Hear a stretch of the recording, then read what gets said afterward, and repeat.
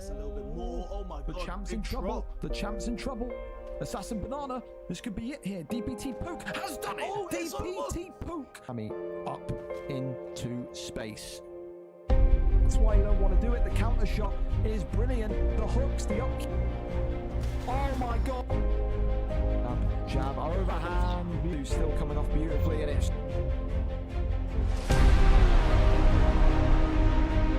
Is this going to be? Yes, it is. It's over.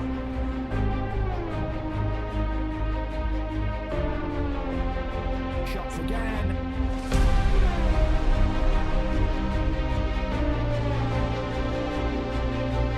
Oh my goodness me. And he's got him. Oh my god. Former lightweight champion of the world. The uppercut and the finish.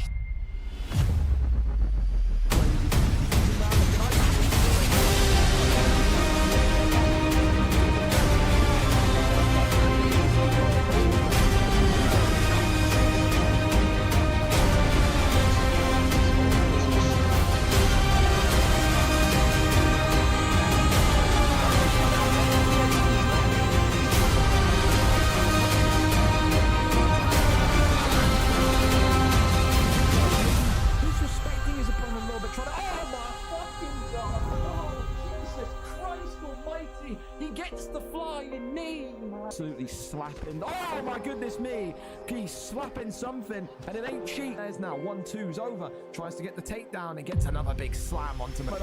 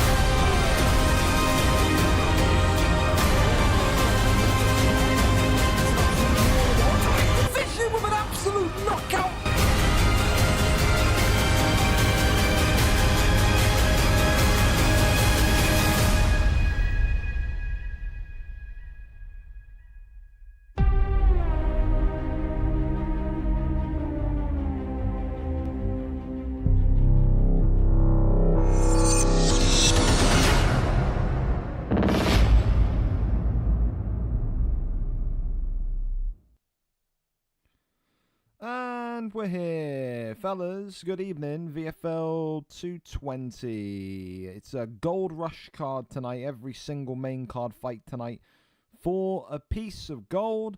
It is a mega card, of course, 2 weeks in a row. You got the mega card last week because it was the first card of 2026. You get a mega card this week because it's every 10 to 20. So therefore, all fighters are legal. Thank you so much as well, Mikey, my boy. Thank you so much for the pre-sub with your Prime. And also Darthrone. Thank you so much for the follow as well. Listen, fantastic card. Fantastic fights. We had a great main card last week. I think we can have an even better main card this week. I'm going to be nervous throughout the entire card because Arsenal are playing at 8 o'clock in what is the biggest game of our season so far. So there's a little bit of everything going on here. However, we start where we mean to begin, and that is, of course, with Harold and Swung by LJ here tonight. For Harold, he goes into the welterweight division once again, a division that he has had very checkered luck in. He's been the yo-yo guy, hasn't he? He's had a spell in welterweight. It's not gone well. He's gone back to middleweight. He wins the belt. I think he's a multi-time, a 3 or 4-time middleweight champion at this point. Left the middleweight division with a 17-6 record. Comes back into the welterweight division for, I think, a third or second stint.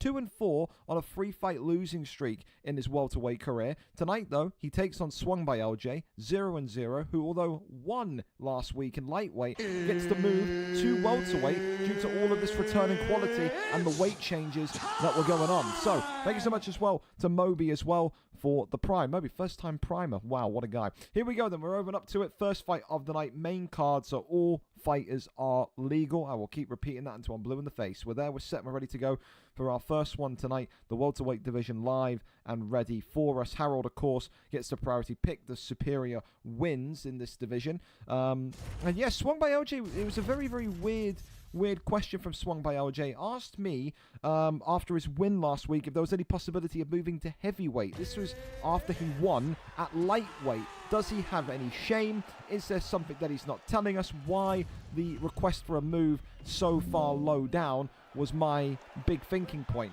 However, he gets at least a move to welterweight.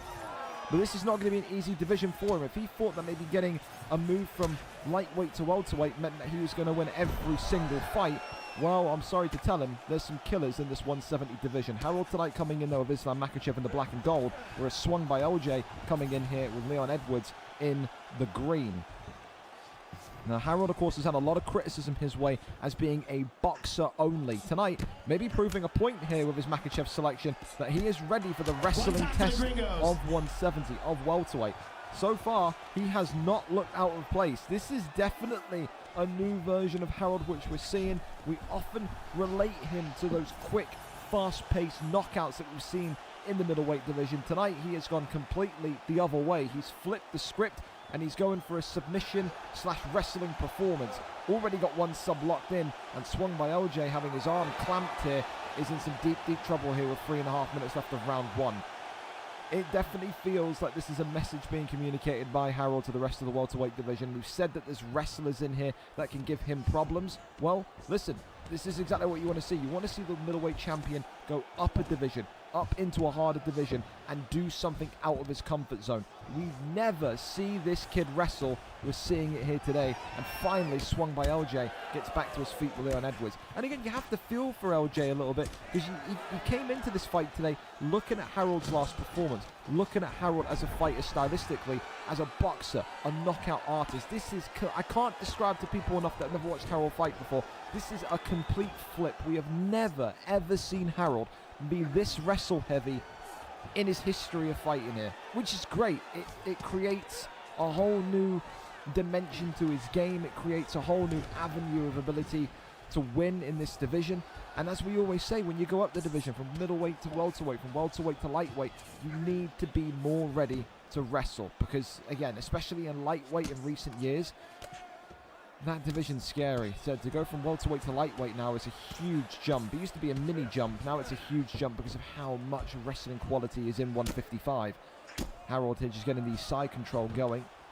Rolls him through, though, into sprawl. A great position here to work the body shots. And, of course, Swung by LJ has to figure out how to get out of him. I'll tell you, I wouldn't put it past Harold here for a round one submission. I really wouldn't. He's got to be very careful. He's jumped the guillotine, and just like that, I speak it into existence, and this one is all over. A guillotine jump tonight, and Swung by LJ has tapped to the former middleweight champion of the world. That's the best wrestling performance I've seen from Harold ever. Never seen him do that, never seen him perform like that, and tonight he sets the standard as to what he wants to do in this 170 division. A huge performance, a huge victory, and for Harold so far, a ghillie jump always going to get me off my seat. Submission of the night is hanging in the balance for him so far. He won fight in, so of course a lot of things can change over the course of the evening, but yeah, I think we're talking about, you know, aesthetically pleasing submissions that make you go, ooh, jumping the guillotine, yeah, always a big favorite for me. And like I said, I feel for LJ. Like I said, LJ came into the fight tonight expecting a boxer, expecting someone that was going to kind of, you know, stand up and go with him against Leon Edwards. Completely the opposite. So yeah, just goes to show you can never be too sure. You're going to be too sure what's going to happen in terms of who's going to fight and how they're going to fight. Thank you as well, Muay Thai Gang, for the follow, and also C. Dalglish or C. Daglish. Yeah, Daglish. I feel like that's supposed to say Dalglish, but my brain is fried. Thank you so much for the follow as well. All right, listen, next fight, we keep on going. TP Feng tonight against G09G. You want to talk about sluggers, you want to talk about boxers in this welterweight division, look no further. 20 wins, 1 draw, 25 losses for TP Feng, however, is feeling the impact of this new look welterweight division. A 3-fight losing streak at the minute in time for him. For G09G, one of the most entertaining and emphatic fighters in 170, 2 wins, 1 loss, has the opportunity tonight to fight upwards against a former champion, against a former contender. This is one of the biggest fights he could get. And if tonight he wanted to test his kickboxing, this is the person to do it against. TP Feng has had some absolute classics back in UFC 4, in UFC 5. No matter what game, no matter what division, he always brings the pressure. And that's one thing that definitely G09G is going to have to be very aware of and very kind of prepared for. We haven't got a response yet from TP Feng. Wonderful. So Feng's clearly, where are you? Because you checkmark this message and now you're not here. So what are we doing? Again, am I surprised that we've got people that can't read clocks, that can't read times?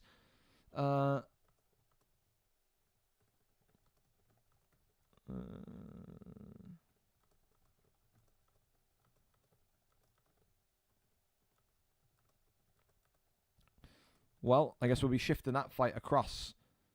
I have no idea where TP Feng is. I'll try and Xbox message him as well. Again, if needs be, there's always replacements there ready. The thing that pisses me off about TP Feng is that if this was a FIFA event, he wouldn't be late. He'd be on practicing for 4 hours before. So, yeah. It's always the one that bothers me, you know, because again, TP Feng, I've always given fights too early because he wants to go and play FIFA for 4 hours a night, but then when he's got to be on time for a UFC event, here we are, you know.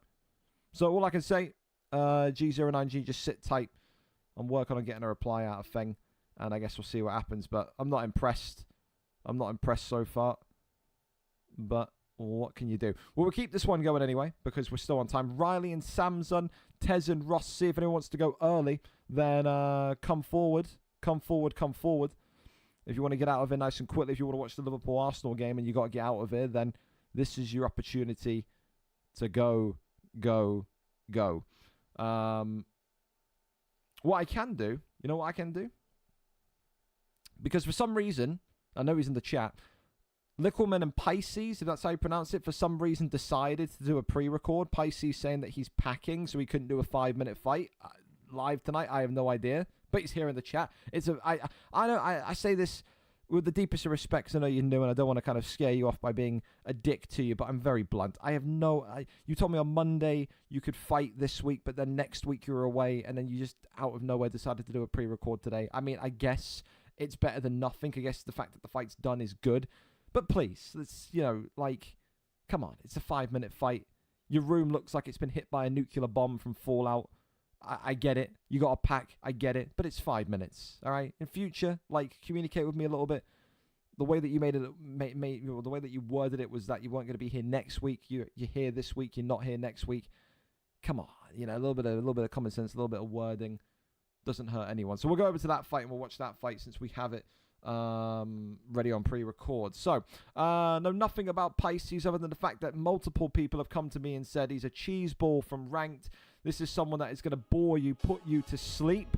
I guess we'll wait and see. Of course, tonight, Lickleman coming into this one with a 2-6 welterweight record, whereas Pisces coming in, of course, with a 0-0 record. Lickleman winning his last fight out in this one. So, with that, we can sit back, relax, and enjoy this, or enjoy the most of it. Are we capped to this? Why is the maximum quality of your VOD 360p? Do you live in Osama's cave? Do you live in an Afghanistani cave?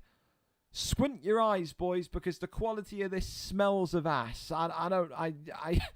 We're in the big 2026, and we've got a Minecraft stream for a fight here tonight. Unbelievable. I've never seen a 360p stream in UFC before. This is hilarious to me, man. I can't. We've got no game volume either, so don't worry. If it's a little bit quiet for you, it's quiet for me as well. So we've got no volume, and we've got GSP and Shavkat Rakhmonov, who both look like they're fuzzy because of the 360p quality. You love it. I mean, hey, at least it's not lagging. That's the only thing you can really say. We've seen fights that look like this before that are stop-starty and lagging all over the place. So, I mean, it's one of them. Takedown there secured. I think GSP tonight in the blue is for the new boy Darth Throne or Pisces, whatever he wants to be referred to as. Whereas Lickleman, of course, had a great kind of spell in the last couple of months in that middleweight division, I think it was. Or lightweight. I think we had him in lightweight at one point as well, where he demonstrated some good grappling. Very much going to be tested tonight. The one thing that I'm watching this fight trying to make the decision on is whether or not he's in the correct division or not is Pisces. Because like I said, when this guy came in, I had 2, 3, 4 messages over the span of about a week saying to me, this guy is going to make you fucking fall asleep on comms. He's going to make you want to pop a pillow out, get a blanket, get some warm milk, and go for a little nap on the side. And then by the time you get done watching this fight, you'll want to kind of put him into that lightweight, featherweight conversation. So we'll see. We'll see. So far, it's a Habib-esque performance. He ground and pounds and smashes Shavkat Rakhmonov into a pulp, kicks him off, though, and gets right back onto his feet. So big knee there to the body.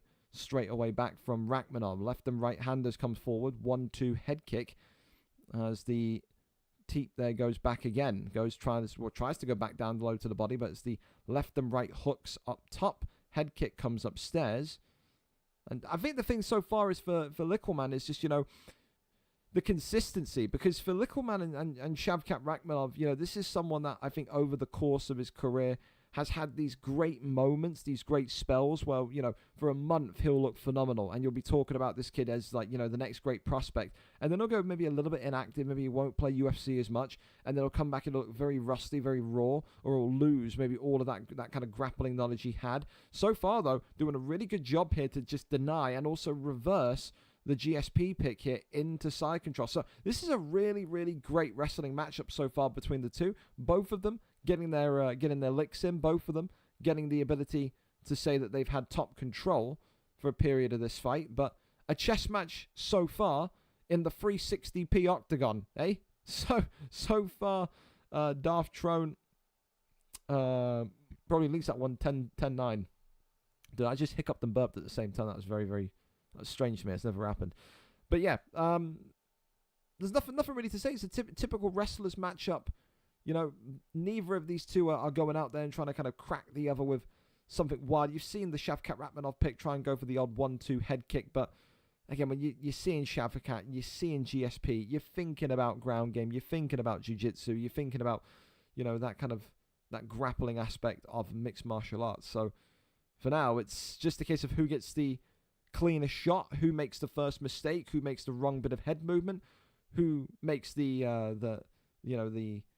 overindulgent transition and gets caught. It's again, when it's fights like this, they come down to such micro mistakes that it's almost infuriating when you're the loser in a match like this, because you have to look back at the fight and you have to say, well, that's one where a small mistake here, a small mistake there happened. But so far, both of them fighting kind of in a way which is, I would say, conservative, tentative, but also smart. Like I said, I don't hate this so far. I've seen worse fights. I've seen people, of course, come in with a wrestler's mindset and walk backwards for the entire fight.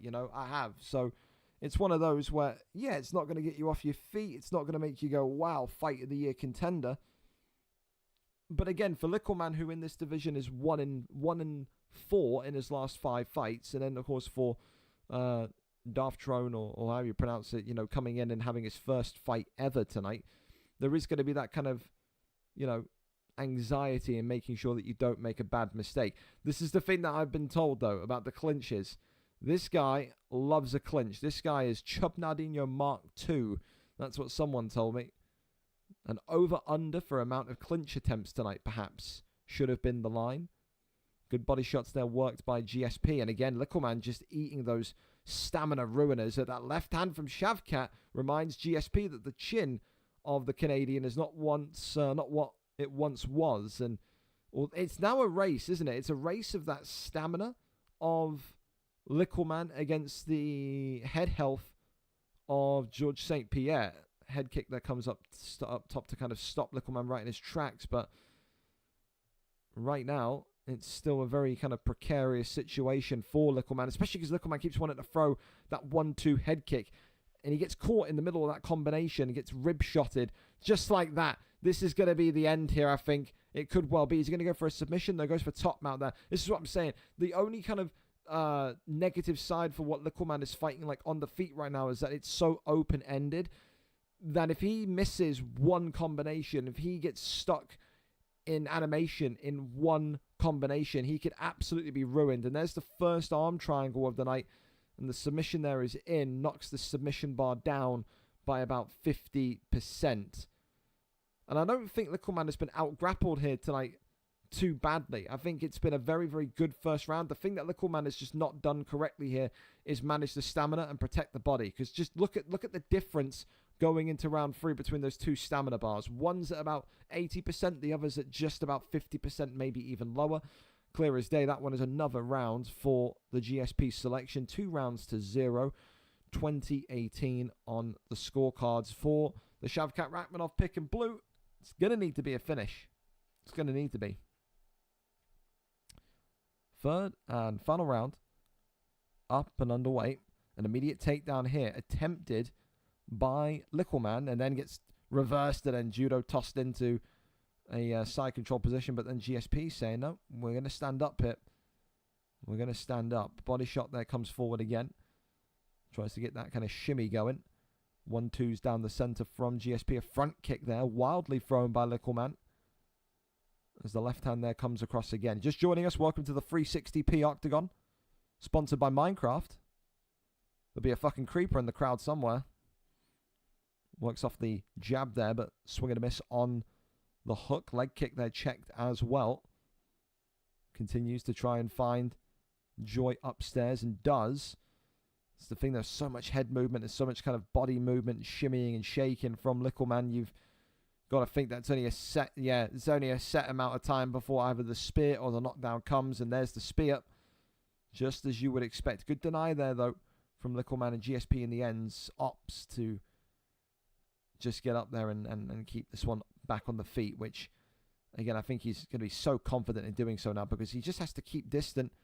Dude, the clinches are a lot, though. The people that told me about this kid and the clinching, holy Lord. This kid thinks it's boxing. Wants Herb Dean to step in there and give him a break.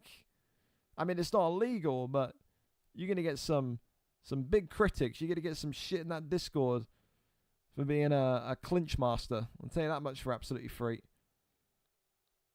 For now, left hand there comes across from Shavkat Rakhmonov.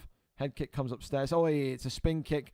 In return, Shavkat Rakhmonov, they're eating a knee to the body, but surviving it. If anything, this would look more. This would look pretty bad on Darth Trone here if he doesn't manage to get the finish, because of just how far ahead he's been with the stamina for the entire fight here. Left hand, he's just kind of jabbing away now at the body. He gets him clipped in midair, ducks the head kick. I'll tell you what, imagine if Littleman got the connection there, but just so out of gas. Swings and not able to kind of get the speed required to connect with GSP. Little shimmy there, avoids the... Dude, even when I can't lie, it's a little bit funny. He's going up against someone that's got about 15% stamina left, and he's still trying to get the clinches in. Oh, God. You're going to get some bad looks. Oh, big uppercut. Go, Littleman, go. Fighting it to the very end. Head kick or attempted, but just avoids it. Works off the 1-2s down the center. Again, Littleman just staying upright. GSP not wanting to risk anything, and this looks like it will go to a decision tonight. I can't lie. It's like it's a win for GSP, great, but it's a bad look for the GSP pick because how do you?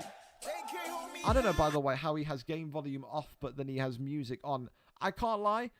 It's funny, but also a little bit disturbing how he had him on such compromised stamina for like 3/4 of the fight, but was still so afraid to get any sort of striking. The clinches, dude. I mean, holy hell. We got a clinch master in the welterweight division. Oh, dear. I think the only thing you can do if that's your fight style is embrace it, by the way. You got to sit there and absorb all the shit that you're going to get for that. If that's how you fight, there's no rule against it, but you are going to get some fucking...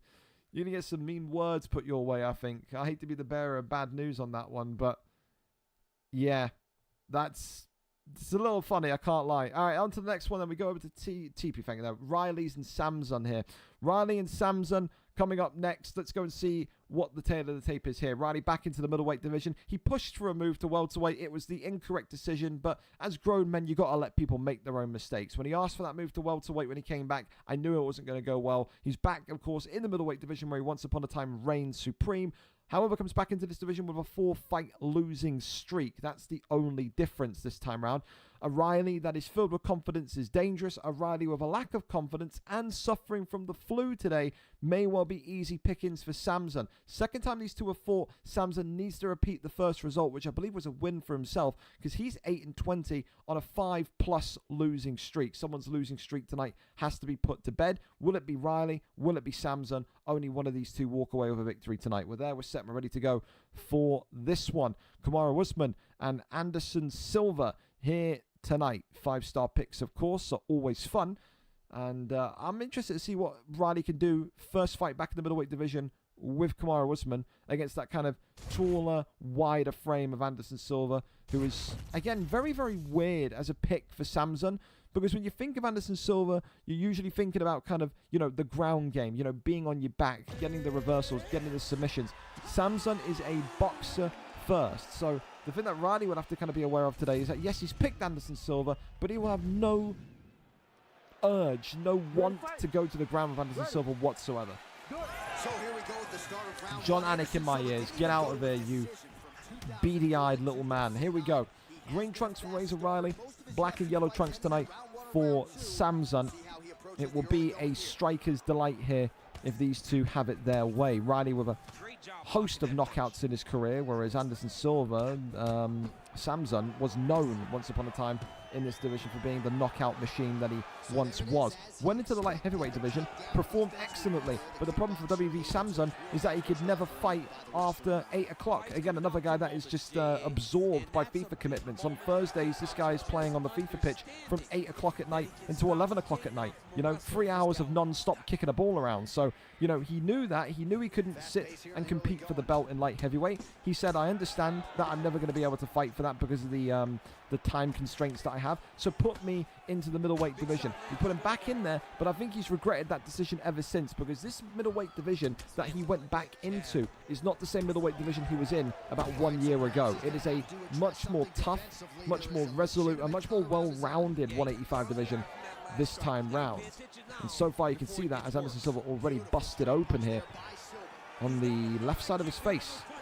Trickle of blood there, just on the cheek of Silva. One thing that Samson will say is that when it is an all-out boxing affair, when it is a boxing matchup, there are a few people that he will fear in this middleweight division. Big factor of that, though, is also confidence. You come into a fight tonight knowing that you're on a 5, 6, 7, 8 fight losing streak.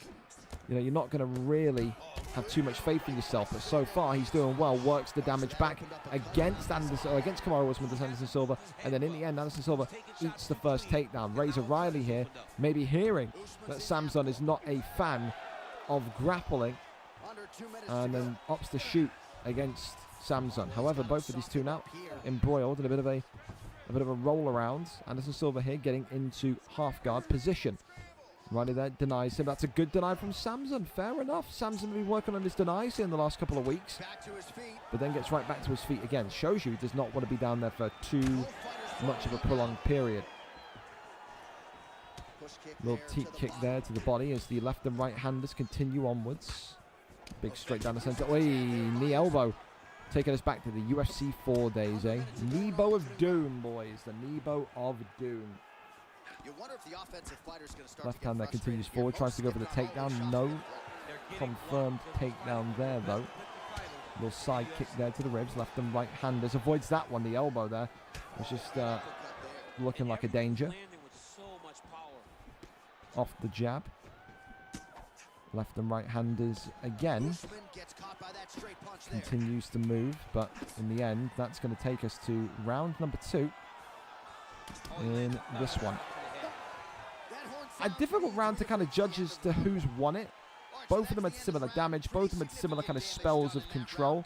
Good fights so far. These two, again, tonight, you have to give credit to them, because one's on a 4-fight losing streak, one's on a 5+ fight losing streak. They don't look out of confidence. 16 significant strikes to 10 would mean that the man in blue gloves, Anderson Silva, is so far leading the way. 10-9 to WV Samson. For Riley, he's got to get out of his own head here, because right now he's losing this fight. Good news is, though, 2 rounds still to go. And Riley, this is what I don't understand with Riley. I never get it. He understands that the opponent is not good at ground game, but neither is he. He's shooting takedowns and he can't get a deny here. If you want to take your opponent down, do it, but you've got to have some sort of deny ability here. Because right, there you go, that's more like it, but you need more than one. And again, rushing. Razor Riley not working GA and immediately rushing the position. It's a typical mistake you see in the middleweight division, but it's one that limits both Riley and Samson. They're both immediately getting a deny and then trying to go straight into another transition. You have to be patient. You got to work GA. Samson, again, does brilliantly to escape that position. And this so far is the best bit of defense when it comes to ground game that we've seen from Samson in months. Seriously in months. This is a very, very good performance defensively so far from the Anderson Silva pick in yellow and black. Razor Riley is starting to get frustrated. Razor Riley is starting to get in his own head. Razor Riley is starting to get dejected. You can see it with how he's fighting. He's starting to lose faith and confidence in himself. A couple of jabs there to the dome to try and get that GA to then deny. And then look at this again. Just brilliant from Samson. And Riley again making the same mistakes as he once was, but now gets the arm sweep. And now a couple of jabs. That's more like, see, deny.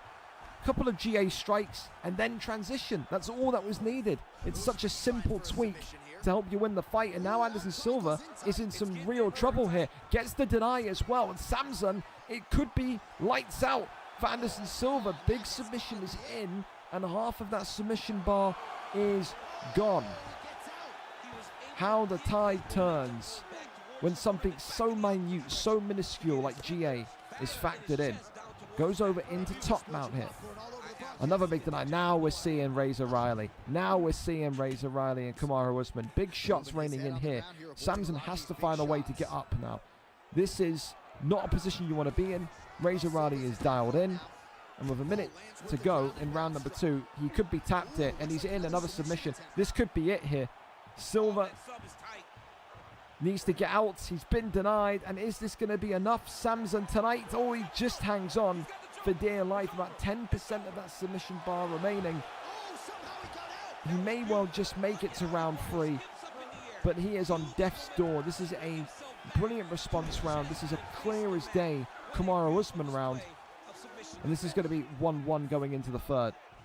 Not going to have enough time to get the submission off. Gets him at the back flat as well, which is a fantastic position for damage. But this one heads to the third and final round. 1-1. Samson has got some work to do here. On the feet, it's clear. He's got Kamaru Usman. He's got Razor Riley's number. But on the ground now, sheesh. Razor Riley's woken up. 1-1 with 1 round to go. Third and final round on this prelim fight tonight. Shoots the takedown, immediately denied. That's more like it. Now from Samson, get those takedown denies nice and high. You've got to keep Razor Riley up on his feet for as long as possible. Riley can't wait to get to the ground. And Samson has to be aware of that. Beautiful straight right hand. Oh, drops him. Wow, Kamaru Usman's boxing always reminds everyone how good it is. The 5-star boxing coming to the show here. Samson now not only in a little bit of trouble on the feet, but also on the ground. Oh dear, that's a big way to start round 3 for Razor Riley. The American is in charge now. Left hand there just being teased by Kamaru Usman. Good shot and combination bounce. Nice from Samson, in fairness.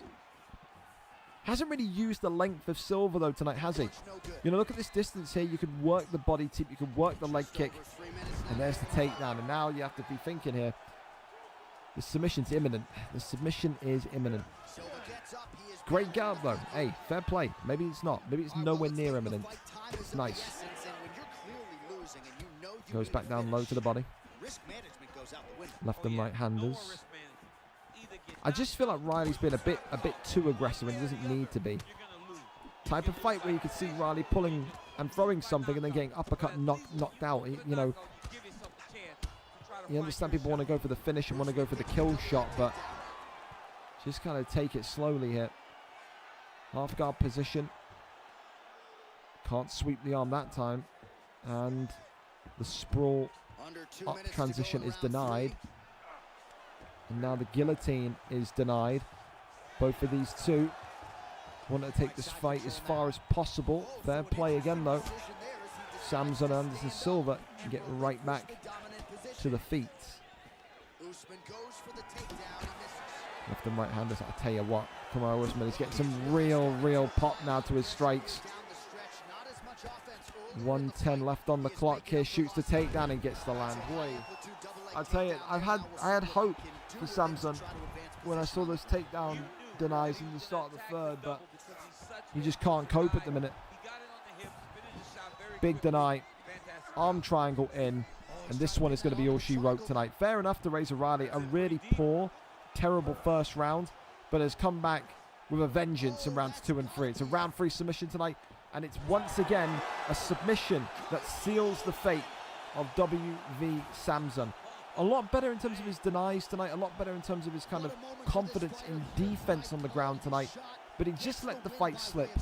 Round 2, he couldn't cope with the tenacious wrestling and the resilient wrestling of Samson. But there's definitely positive signs. It's one of those losses tonight for Samson. You look at it and you go, yeah, it's a loss, but it's a promising loss in the sense that there was signs in there. If that was the fight that Samson got a month ago, yeah, Samson wouldn't have had any denies in his locker, wouldn't have had any ability to stop the submission. We've seen Samson get tapped out in round 1 before, so there's signs of improvement there for Samson that he has to be, I think, a little bit happy with. And I think if you go and compare the last couple of performances, you'd have to be a blind man to not see them. So all I can say to Samson is keep it up, keep it going, because it's promising. It's definitely promising, and you're nearly there. Pushed Riley to his limit tonight. Former welterweight Riley, now back in middleweight, back with a win, and gets it done tonight in round 3 via submission. Congratulations to him. Up next, though, we go all over to it. Let's go over and see exactly what we've got here between Ross C and Tez is Stoned. Two very different fighters. The lightweight division welcomes a former featherweight striking machine in Tez is Stoned, and also welcomes in the former welterweight champion, a submission mastermind of Ross C. Ross C's second spell in the lightweight division. Last time he was in here, 1-6. For Tez is Stoned, 1-2. Both of these two fighters tonight on a 2-fight losing streak. It's going to be about nothing more tonight than Tez is Stoned's takedown defense, and it's going to be about tonight how quickly Ross gets him down. And if Ross can't get him down, what is his striking at? What is his level at? Because that's the big criticism that we've landed at Ross C's door, which is if you can't secure the takedown, if you can't get this fight to the ground, can you survive on your feet? Ilia Topuria tonight against Islam Makhachev. The white trunks for Ross C, the former welterweight champion. The black trunks for Tez is Stoned, a former featherweight contender. Striker versus wrestler here tonight. John Anik, get out of my ears, you weasel of a man. There we go. So, superior striker in the black, superior wrestler in the white. And the big thing tonight is to ask yourself, when does Ross land the takedown? Because there's no way that he's picked Islam Makhachev with the intent to strike. That would be the most silly thing in the world, considering that he's not a striker first. And there's the first takedown, and there is the first deny of the night. Tez already saying, not going to happen. This is the lightweight division, buddy. There's going to be a lot more difficult challenges than just one simple takedown. However, he uses the cage brilliantly, does Ross there, and now has back sitting position.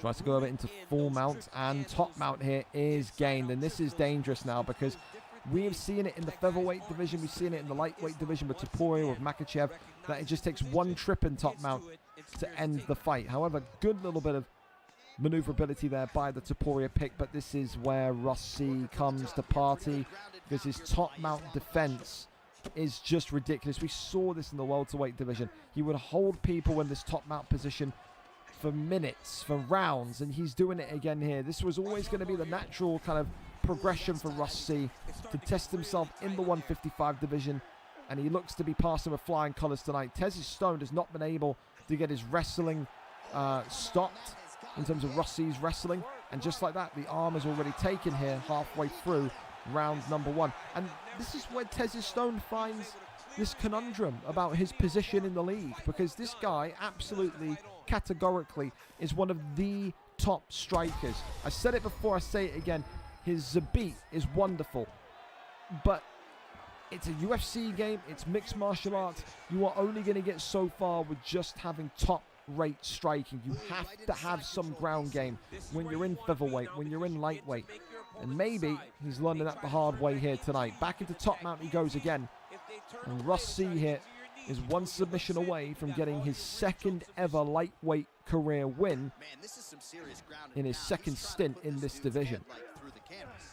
Tries to posture up and does, finds mount, but again, good defense from Tez there, and this time Russell able to kind of stop the movement, works the body, goes back up again, rains down some brutal strikes here from the half guard posture up, and then gets flipped and reversed by Topuria. That is the kind of thing that he absolutely needed. Oh, but then rolls him right back into half guard again. Ross sees, denies, Ross sees ground game, not to be tested, and it's being shown again why here tonight in the lightweight division. Big shots raining in, and Islam Makhachev looking for the signature blow, that clubbing elbow, but not able to kind of land it, not able to pierce through the defenses, the block of Ilia Topuria. A difficult round, a difficult round for Tez's Stone, who was a fan favorite.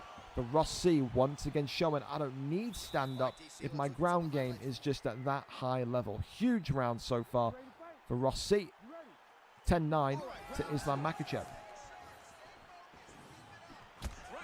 Tez is going to need an almighty response in this one. And I'll tell you this much, against the cage again, one big knee to the dome, takes the back here and backpacks him. And this now is back sitting once again.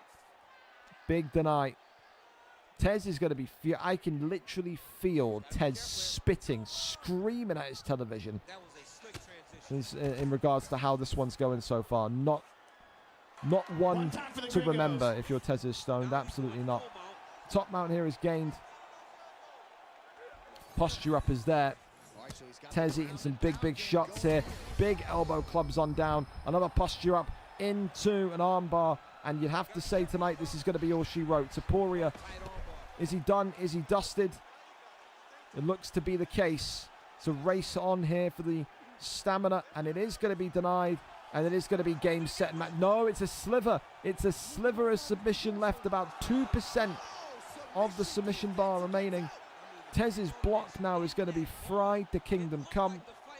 Even if Topuria gets a posture, Makhachev gets a posture up here, he isn't going to survive it. Goes, though, for another arm triangle.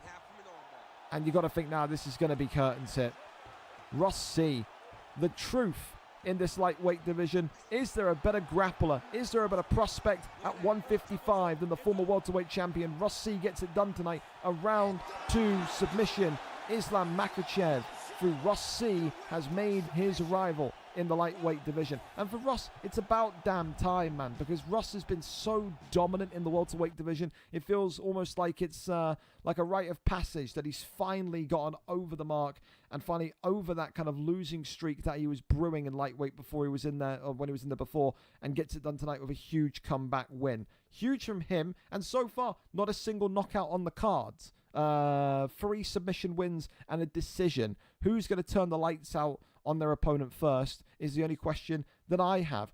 We keep on going. I'm going to keep an eye on this as well for G0 because, yeah, he said he needs to do his fight before 9 o'clock. I'm going to literally do 1 or 2 more fights if anyone is talking to G0, and by then I'll then go and get a replacement. And then I'm telling TP Feng when he replies to me that he'll be doing his next fight during prime FIFA time. And if he can't and doesn't want to do that, then he needs to retire. Because again, the one thing that irritates me are FIFA people that are so difficult to schedule fights with. I need my fight between this time and that time because I've got 18 games of FIFA. If this was a FIFA event, TP Feng would be here. He'd be on time. So he can make a decision. He'll be doing his fight smack bang in the... I'm going to tell him that now, actually, as well. When I replace you in this card, you will be doing your next fight right in the middle of FIFA hours. That's a problem. Retire, because again, you wouldn't be pulling this if it was your 18 games a night of FIFA. Completely disrespectful. As well. As like I said, it's like you DM people and you send them reminders. Literally reminded him this morning, you're on the UFC card, don't be late. He ticked it and he's not here. Silly. Stupid. Moron. Do you want us to lobby up? You can lobby up if you want to. It's absolutely fine. All right, up next, we keep on going. Thank you to DJ Porcus or DJ Penis or Bloody Bafta, whatever he prefers his name to be in this world of UFC, for the link. Smiley AUFC against DJ Penis. Up next, one of the greatest names to ever enter the octagon is DJ Penis. Smiley tonight, the Scotsman, 3 wins, 4 losses, 2 wins in 5 on a 2-fight losing streak. DJ Penis, 1 win, 5 losses, a 3-fight losing streak. Someone's losing streak tonight comes to an end in this flyweight division. Both of these two, of course, are predominant boxers. We're there, we're set, and we are ready to go for this one tonight. It's going to be Brandon Royval against Henry, the gold medalist, Cejudo. So there you have it. There you have it. Thank you during that last fight as well to Night Trey for the follow as well. Any chance to get my VFL account deleted, please, mate? Sorry, lads, we're going to stop the card because Night Trey wants his account deleted. You can wait, bro. Respectfully, I don't care. You don't care about playing here. Why am I going to stop doing what I'm doing? Because you want your account deleted. You can put a ticket in the Discord. Respectfully, don't give a fuck. Love you, though. Here we go, though. Round 1 of this free fight, or this 3-round bonanza. Brandon Royval against Henry Cejudo. Let's see. Tonight, of course, blue trunks for DJ Penis, whereas Smiley, of course, in the white trunks for Brandon Royval. Height difference is massive, is monumental. DJ Penis has a gold medal wrestler in there with Cejudo, whereas Royval is a slinky, talented striker. Smiley AUFC, some of the highest knockout ratios in the league's history. He's been a consistent fixture in terms of the Knockout of the Night award. Tonight he'll be adding, or hoping to add, another one to his resume. You want to talk about a fight that has the opportunity to be the first knockout of this evening? Look no further. Of course, for DJ Penis, 1-5 in this flyweight division. Wins come at a premium when you're fighting at the top elite level. But you're going to have to earn them. You're going to have to earn them. And tonight, I don't know if I like the matchup. Because realistically, I think when you're 1-5, when you're struggling, to go against someone that's about fucking 14 foot taller than you, like Brandon Royval, you've got to be really, really confident of your inside pocket boxing, or you've got to be really confident in your ability to land a takedown, you know? Left and right hander goes across. Still there, goes back down low to the body. Works off the jab, goes to the body shot again. Cejudo continuing just to try and... Ooh. Tell you, Smiley, this is the thing though with Smiley, is that although we talk about how great he is on offense, his defensive side has been called into question before. Not just his ground game defense, but sometimes he'll get a little bit complacent, he'll get a little bit cocky. He'll throw one too many combinations and then before you know it, boom. You know what I mean? The lights are out. I will say though tonight, his takedown defense is looking strong. And then as soon as the words leave my mouth, what happens? The takedown happens. You couldn't write this shit, you tried, man. Unbelievable. Denied that one, works the body shot, crawls over into top mount. Works the jab. The posture up was denied, still waiting though. Goes for the mount, absolutely nothing, and some great denies here now in the ground game. Continues to work here, little jabs. Tries to crawl over to the top mount, or I think he was attempting to. Maybe he faked it, one or the other. I think he's got to get into top mount as soon as possible. You're not going to really do anything here in half guard, and again, you can be risky. 54 seconds left of the first round. This is when you can take risks. Tries to go and move, but again, really solid defense from Smiley here tonight. Look at this, takes the back. Wow. Really nice, really smooth from Smiley AUFC. Air United's finest, eh? Wow. Continues the little just jab slightly and work that little damage that Cejudo has on the cheek, but pretty standard fight so far in this flyweight division, and that's going to lead to round number 2 being on its way. Difficult to call who won that one. Maybe Smiley was a little bit more active on the feet, wasn't he? But again, it was a I never like to describe something as a nothing round, but in terms of like damage or significant moments, it was a very timid round. Very timid round. Round 2 here. Glove touch him on the way. Swing and a miss on the leg kick. Goes back down low to the body. Overhand. Wait, Jesus Christ. I tell you what, the overhand speed at which Royval throws with this is quite something. Always surprises me how kind of rapid Royval is. Cejudo sticking close though. Oh, but opens up the wound on DJ Penis. Overhand comes forward again. Leg kick there. Comes in. Uppercut now. Bellows forward. Left and right-handers. Again, right-handed going. Just literally slugging him right now. Cejudo, DJ Penis has got to go for a takedown. He's trying to box here and he's being outdone. He's being outdone. Crack the leg and now that leg. At least DJ Penis has got a target here. I can't lie to you. Continues to mosey on down. 3 minutes and 10 seconds left here. As the body shot comes forward. And there's the takedown. There is the land. 3 minutes to go. It's about where DJ Penis needs to be. So he continues to land, and not exactly what we thought we would see in this one tonight. But crawls over into top mount. Denies that one. Works the little jabs. Posture uppers there. Big shots raining in. This is better. This is really good from Cejudo. That's more like it. This is what he's needed in the first round. And this is a great deny as well. And now DJ Penis is flipping the script here. The cock's on top, eh? Unbelievable.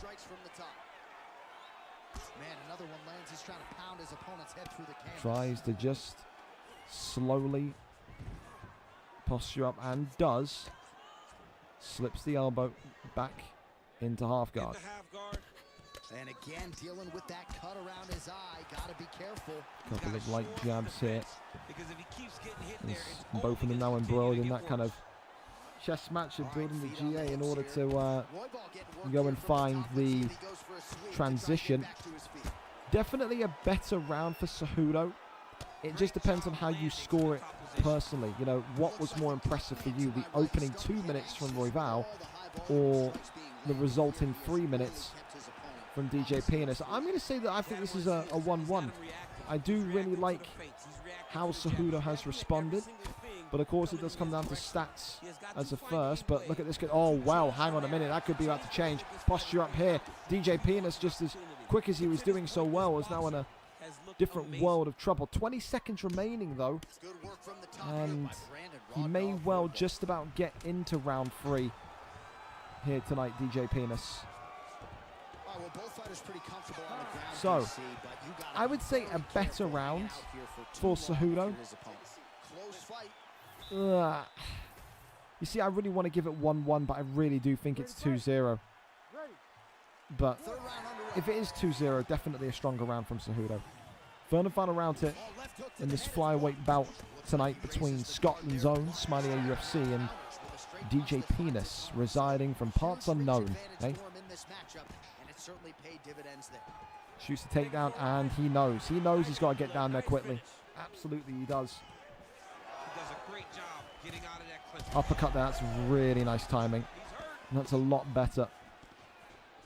Leg kick there comes in. To be fair, the right leg's banged up as well. If I'm DJ Penis, work the legs. Work the leg shot.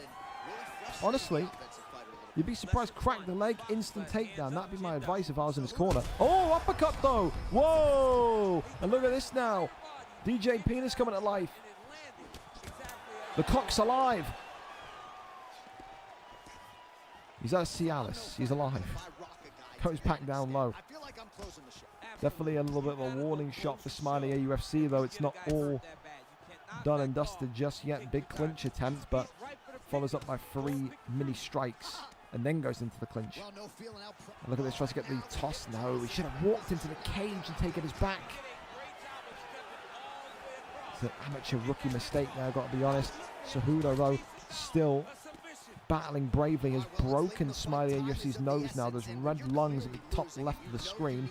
Indicate the lungs are struggling. That is because the nose is broken. Overhander swings in. Oh my goodness, but I tell you, these two are throwing bombs, by the way.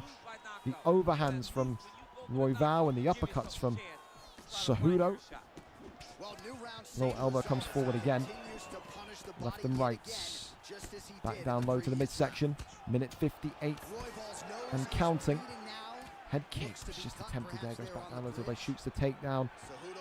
And absolutely nothing there. Big knee to the midsection again. Swings round and stops it in its tracks. Front kick. Body shot. Uppercuts. It's all going on here. Oh, that's really nice from DJ Peters. Smiley. Why is he throwing a front kick? Oh, Smiley. Oh, my God. Oh, God, he survived it. This is what I'm talking about. Smiley just gets lost, man. He gets lost. He throws some stupid shit. He gets overconfident. He gets complacent. And then he sells the fight. He's just got to survive 40 seconds. And I think he'll do enough to win this fight. Rounds 1 and 2 tonight. But oh my God. DJ Peters was seconds away. A strike or two away from winning this fight tonight. Flips him into an armbar. And this may well be all she wrote. DJ Peters says, not happening. The sub, not today. And this one, another fight tonight, which goes the distance. It is a decision, but to who? A tough one to call. Definitely think Cejudo took round 3, but it's that big question mark. Did Cejudo or did Royval take round number 2? There's a possibility that Cejudo won that 2-1. There's a possibility that Royval won that 2-1. It comes to that second round. The first 2 minutes of Royval against the last 3 minutes of Cejudo. Who impressed the judges more? It's going to be a tight decision. Round 1 categorically Royval. Round 3 categorically Cejudo. Let's listen in. It resides with Bruce Buff. Ladies and gentlemen, after 3 rounds, we go to the judges' scorecards for decision. The judges scored the contest 29-28, 30-27, and 30-27. It's got to be Cejudo. By unanimous decision, Henry. Wow, there you go. 30-27. I mean, listen, I agree with it. I had it 29-28 to Cejudo. I had 1 for Royval, 2 and 3 for Cejudo. 30-27 by some judges. Meant that some of the judges in-game gave DJ Peters all 3 rounds. I don't know about that. I think that's highly disrespectful to the round 1 that Smiley had. But DJ Peters gets it done for only his second ever flyweight win tonight. A huge, huge victory indeed. Up next then, we keep this one going, and it's going to be over to Camille in the PlayStation division. So, Camille UFC and Clarkage here tonight in the middleweight division. Camille, of course, 6 wins, 3 losses, coming off of a 2-fight win streak. Clarkage, 5 wins, 2 losses. No win streak, 3 wins in his last 5, though. Number 8 against number 10. 2 fighters coming off of wins, looking to improve their position for the next eventual title shot. Camille is our cameraman here tonight. Let's see what the picks are going to be. We've got Israel Adesanya against Imavov here this evening. Let's see exactly what happens here. Remember, Clarky, this is strictly business. Wow, look at that. They've got all the cringe lines coming out here. All right, here we go then.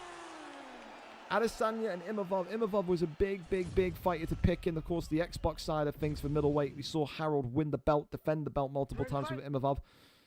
He's got the length, he's got the reach, he's got the power. As Israel Adesanya, though, has got the speed here in middleweight. Great trunks tonight for Camille, coming off that 2-fight win streak, whereas Clark is tonight looking to make it a 2-fight win streak at the expense of Camille's win streak. Win here, and it could be a contendership opportunity, if not the title fight next. Oh, wow, left hand already.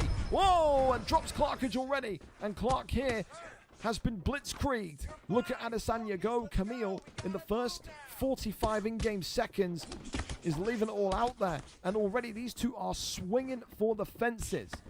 The big thing in fights like this is you can't get absorbed into a brawl. Right now, Clark has got to, as weird as this sounds, separate. He is walking right into the fire against Adesanya, and he is losing. He is being burned. Get this man into a burns unit. This is all I can say, because right now, he is out of his depth here. Camille is absolutely sending him to church at this minute in time.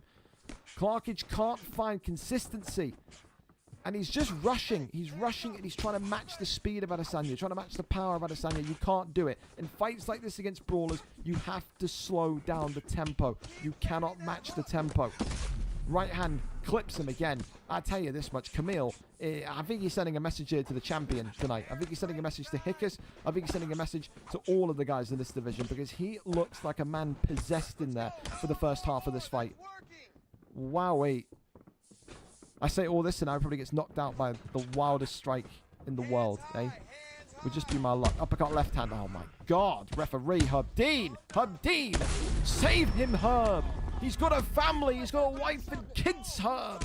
Raining down the strikes. And Camille tonight. Performance of the night. That is what it looks like from Camille UFC, who makes it a one and done on Clarkage. Vicious, turbulent, and a champion's performance from Camille. He'll be saying that's a 3-fight win streak, Four Eyes. I want the belt next. And you can't even argue it. When you see a performance like that, like, what can you say? Completely butchered, completely dominated. And for Clarkage tonight, it's the same as before. Win, loss, win, loss, win, loss, win, loss. When is it going to be a streak of wins?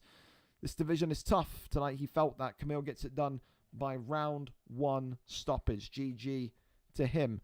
Up to our next one then we go, and it's going to be Robbie against Gram on Tick. Robbie tonight, of course, coming into this one, 7 wins, 4 losses, whereas Gram on Tick, 7 wins, 12 losses, 3-fight losing streak against a 2-fight losing streak.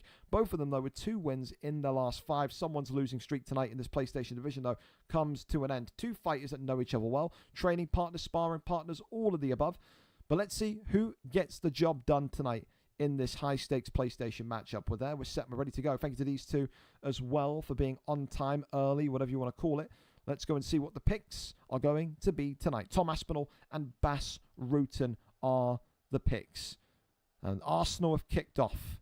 PSG and Marseille in penalties. What a bunch of shitters, eh? Come on, you Arsenal. All right. Tom Aspinall, Bas Rutten. We are ready, locked and loaded. Best of luck to these two. Like I said, no opportunities on the line. It's not kind of a, you win this fight, you're next in line for the title. It's you win this fight and you're back into winning ways. You so need it if you want to find momentum, form, consistency. John Anik, you and your voice, mate. Oh, God. Christ. UFC, EA Sports, just give Joe Rogan whatever money he wants, man, and just get Joe Rogan back on comms. Not this bastard. Not this guy. All right, denies immediately. Bas Rutten tonight in the black and white trunks for Gram on Tick, whereas Robbie here comes in with Tom Aspinall in the red. And Gram on Tick here, look at this already, is just sending Robbie a message that he can't grapple, he can't roll with him. Always a very tentative one, though, because I'm pretty sure, unless I'm waffling up my arse here, that Gram on Tick and Robbie are friends. So maybe Robbie's going to be a little bit pissed off tonight that his pal is wrestling him here. Maybe he understands it because of the level that this fight is.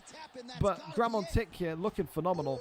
Taking advantage of the fact that Robbie looks a little bit lost, not a little bit, looks very lost on the ground, and has already got 1 submission in and is looking for a second. He wants this to be done, dusted, and finished quickly. He's saying and whispering into Tom Aspinall's ears, I've got Arsenal v Liverpool to watch, mate. Just tap out.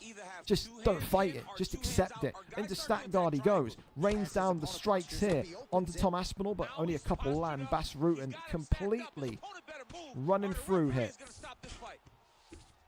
Goes over into half guards. Or full guard, excuse me, now. Rains down a couple of the strikes. Big shot there to the body again. Posture up. Big one down the center again. Body shots. I tell you what. This is a really, really clean groundsman performance from Gram on Tick so far. Like, really clean.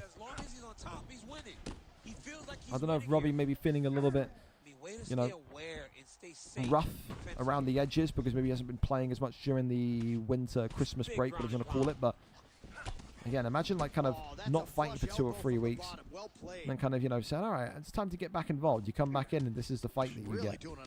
It's crazy, man. I always say it, like the divisions and the difficulty of them and the quality of them, they change. You don't fight for 3 weeks, 4 weeks. Lord above, you come back in and you feel it. You feel the difference. Denies that one. That is brilliant from Gram on Tick. Posture up is there. Couple of big shots. Goes now over into side control. And maybe he'll be waiting for Tom Aspinall to make a mistake to then go for that Penultimate submission. Big shots raining in here. Tom Aspinall eating some heavy-duty shots from the knee on belly position.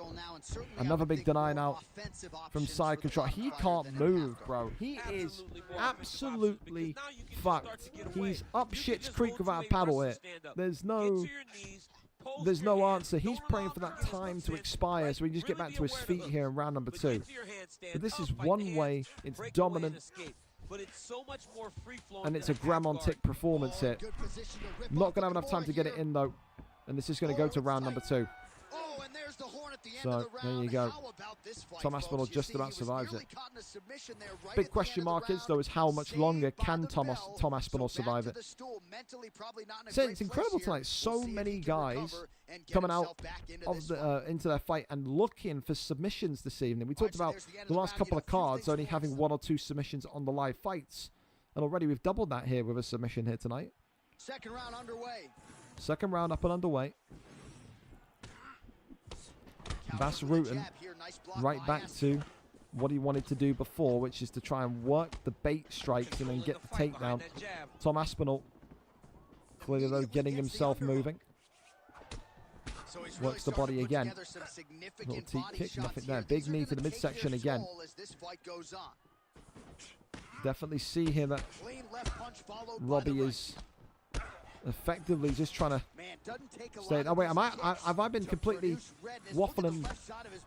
Okay, so my fault. I'm completely waffling shit, by the way. I've got the complete fighters wrong around. So it's Robbie that's been dominating on the ground. Robbie is Bas Rutten. So Gramontic is it's even more impressive then. I can't lie to you. I can't lie. It's even more impressive because Robbie has, like I said, hasn't fought for 3 or 4 weeks, man. Like Robbie, that's the best ground game I've seen from Robbie in a long time. I thought that was Gramontic. This is what I'm saying, because Gramontic's been more active. Gramontic's been more kind of in there. You would think it would be Gramner that's kind of got the wrestling down to a tip. That's shocked me. That's actually knocked me for 6. So that's how sharp Robbie's looking. Fair fucking play, man. Fair fucking play. Well, that one there is denied again. I was just looking at the stamina. I was thinking, that doesn't seem right. And then waiting for the names to flick over. And then, yeah, Aspinall in red with Gramontic, Robbie in the black and white with Bas Rutten. That's it's almost shocking. Like it is. It's actually shocking in a good way. But, dude, what has happened to Gramontic? That's the subsequential thought now. We were talking about this guy once upon a time as being one of the best names, one of the best prospects in the division, in the league. And now he looks like a fish out of water, man. He really does.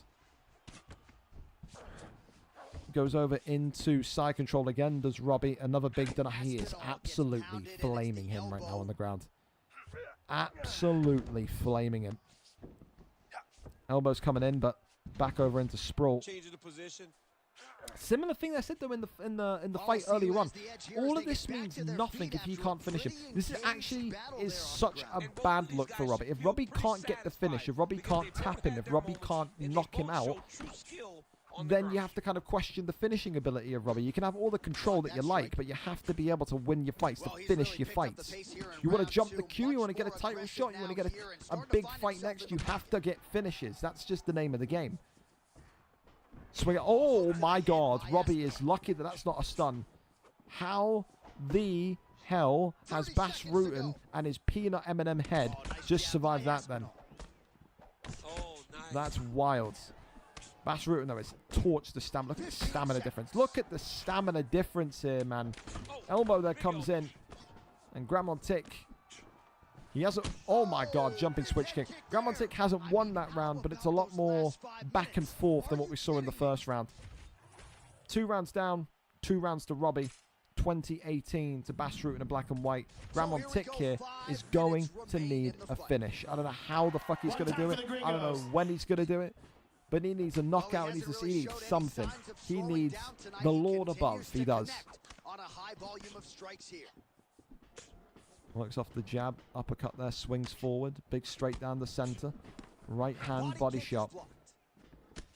Back down low to the ribs. Oh, that's a big one again. Right hand comes up. Head kick being looked for. Back down to the... Oh, my God. Back down to both. It's the right hand again. Bas Rutten shredded open here. Oh, body shots again, but You can definitely see what Robbie's looking for. Robbie is looking to just tenderize that midsection more and more and more. Back down to the midsection again. Uppercut, clips him again. Head kick is really slow from Basrutin. My fucking grandmother could throw a head kick quicker than that. That was supersonic in terms of levels of shit. That was crazy. Well, takedown lands. I don't know why Tom Aspinall and Grandma Tick wants to be down here, but he is. But yeah, I mean, listen, for all the positives I've just given Robbie in that first round, round and a half, even 2 rounds, like I said, he needs to get the finish. He may go for a heel hook here to look for the finish. This would be quite the way to get it as well. Heel hook submission, definitely tricky to get in UFC 5. Can he get it? Can he rip the heel off? The answer is no, he can't. Gets back up to his feet. 2.5 minutes left here of round 3 in a card tonight so far that has been filled with submissions and decisions. Only 1 knockout in the fight so far. Well, never mind then. Fuck me, right? Commentator's curse yet again. It's a round 3 TKO. Why do I speak? Why do I own a microphone? Why do I do this to myself? You just couldn't write the... Just fucking, honestly, fucking commentators pissed and cut. Wonderful performance by Robbie. Again, the wrestling looked phenomenal. The way that he's able to just control Graham Tick in the first round is ridiculous. But yeah, I don't know, dude. Graham Tick has got to get in the lab and figure something out there because his grappling is non-existent. He looked a little bit sharper on the feet there towards the end of the round, but I don't know, man. It's just a very, very weird performance. Graham Tick looks like he's regressed about 2 months. Like he's back to what he was looking like when he first came in and was very rough around the edges. Has to figure it out and has to get himself sorted soon because, yeah. Get on. TP things now. Get on and play him. We're still waiting. So, there you go. TP Feng seemingly has arrived 1 hour late. That's fucking brilliant. So, he sent me that message and then he's turned his Discord off again. There's no way you've sent me this and then turned your Discord off. I'm going to yell so loudly if you have. He's back on Discord again. Well, I guess we'll wait and see. I guess we're fucking hoping. If G09G's in there, shoot Feng a message. I'll do 1 more fight. He's DM'd me. If after 1 more fight he doesn't DM you, then I'll work on a replacement. But I don't know what I don't know what the fuck this is, man. Showing up an hour late and then being iffy in your replies. Very strange. Thanks so much as well to Phasings and also ATR Blitzer for the follow. And Cell, thank you so much for the tier 1 as well. All right, well, listen, we keep this one going. If Falcon and Allergy Zeno are down to go, we can go with you early. Same with Cellalot and Charlie, George and Juan. Whoever wants to go early, we can go early. It is completely your choice. Lamal, perfect timing. Blitz, trust me. If you show up to these cards every week and hear me speak into this fucking microphone, dude, that happens probably twice a card. Not anywhere near as bad as what just happened there, but yeah, it happens. It's commentator's curse, dude. It's a pile of shit. It is. We can go early. Falcon, as long as I get the link, then let's go. Just toss me the link and let's run this, man. Brother, I love you, I do, but telling me you're streaming doesn't mean anything to me. Unless your Twitch is in your Discord, it's not going to... It is. Okay, there we go. That's fine. Yeah, so many people, bro, will tell me, yeah, I'm streaming. I'll be like, what's the link? They're like, my Twitch. What? You know what I mean? Trust me, it's... CTE in this league's rife. Falcon tonight coming back into the league after a hiatus, 5-4 against Allergy Zeno, but a 4-fight losing streak for the kickboxer. Allergy Zeno, one of the biggest mouths in the featherweight division, was going at it again yesterday in the Discord, telling people that he'd be winning in the featherweight division, he'd be winning in bantamweight, winning in flyweight. He was calling people shit, terrible, all the above.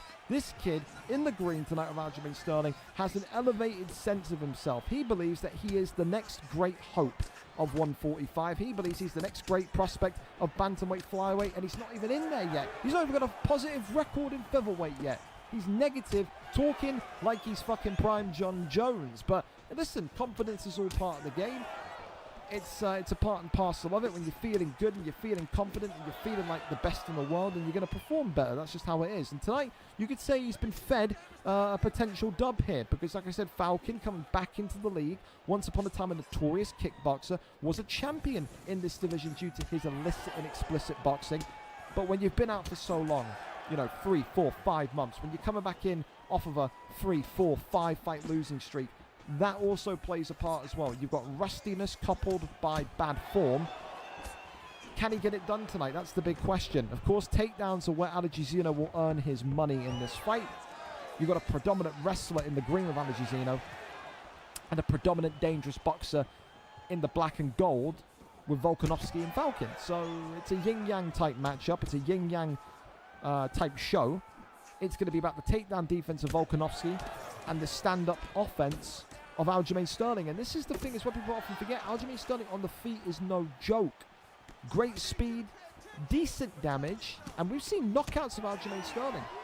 It's not like a rarity to see that. Swing and a miss on the left and right handers here. As again, Volkanovski continuing to work the left hand. Still here, moving forward. Spin kick to the body. Left hand comes across again. 1-2 down the center. Left hander. Back down to the ribs. Uppercut. Right hand, left hand. And then gets the takedown. Smooth. Very smooth. Works the midsection, strikes again. This is where Alejandro now will look and feel like he can win this fight, but he's just been rotated here. And this is the thing as well, a lot of kind of pressure put on Alejandro from himself. When you go into these kind of Discord conversations and you go into the Fighters Lounge and you are in there talking with the guys and you are gassing yourself up and you are blowing your own horn, it puts you in such a weird position where you've got to come out and win every single week. Because this is the thing. Alejandro could lose to Falcon. He could lose to Knightfall. He could lose to anybody. He could lose to the greatest player in the world. Because he's talked so much, Alejandro is going to get clowned whenever he loses. That's the type of pressure he's put himself under. So far, though, Falcon looks great. For a guy that's not been active and is just making his return tonight after months away, the denies look good. The pressure looks good. The boxing looks good. Everything looks very polished. This one, though, heads into round number 2. And a very, very, very even first round, I think. I think Falcon's probably won that first round. It didn't really feel like Alejandro got a lot of strikes in. He got some good strikes in, but it didn't feel like it was as much as Volkanovski. The grappling didn't result in a submission. It didn't result in any stuns from top mount. So, yeah, I'm pretty confident in saying round 1, Volkanovski so far. 10-9 to the man in black and gold, the returning Falcon. Ready to fight? Ready. Round number 2. Up and underway. Little side kick there to the body. Left and right handers continuing forward. Continues on here now as well. Uppercut. Oh, Laoe. That's a nice combination. Landing some kill shots there on the Aussie. And look at this. Alejandro here is just getting tagged and bagged. Gets the bail, but no, he doesn't. Gets denied. And all Alejandro's got right now is ground game. He is getting clamped up here on the feet. Oh, big shots there again. Another takedown attempted. And Alejandro again trying to go down there. And this time gets down there.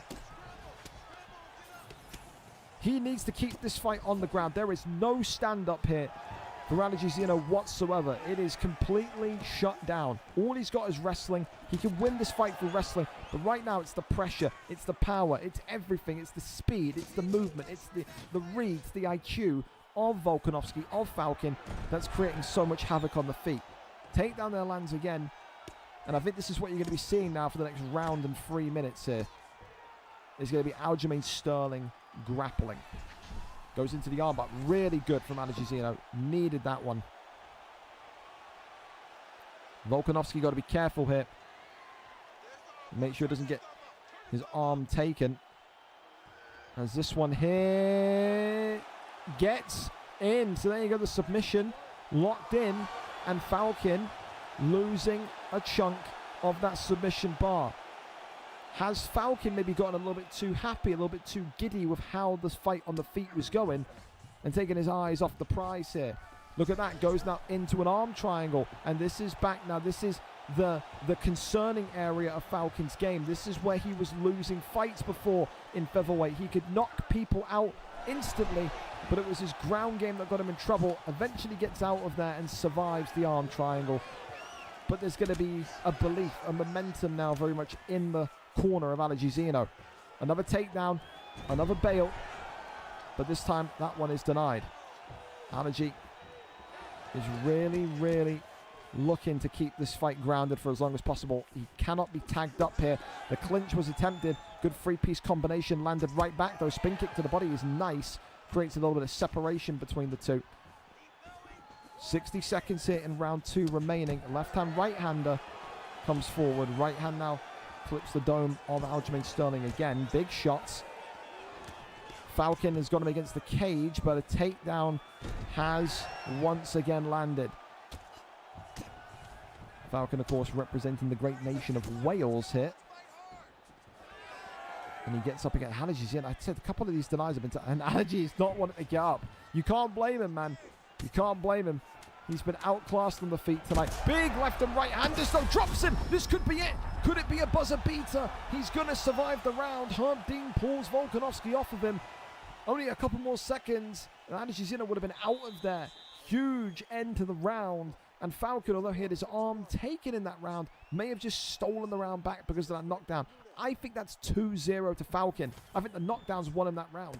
2018 to the man in black and gold. Alejandro needs a finish.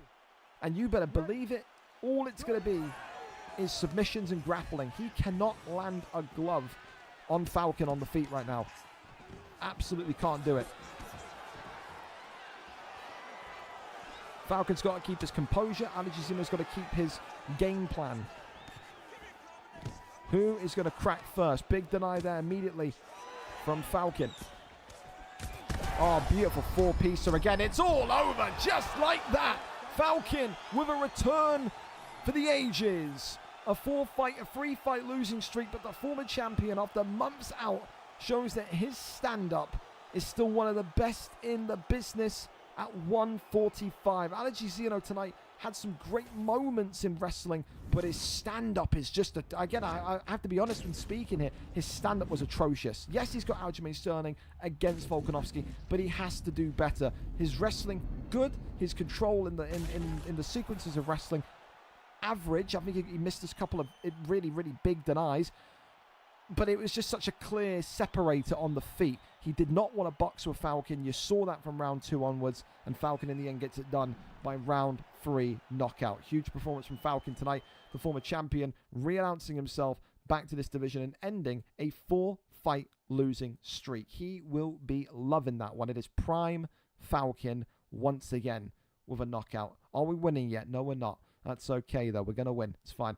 All right. Where are we going? Is TP Feng and Co. good to go? I'm not currently home. Rush for the reason Cord tell he's not. I mean, you better if he is away to football and isn't here by the time you're home, you will absolutely be fighting smack bang in the middle of your VPG games when you next have them. That's how it's going to be. Ridiculous. Redonkulous. Makes leaving in like 10 minutes because he has to grab people on the way, so not sure if I'm able to fight. There's no reply from Feng. Maybe I'll be able to fight. I may be able to after 6 aside, but that'll be around 11ish. I'm not putting the fight at 11. There's title fights on at 11, so I'm not interested in that. So you need to so can you fight now or not? Like, no point telling me about your mate coming to pick you up and doing XYZ. Like, I can right now. All right, we'll sort that then. TP Feng can fuck his FIFA commitments off next, because like I said, I don't give a fuck about your FIFA shit anymore, Feng. Sorry. Feng's next fight, as God as my witness, is going to be smack bang right in the middle of his FIFA stuff, and he can make it work, because I always do my best to give him a fight when he asks. But you can't show up here tonight. That's fine. Totally fine. You got stuff on. You got shit that's happened. Absolutely fine. But you owe me a fight, and it'll be right smack bang in the middle of your FIFA stuff. That's how it's going to be. All right, who do we bring in? That's the question. Salt and Pepe, I would like. That'd be a decent fight. Let me see if Nafe's around. Because if Nafe's around, I really like that fight. Because that's a very stylistically the same fight. So, let me see. Nathan97. Oi. You able to fight? Let me see if he's down for it. Thank you as well for the follows during the fight. Lil Shadows. Thank you very much. Appreciate you. Me and Charlie are ready to go. Well, like I said, I need to try and get this fight sorted first because TP Feng is TP fuck around tonight. So that's how it is. That's how it is. I can also try for Lewis Bex. I don't think Lewis has fought G09G before. I would be able to do that. That would be a decent fight. Again, I'm trying to find like a stylistic boxer. You know what I mean? Lewis.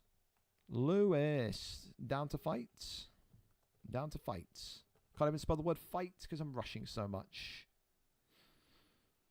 I like Nafe, or I like Pepe, I like Bex. Bex is replying. Let's see if he's interested, uninterested. Cantona. I'm at the misses. All right, so Bex is off the agenda, off the table. Vero Kieran wouldn't be a bad one.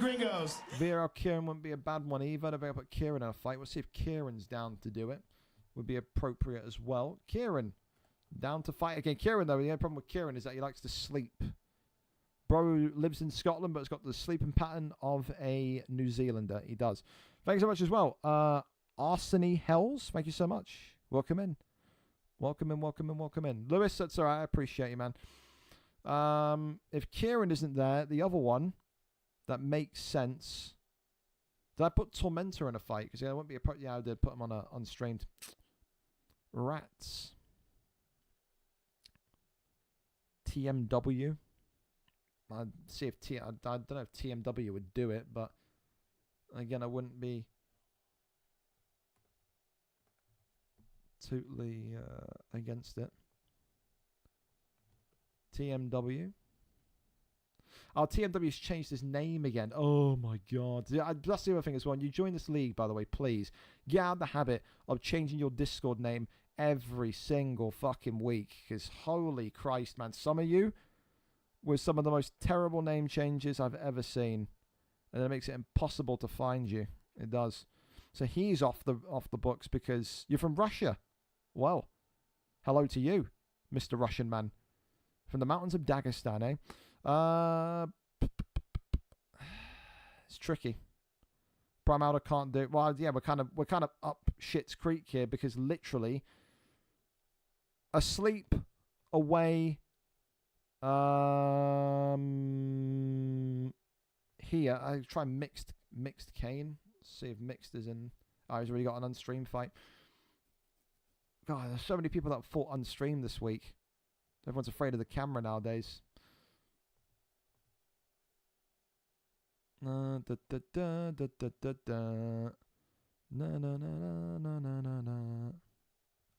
listed it up there, mate. For our door. For our CL. I can't put it anymore. I literally just read the message, man. I'll be on for it's 9. I don't give a fuck if you're on for 9 o'clock. The fight was at 7:10. I couldn't give a fuck if you're on for 9 or not.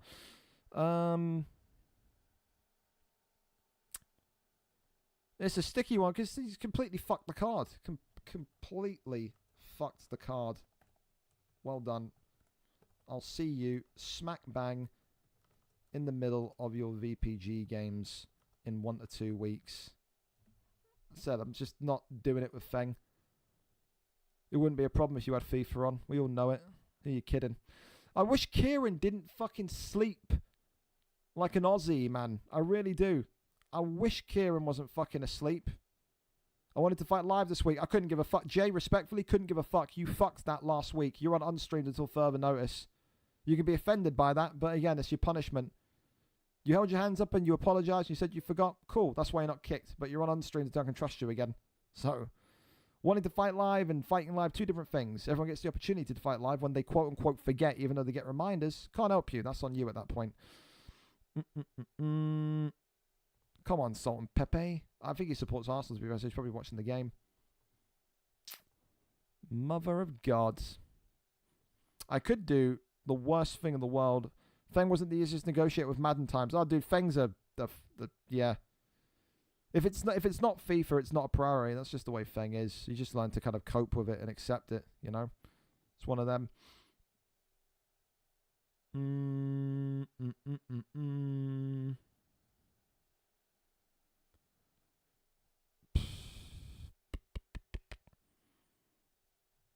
It doesn't help that again.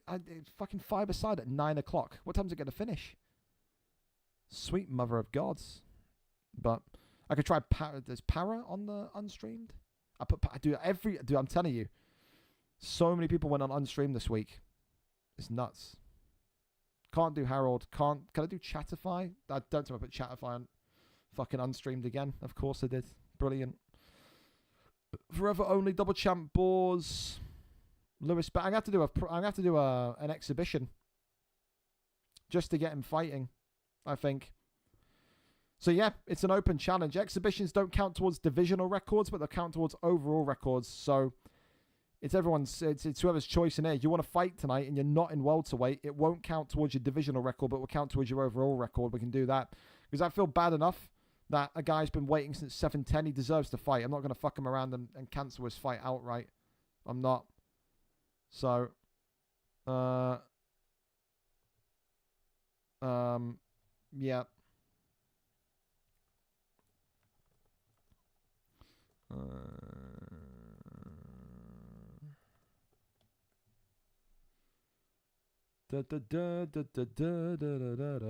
Send me in. Matt, if you want it, then we can do it. If you want to go in, we can do it. Nah, you're fighting. You're all good. Send me. Matty, we're going to put you in then. Exhibition fight. It won't count towards divisional records, which sucks. But we haven't had an exhibition fight in a while.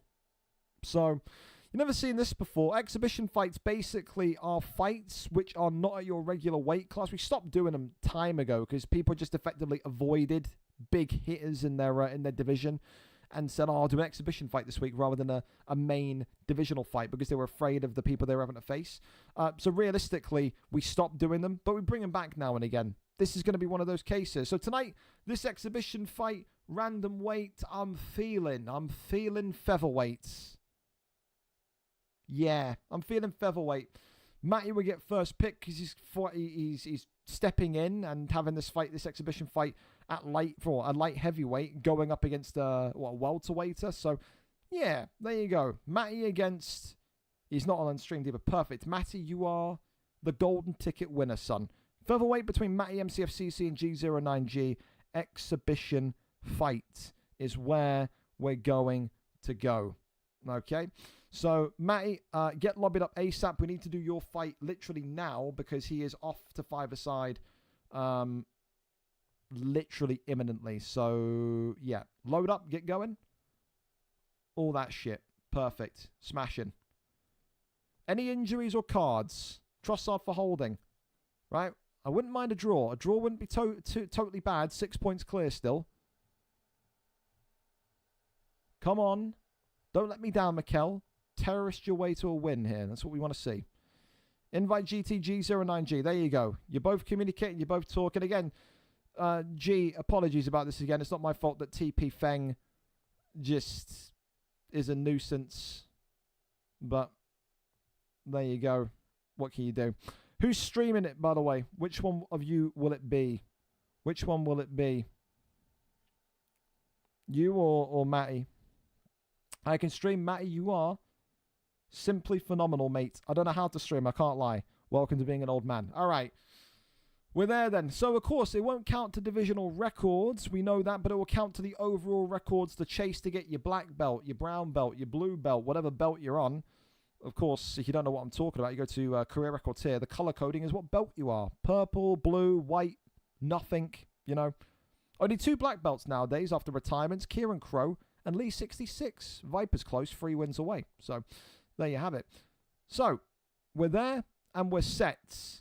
Eventually, in the featherweight division, Matty has, of course, priority pick.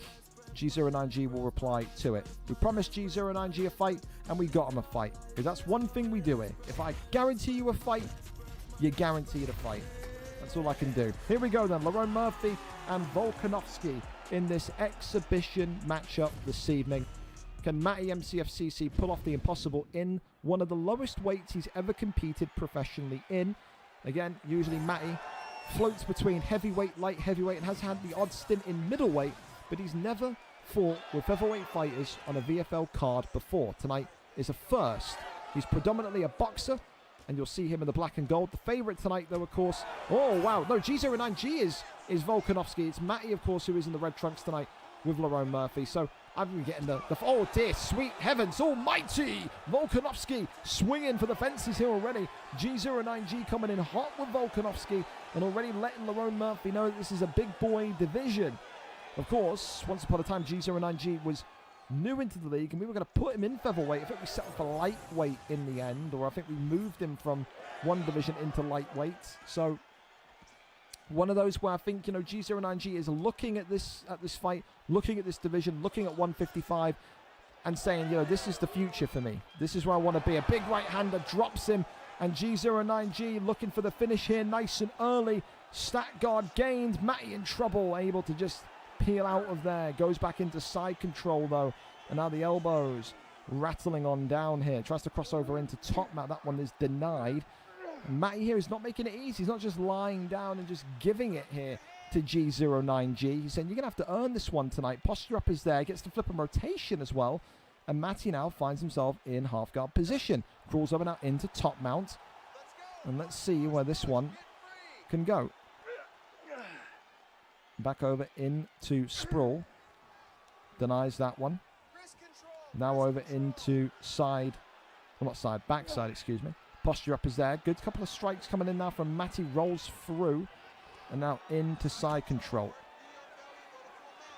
Tries to cross over into top man. Absolutely nothing though, and gets back to his feet. Body shot immediately. See, that's the thing that I like from G09G. He likes to get the body shots moving. Said such a good level changer in terms of body to head, head to body. You need... Oh!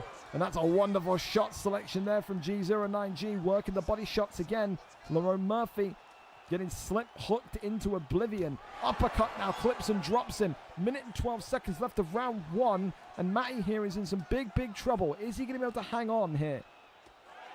Left hand goes across. Body shot there connecting. 1-2 uppercut down the center. Right hand again. Big shots. Still landing at the doorstep. Big teat kick there as well. Trying to get that degree of separation once again. Left-hander comes up and across. Nothing there though. Big, heavy, stifling shots again. Uppercut. It's just again, the uppercuts here are being looked for with some serious venom. Works off the double. It's the right hand. Beautiful. It's going into round two though. Fair play to Matty MCFCC though. A guy that's 2 weight classes below G09G. He's put some good shots in here. He's not been knocked out in the first round. And he's at least making this one a competitive fixture. G09G maybe going to be a bit disappointed in himself there. That he didn't get the fight done, dusted and wrapped up in one. But he is in control. He is winning. And this one very much doesn't seem like it's going to go the distance tonight. How long can Matty hang on? Can Matty get one of the upsets of the century here with a win tonight? A turning takedown and a land here as we're in to half guard. Gets the flip and roll here into half guard again. Now over into side control. And the thing is as well, it's funny because you got to be thinking G09G, if he's got five-a-side football and he needs to be out of the house within the next kind of 10-15 minutes, he's going to be looking at his watch thinking, shit, I'm going to need to speed this up and get the victory done soon. He's going to have his mate fucking rattling and banging at his door saying, come on, man, get in the car. We got to go. Just a minute. I've got to tap some cunt out online. All right? That's what it's going to be.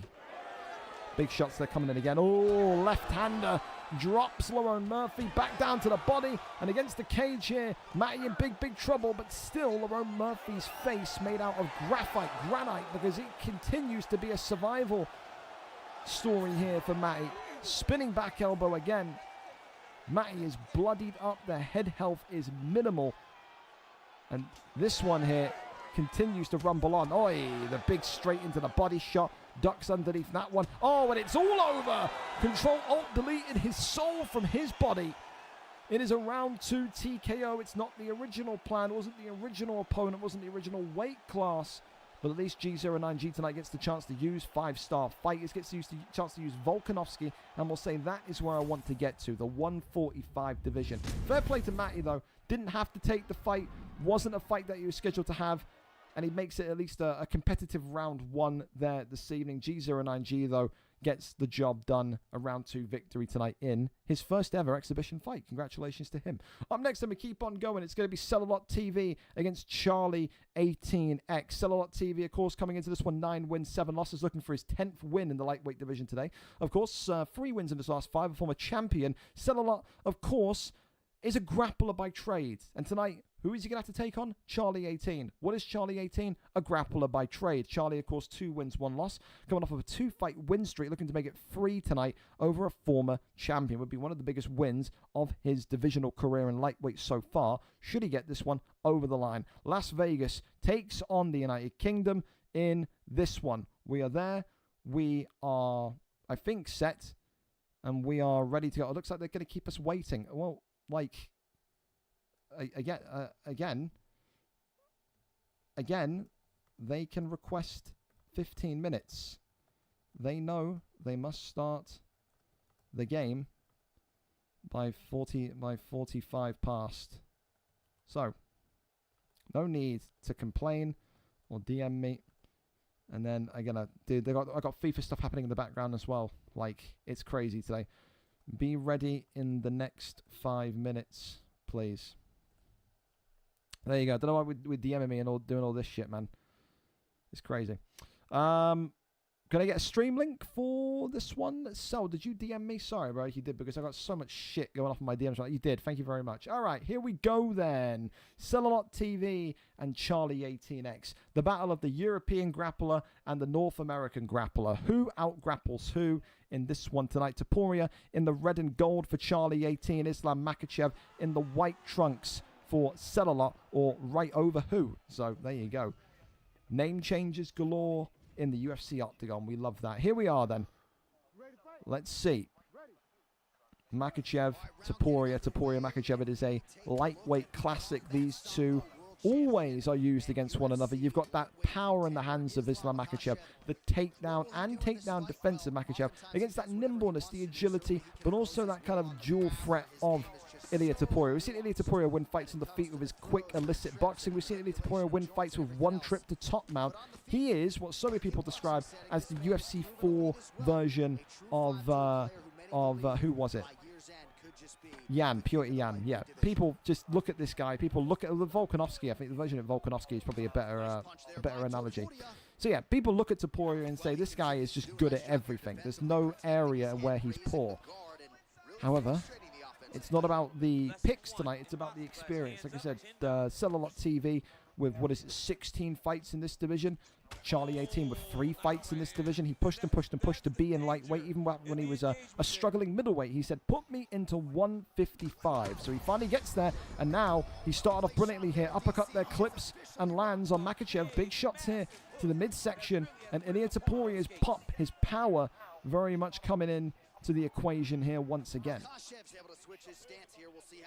One thing that Cellalot's got to remember is that it's still early days, and I think that every time Cellalot TV is getting the pull, he's got to just do what some of those great bantamweight, flyweight fighters do, and kind of pull body uppercut, pull body shot.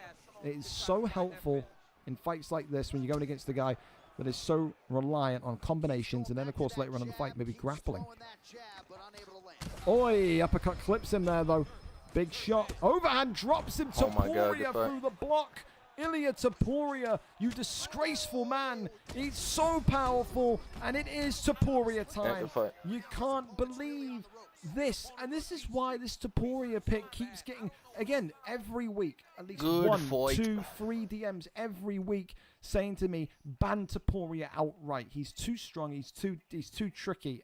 Again, it's just never going to happen. It sucks because I think the fight was stopped prematurely. I think Islam Makhachev can take more hits. I just think they've boosted Topuria. So I know they haven't done it recently, but in that recent buff, when they buffed Topuria and they put him into into lightweight, it just feels like it's just like, what's the point? It's so unfair. But it's one of those you're going to have to deal with it in title fights. So, again, on the mega card today, you have the same thing. And good, sportsmanship and respect there from Silhouette TV. He's deflated, he's dejected, but ultimately he says good fight. And I think he knows. He just knows. If that's any other fighter, if it's not Taporia, it could be a different result. Taking nothing away from Charlie, wonderful boxing tonight, fantastic boxing, and gets the job done by a round 1 finish. Huge from the man that was once upon a time a submission machine, now turning into a knockout sensation. Wonderful stuff. Fantastic. Fantastic. All right, over to our next one, and it's going to be George against Juan Fei here in this one tonight. Let me just quickly check this FIFA stuff again. The goalkeeper have one problem. Late item here, arrive in 1 minute. Okay. Be quick, please. They have multiple games. There we go. So I'm sorting FIFA stuff out in the same time in the background. Don't mind me. Here we go, though. George and Juan Fei. Looking forward to this one all week. 2 different levels of this featherweight division. George, of course, a champion in his past. 18 and 27. 2-fight losing streak, but a 3-fight win streak prior to that. 3 wins in 5. And then, of course, on the other side of things, Juan Fei, who is looking like one of the great prospects in this division. 2 wins, 1 loss. No win streak, but could very well get into a win streak here tonight. He's looked phenomenal in his last couple of fights. Ilia Topuria in the red against Volkanovski once again. George, of course, in the red, and Juan Fei in the black and gold. So let's see who gets this one over the line here this evening. All right, we are ready, we are set, and we are good to go. George, again, similar to what we said about Charlie, has been a predominant submission guy in his career. 165. He knows that it's going to be an American opponent as he utters the simple words of 165 under his breath. That's there relating to the ping that he's going to be fighting on here tonight. He has had worse days, though. He's fought against Nav NZN from New Zealand before, but never fun to go against the ping challenge, let alone the brilliance of Juan Fei. And again, Juan Fei now, of course, having a couple of fights already, finding his feet in this featherweight division, and believes that he can be one of the greats. He can be a champion. He can go into that bantamweight, flyweight conversation if he plays his cards right. Absolutely do believe in that also. He's looked phenomenal since he's come in. Goes back down low to the body. Left and right hand is being worked as the teep kick attempted. Tries to shoot the takedown. Absolutely nothing there. Shoots another ankle pick I'm there. defending these takedowns. Not possible. And he said that just under his breath. He doesn't know how he's denying these takedowns. Struggling with the ping, but so far so good for the veteran of 145. 1-2's down the center. Oh, that's a great slip hook there from George. Wowee. Look at him. Old man's learned some new tricks. Got some boxing. You can hear me. Oh, I absolutely can. I chat if I shout and scream. I'm in your walls, George. I'm in your walls. There you go. Teep kick there, sends him backwards. Left and right hand up. Shoots the takedown. Shit. Big knees here to the body. Left and right handers now coming from Volkanovski. Body shot, spinning back elbow. Nice and nasty combination. Right hander, left hander. Don't know how anyone can counter on a high ping. Taps the I leg can't even again. block. I can't. Yeah. Well, I don't know. He might be just playing his own area. Body shot that comes forward again as the right hander comes up. Big shot again. And look at this. As I said, George doing well here with Topuria so far. He's been up, I think. Definitely the thing that he's struggling with right now is just kind of making the reads on that high ping, whether it's going to be a leg kick or a jab upstairs. It's just, he is right, said it's just the ping is not making the game unplayable. It's just kind of the reaction time that it really impacts, you know. Goes back down low to the midsection. Left and right handers upstairs there. As again, that huge one comes forward. Throws the left and the right. Little tap of the leg attempted again by Volkanovski. Not going to happen. Got to think here for Topuria. Oh, for Topuria. Just has to kind of keep his wits about him here. Shoots the takedown, lifts him up, slams him down. Wonderful stuff. Elbow there comes right towards Volkanovski, now working the body yet. Midsection there. We got George Jr. in the background there. George got his own mascot, his young son, in the background. in the corner with the bucket and the stool, telling Dad, "Come on." Damn, I wanted Get him your to shit try and together, move so I old can man. test if he Well, there you test go. what kind of reaction I need. It's going to be, I think, round one very equal. I think definitely, I don't know. I think you could, I don't know. definitely is a strong one. I think probably Volkanovski's round, just about. I think definitely the thing that stumped George was the kind of leg kick into the head strike and so forth and so forth. That's definitely caused some confusion, but Shit. it's not like he's been damaged. It's not like he's been dropped. It's not like he's on death's door here. He's still very much in a good position of being able to win this fight. Goes back down low to the body. As the body shot there comes back up. Another beautiful one there. Connecting and combining again. Left and right-handers. Body shot. Swings out the way. It's interesting as well for George, especially because of this ping, to be tested tonight with his not only stand-up but his ground game defense. We're about to see it here because this is the first kind of time now that George is going to be on the bottom in this fight. Can he find a way back up? Will he find a way to keep his composure? The answer is yes, he does. Easy, simple. Tries to lift him up and slam him back down, but right back down he goes. Takes the back hit. Taporia now. Gonna need to just keep himself. Oh, it's wonderful. Ooh, wonderful from George. And then dives in. Wow, I did not expect George to want to offensively wrestle on the ping. Fair enough. Because this is going to be very tricky for him to get any sort of deniability going. Gets that one off, though. Very nice. And now look at this from the grappler. The submission specialist into top mount. George here faking and goes up. This is fantastic. Big shots here from Taporia, but only a couple landed, and he can't keep him down. I'm just guessing there. Oh, wonderful right hand. Tries to come into that pocket with the fake leg kicks and then gets clunked for his trouble with the right hander. Damage off him. It's just hard. Left and right hands again. Body shot. Fantastic. Beautiful. Brilliant. Here is the body shot again. Oh, it just splits him open. Body shot comes forward. Continues just to hover here. Does Volkanovski. Shoots the takedown. Gets the land. Over to that left-hand side. Posture up is there. Into stack guard. That's not good.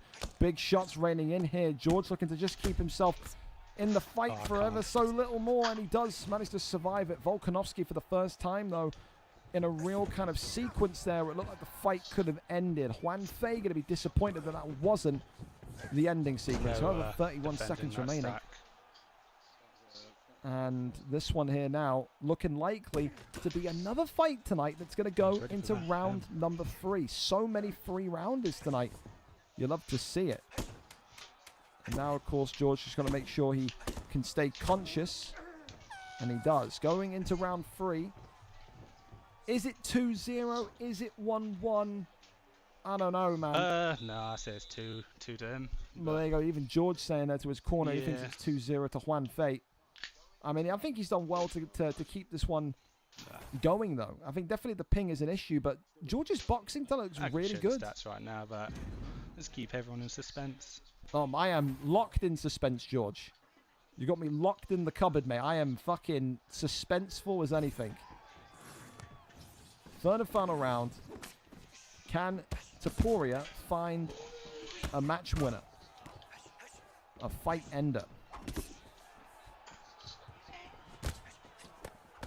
1-2's down the center. Shoots the attempted takedown here. Drags him down. Not able to get the drag, though. Shoots for the ankle pick and not possible. So, definitely, actually, the one thing I like about Juan Fei, man, is these fakes. It's these setups that he does. Fake leg kick into the hook. Fake leg kick into the straight. It's simple but so effective, keeping George guessing. However, look at this now. We've got some patient wrestling on the horizon for the Taporia pick. Gets the deny there. Little taps to the dome. Continues to crawl over. Not going to happen. Over into sprawl. Works the body shot. That one there is denied. Goes for the Darce choke. Give And it look a at try. this. The Darce choke could be the difference maker here. Can George keep this one locked in? George not able to. Nah, didn't think so. It was so close. You had to get the timing right Don't know why I because of did a the DARS. delay. Horrific. He just said he doesn't even know why he did a Darce. Well, he's looking at his hands like they've betrayed him. Over and oh, that'd be fair enough. Gone out after one at least. I think even George didn't want to stay in crucifix for too long. No. Nope. Try it. No, nope. Into side control. We go. Half guard now. Crosses over. Posture up. And then goes in to side control again. I think Juan Fei is just taking this one a little bit more slowly. I think he knows he's probably won at least one, maybe two of the rounds already. Oh, in the wrong way. I do that all the time. He's controlling this round. So worst case scenario here is that right now Juan Fei is going to win this fight 2 rounds to 1. So he's not taking any risks. And that's smart IQ. So not a lot of finishes in his career. It's a 2 wins, 1 loss in his early fight career. Goes 3-1 here tonight. 2 of his wins would have been by decision. So maybe he has to find that X factor, that signature kind of move to kind of find a finish, but it's not going to matter here tonight. I do believe the North American going to go 3-1 unless George can pull off something magnificent in these last 50 in-game seconds. Must have pre-denied that one. Christ. Over into backside we go now. Volkanovski here Do anything. I'm just not used to playing like this. takes the back once again, flattens him out here. And is he going to be able to escape this? The answer is yes, he is. And I think Juan Fei is just going to ride this one off That's a good guess. to the end. Fair play to George. Made this one very competitive, made this one very good, 100 and a pings, bar of fine. respect It's anything above 150. from I both just, there. No point for me. My old fingers don't react that fast. And even the kiddo in the background's crying because he knows his dad's lost. It's shocking, really. Volkanovski wins it here today. Commiserations to George. I think a good fight. Definitely impressed with his boxing. Yeah, the ping didn't help, but probably the sharpest boxing I've seen George have in some months. So fair play. Fair play to him, and a great fight from Juan Fei. Loved the way that he set up those fake leg kicks to then go into a jab or into a straight, you know. So, yeah, impressive. Impressive tonight. Halftime 0-0. Come on, you Arsenal, all right? Come on, damn it. Give me a second half performance worth screaming about. Momo and Jack Frost, they've asked to have their... Momo's asked to have his fight flipped to the 9 o'clock one. So we go to Daichi and Jamie. If Daichi and Jamie are good to go, I'm extremely happy to go to them next. So, yeah. Why have I got a... Right, listen here, Milkman, because I know you'll be in here listening. Why am I in a fucking group chat with 15 messages? Why am I being told by some fucking dickhead it shouldn't be long 2 hours, we can fight unaired after? This is so fucking stupid, man. I send you a message this morning telling you what time your fight is. You've been tagged since Monday. How am I... You're apparently a fucking league owner. Oh, whatever, man. Bye. It's just, I'm not reading all this shit. I'm doing a card. It's just fucking boring. I'm doing a card. I don't care. Figure out yourselves. This is fucking stupid. Ridiculous. I'll be home in 2 hours. Like I give a remote fuck. Get out of here, man. Stupid, bro. Stupid. Ridiculous. Oh, I'm not fucking your G either, Milkman. Fuck off, bro, honestly. Can I still get a fight, G? You're literally playing in a Discord league, man. Talk normally. Holy fuck. Dear God, I'm pissed off enough as it is. All good, loaded up. Fantastic. We're going to the next fight then. Momo and Jack Frost. Here we go then. Momo up next, 5-10. 2 wins in his last 5. Jack Frost, of course, 2 wins, 1 loss. Looking to make it a 2-fight win streak today, both of them. 5-10, 2-1. 11th in the division against 13th in the division. Let's go and see who we have fighting here. And again, remember, fellas, it's not hard to read a clock. Not hard to use your words, not hard to communicate. You've known your fight time since fucking Monday. You've known what time this fight starts. You get reminders like your children. Like I have to fucking babysit you. I have to send you fucking reminder messages because some of you are so dense you can't remember what you signed up to do. I'm not hearing the fucking excuses in my ears, in front of my 4 eyes, that you forgot you've got a fight or you now can't do the fight. You've got to move it 2 hours. Not interested? Don't do it. You work at emergency? Fantastic. Thank you for your service. Fucking unstreamed only. Never ask for a live fight. Ridiculous. Another fucking thing to fix. Great. And it's surprisingly always the PlayStation guys that don't have fucking eyes in their head. Wonderful. Here we go though. Taporia in the red and gold against Sarukian in the white. Armin Sarukian. We don't really see Sarukian picks anymore. Whatever happened to the Armin Sarukian hype train? Eh? Never happened. We see like a couple of appearances from Sarukian now and again. But hey, tonight, Taporia for Momo. A wild one. Because just about a month ago, this guy was fighting in heavyweight, light heavyweight, having to use the stiff, fat idiots of the 205 division. Eh? So, I mean, this is going to be a different type of feeling tonight. Of course, for Jack Frost, this is someone that will come into this division very much believing in his ability to get the job done. Momo, of course, I didn't think he was ready for a move into this division. This is, of course, the kind of the middle division, the intermediate division now of PlayStation. The reality is he wasn't positive in the beginner division, in the amateur division, but he said, for my improvement, for my development, I want to move up ASAP. Well, listen, when you ask to move up and it's a premature move up, you're going to have to take some losses. You're going to have to take some hits. You're going to have to learn from them quickly. So far, Armin Sarukian is eating a couple of big strikes, but the offensive pressure from Taporia being counteracted brilliantly by Jack Frost. But Momo takes him down there. Fantastic shot, fantastic takedown, and then goes over into top mount. Half guard. Posture up is there, rains down some big strikes. Left and rights, and then gets up and away. Left and right-hander once more. Big shot again. 224 left in the first round. Shoots the takedown. Tries to get the takedown, but nothing there. Elbow. Oh, wait. Sweet heavens, man. The elbow piercing off the dome. There's that one there. Goes into side control. Elbows coming off. There's now big shots. Flying forward once more. Posture up there. Goes over. Into side control. Nothing there, though. Now crawls over into top mounts. Posture up. Rains down the big shots here. Sarukian.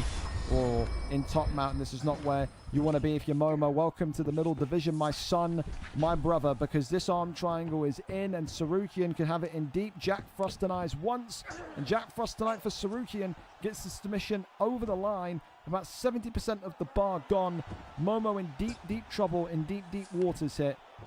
And will have to find a way to keep himself composed.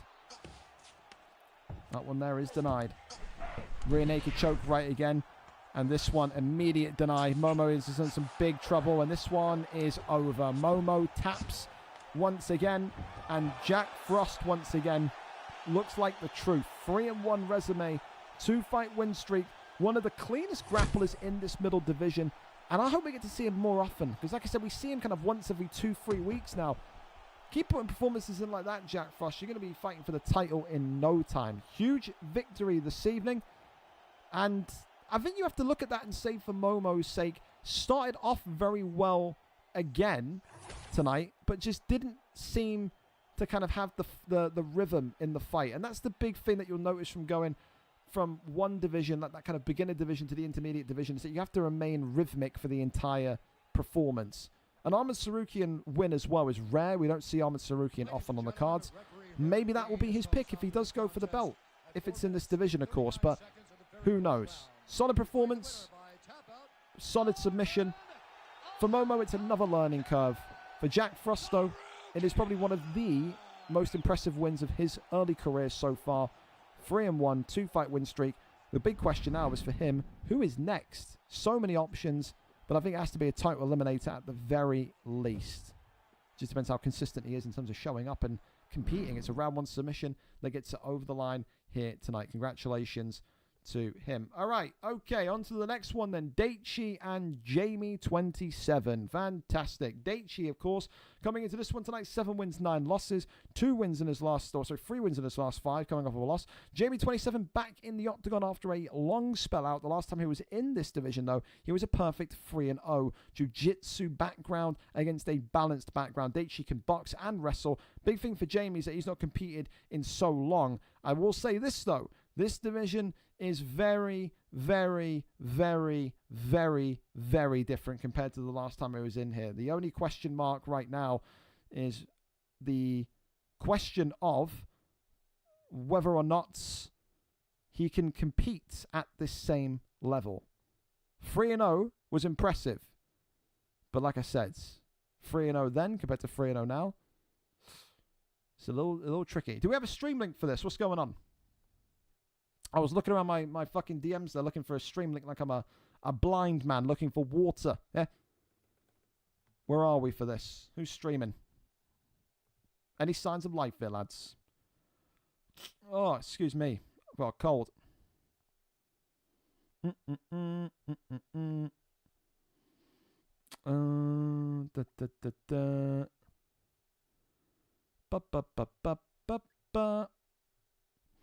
Fat Bot Hickers is pre-recorded today. Yeah, I wanted to put all the title fights on, so all the champions pretty much got forced into one. So, yeah. Yeah. Oh, honestly, fucking Rush, if that's you, Milkman, fucking, honestly, bro, put your tampon in. Honestly.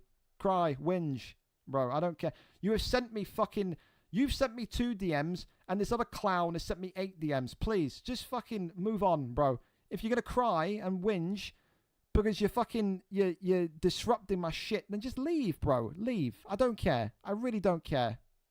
Trust me, as honest as I can be. There's fucking 16,000 other leagues out there. Go and fuck around in one of them if it's a big problem. If I give a remote, fuck. Relax. All right, here we go then. Jamie against Daichi.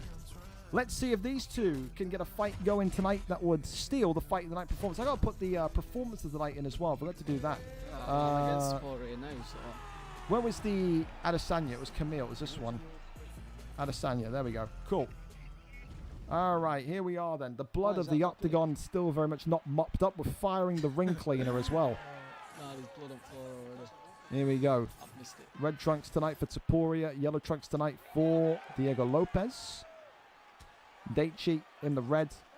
Jamie in the yellow. And this is the thing. For Jamie was so good. Had those shades of Matimbu. Matimbu is long-time pal, friend, whatever. Trainer. I don't know. Psychologist, either or, So many great fights did Matimbu had, and he was known for his great, brilliant submission style.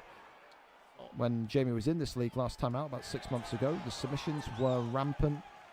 The big question mark here tonight is whether or not Daichi can give him a harsh reintroduction into the league. Jamie 27, obviously, is someone that is going to be a little bit rough around the edges, whereas Daichi has been competing week on, week out for the last, 2, 3, 4 months? So that ring rust will exist. One thing that Jamie never really kind of had, I think, fluidly was the stand-up.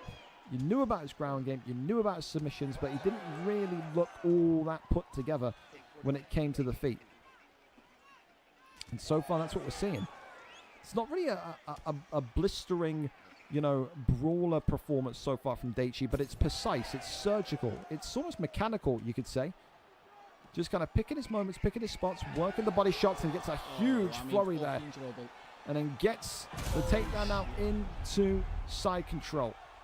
And this is what I'm talking about, man. This featherweight division, compared to when he was in it, compared to now, is such a different beast. And I mean, maybe it'll be down to Jamie tonight to look at this. If he does win this fight, he's going to be feeling so fucking proud of himself. But if Jamie loses this fight tonight, may well be one where he looks at, he evaluates and says, do I need to go into lightweight, welterweight? It's never fun to ask to go down a division.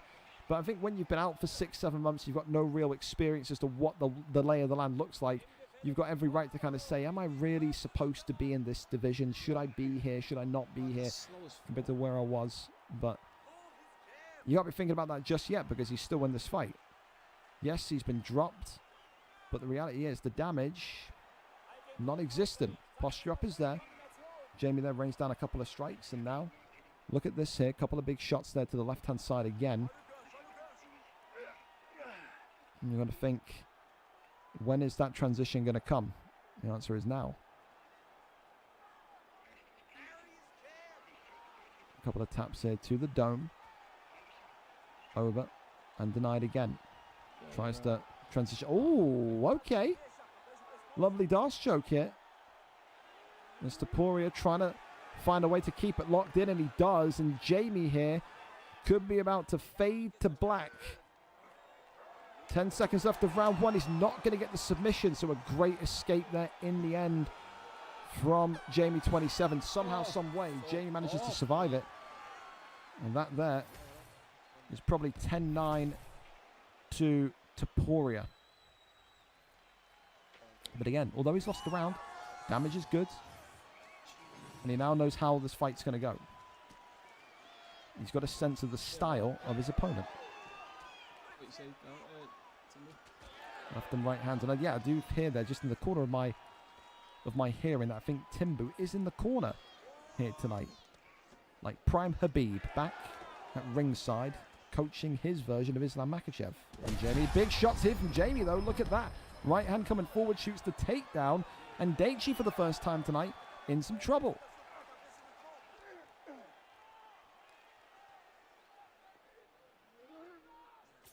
Pulls him down into sprawl. Goes for a Darce choke here. All right, okay. Look at this now. We saw a Darce choke attempt by Taporia, now won by Lopez. And this one here tonight, is it going to be? Oh, it is. Daichi nearly tapped out in one. That's about 80% of the bar gone. How the tables turn here. From a dominant round one from Daichi and Taporia to now Jamie 27 winding back the mumps, winding back the fights, and showing that he is still one of the most dangerous grapplers at 145. Wow. Tries to go for another submission that refused and resisted. Body shot raining in once more. Goes over to sprawl. Stops him right there in his tracks. Couple of more big body shots coming in from sprawl. Again, like Keza said last week, man, the body shots in the sprawl position is so underrated, especially in a fight like this when you need to work on zapping and dropping the stamina.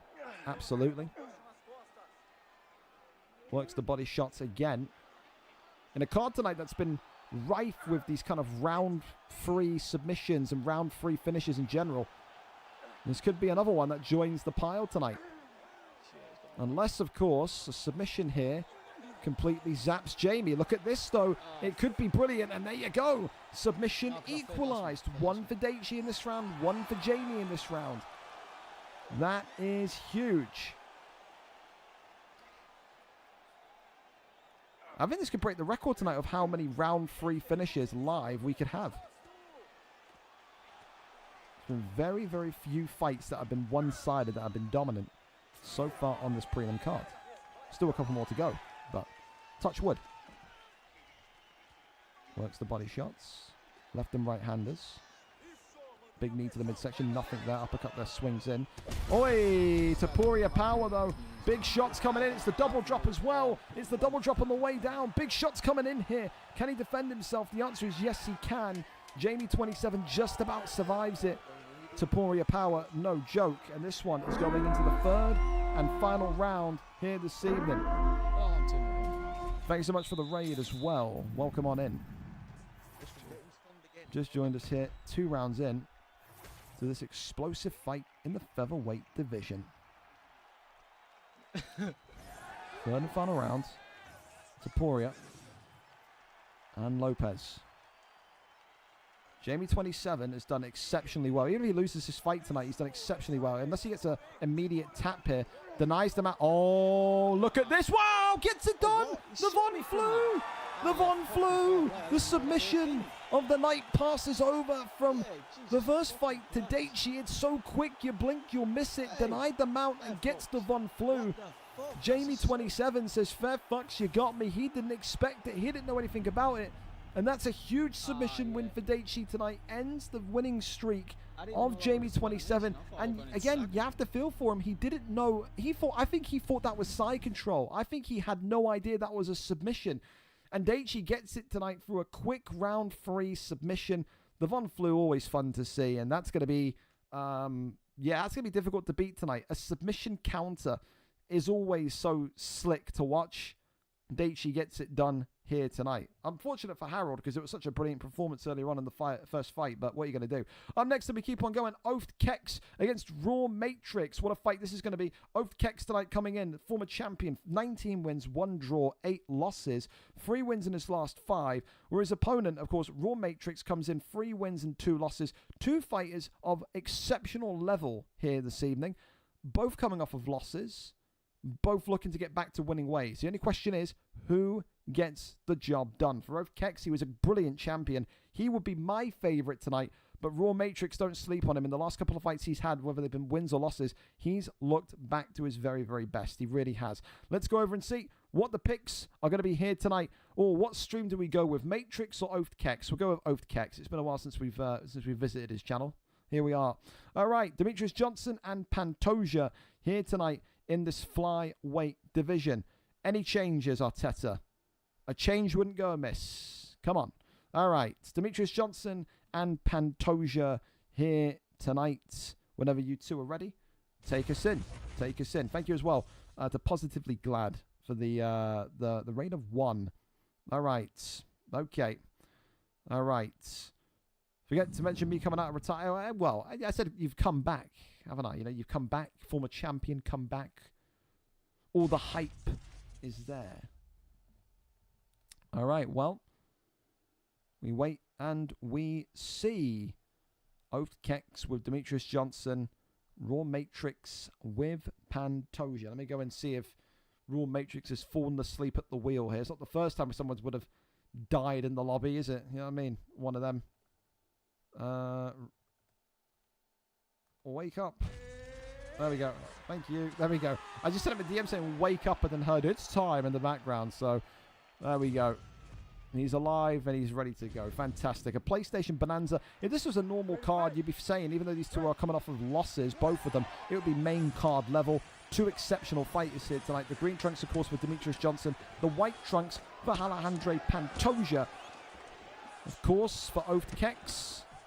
Win here tonight. It's a great return, but also it's win number 20 in the PlayStation division. Not many fighters in VFL history on PlayStation have amassed 20 wins in this elite division. Oath Kex will be hoping that he joins that star-studded cast tonight.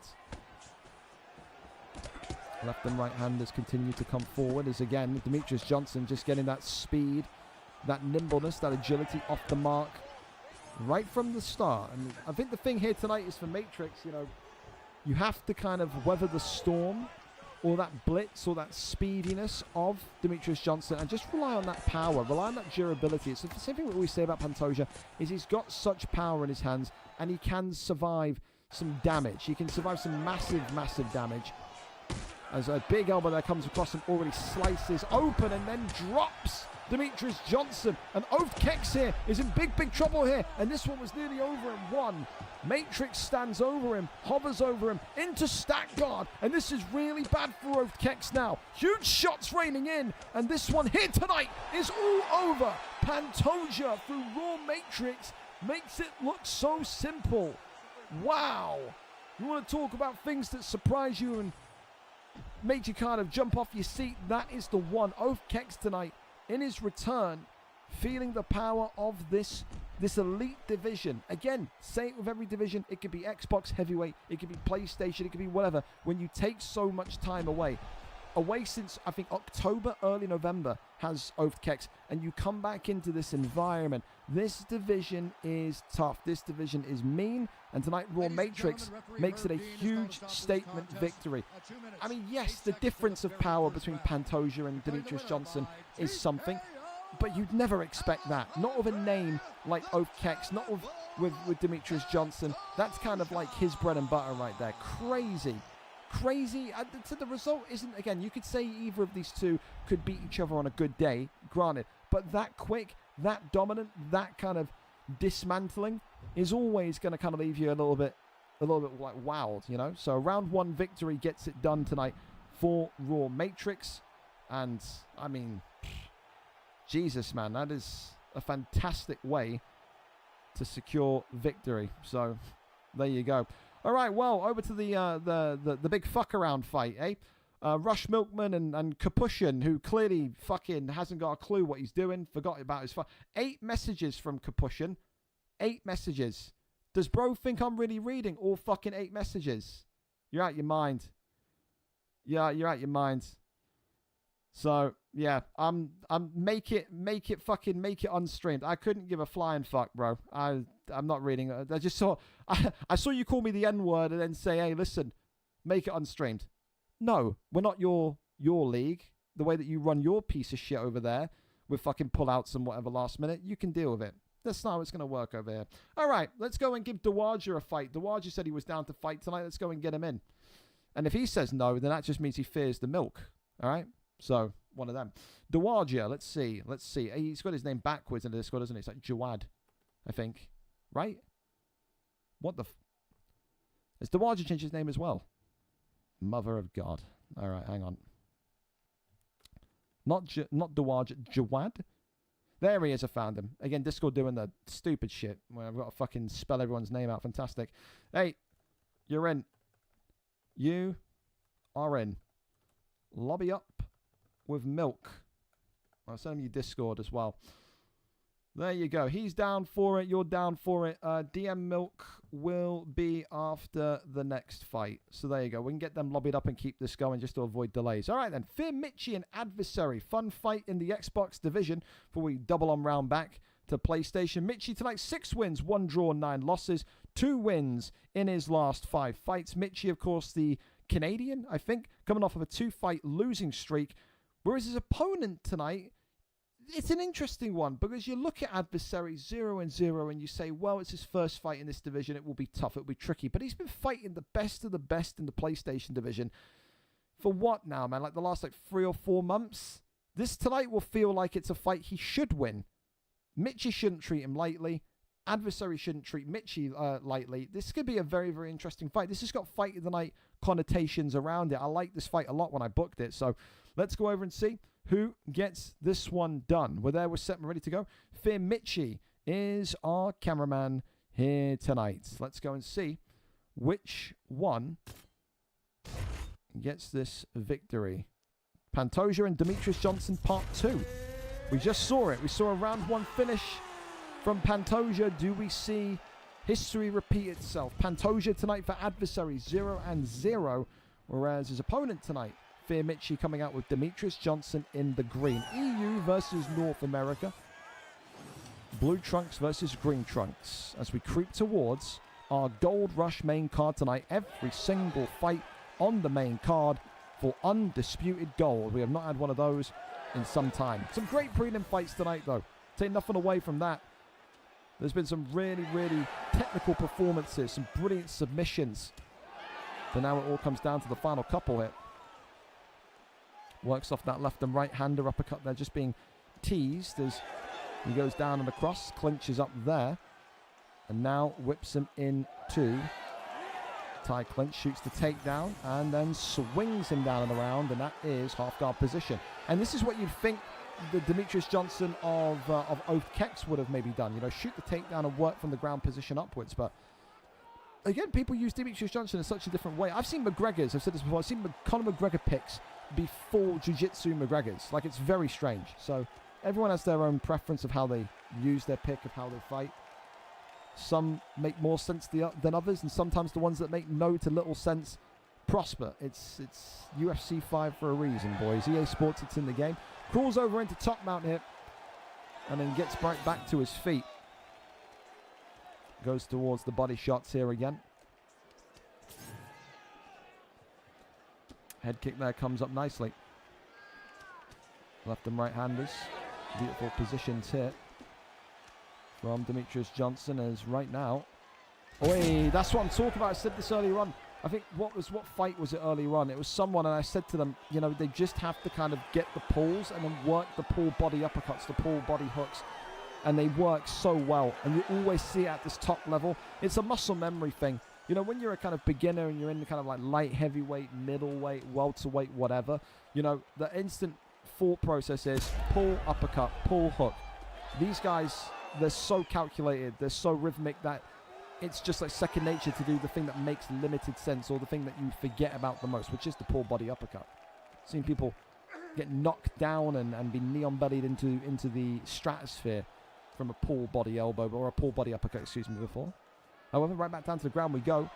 And for now, adversary and Mitchie continue to tussle in these grounded positions.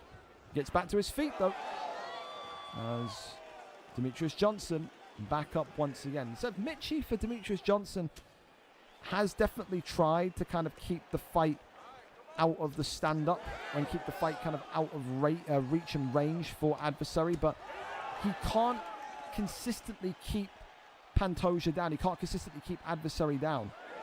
And right now, that's the big problem. And of course, you can see that in the difference of stamina. Very kind of light difference so far, but where adversary is prospering are those body shots, especially since Mitchie is shooting the takedowns. The takedown's going to take stamina off you. The body shots are going to take stamina off you. Mitchie's going to have to adjust his fight style here, because if he has another round like that, he's going to be going into round 3 with probably a third of his stamina bar remaining. You cannot go in to round 3 gasping for air. Against Pantoja, fucking suicide. Be crazy, wouldn't it? Adversary sticking to him like white on rice, like glue to paper right now. He is not letting him move even a segment of this fight. Beautiful shot selection. Look at Pantoja go. Running riot here tonight is adversary. And like I said, a lot of people give disrespect to that PlayStation division, but it's been the ultimate practice ground for adversary to kind of be ready for this big move on the Xbox side of things. I keep saying it, he's fought against the top names in this PlayStation division. And tonight it will feel like child's play. I'll tell you though, that was pretty sloppy. Ducks the head kick and was just throwing ghost punches. Big uppercut there though. Oh my goodness me, a little kind of oosh. And that's there, done and dusted. I can't lie to you. People are going to say, what are you on about, you four-eyed bitch? But that's knockout of the night. I love that. Look, the little fake here, the little kind of pull uppercut. The uppercut was pulled out the way, and then boom, left hand. That's really slick from me. That's really nice. And we've had such limited knockouts tonight on the card, so yeah, maybe an easy one to beat, but that's a clean looking knockout for me this evening. Round 2 victory, and adversary tonight makes it 1-0 in Xbox's Elite Division. Top, man. Top. And for Fear Mitchie, love him. Fan favorite, cult hero in the division, but these new guys coming into the division are coming in with purpose. And right now, Mitchie's on a 3-fight skid. Got to find a way to get over the top of that if he wants to continue being a bantamweight flyweight. So, well, there we go. We're going over to our next fight. Of course, we've replaced Captain Unreliable and Kapushin, who can send 8 messages and can come up with 6 different reasons as to why he can't fight, but then can't do 5 minutes of the fight. So, no doubt I'm going to be getting fucking over 25 fucking unreads over the course of the next 2 hours, so go me. For now, though, Dawaja says, listen, I want the move back into the big boy division, and he'll have Kapushin to thank here tonight, because of that, Kapushin and Dawaja, they swap pretty much. So Dawaja can go over here. Kapushin gets the wonderful knowledge of knowing that he's now a mid-carder, a mid-tierer. Maybe he won't fight here. Who cares? He can. He doesn't have to. Am I going to lose sleep tonight? That fucking Kapushin, the guy that I don't know is never going to compete here. Not too much. If he wants to fight, cool. Ask for unstreamed fights only. Dawaja at least is reliable. Although he's a bit weird, all right? He's reliable. That's all you can really say. So, Dawaja, former champion in this division tonight against Rush Milkman. The one thing I want to check quickly is, have these two fought before? Because I feel like I've seen Dawaja and Rush Milkman before. I feel like I've seen this fight play out. The only question is that in my head? And do I need a fucking trip to a psychiatrist? Let's have a look. No, never fought before. So there you go. I'm clearly talking shit. What fantastic. Bantamweight division for Rush Milkman. It's another challenge. It's another wonderful opportunity to go up against guys that have won the belt. Another opportunity to go up against a guy that knows what it's like to win the belt. But let's see tonight if Milkman can get it over the line, because he has had some severe trouble with former champions, with former contenders in the past, and getting results over them. Before we start here, Saka picks up an injury. I want to die. Nkape injury. I'm going to scream. We're fucked, lads. It's happening again. Anyway, we're there. We're set. We're ready to go in this PlayStation matchup this evening. Marabdashvili and Pyotr Yan in our third to last prelim fight. I can't even speak. Prelim fight this evening. Davashvili in the yellow, Pyotr Yan in the black and gold, Milkman in yellow, Dawaja in black and gold. Here we go. Let's see what happens in this one. Glove touch, and we're away. Time to see exactly what Dawaja is all about. Of course, he lost last week in that middle division. Before that loss, he said, I want to go back to the elite division, the top division, ASAP. Well, there wasn't a plan tonight to put him back in this division, but of course, circumstances happen. People can't fucking show up on time and can't read a clock, that's fine. And he gets that opportunity, so, hey, all good things come to those who wait, I suppose. One of them. Clinch up is there. As the 1-2s down the centre continue forward. Left and right-handers. Again, good pressure from Dawaja so far. So this is the thing that I will say about Dawaja's fight style that is so brilliant, is that his ability to overwhelm his opponent. As Rush Milkman there, experiencing a lag spike of epic proportions. Oh, there we go, turned into a Minecraft stream, but we're back. There you go. Said, that's the thing that Dawaja does so well. He overwhelms his opponents. We saw that in the DJD fight, although he lost the DJD fight. He lost that one. The fact that DJD had so much attributed damage, and the fact that Dawaja had so many moments and periods of control, just shows you exactly how he can fight. And right now tonight, Marabdashvili is taking that challenge, stands right in the face of Pyotr Yan and says, I'm not afraid to box you. I'm not afraid of it. And again, the interesting thing in this fight we haven't touched on, both of these two former champions. Of course, Milkman won the belt in the middle division. Dawaja won the belt in this elite division months ago. So, again, battle of former champs as well. Another kind of nice spin to this fight this evening. Left hand there comes across and breaks the face of Marabdashvili. Uppercut into the left hand, continues on forward.